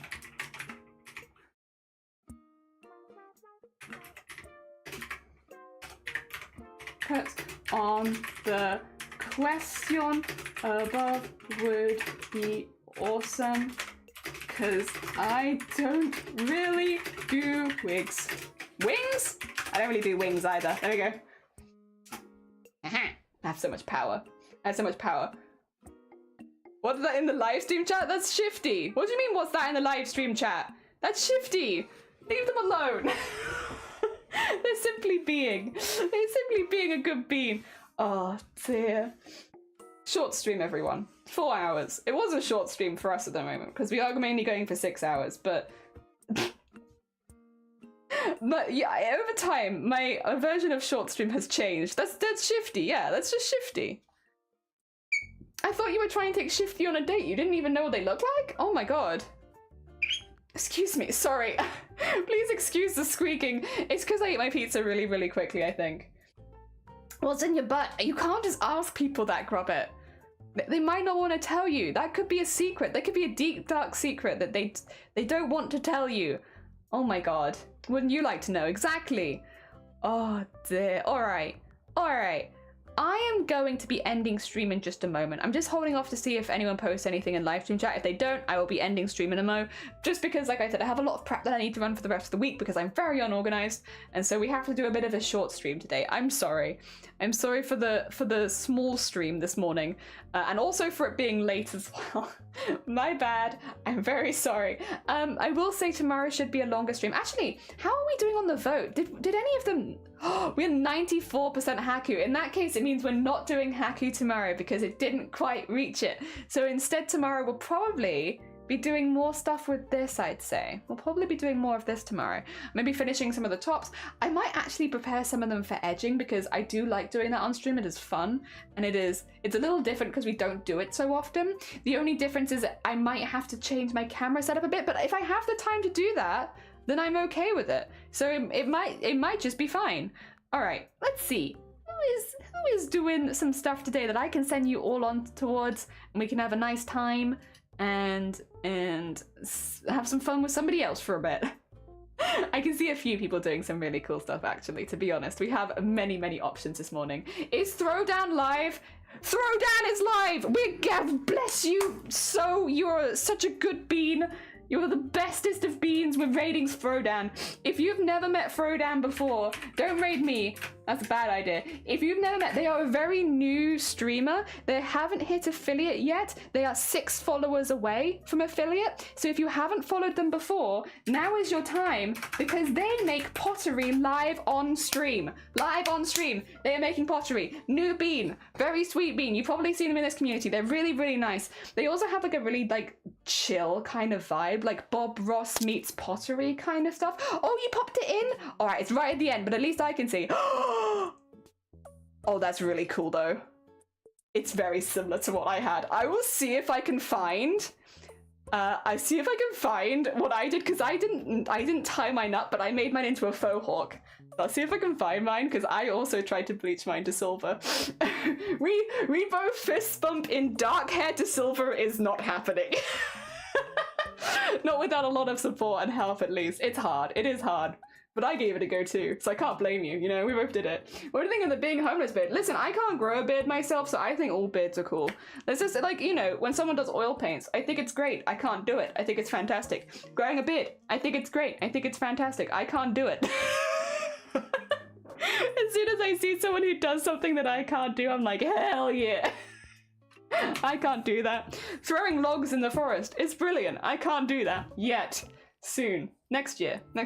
Plans for next year, being able to throw stuff in the forest. Yeah, see you tomorrow. Take care, everyone. Enjoy the rest of your day. And also, if you're in the YouTube, thank you so much for popping by. It was lovely hecking to see you. I'm going to pop this in here, and we're going to be going over to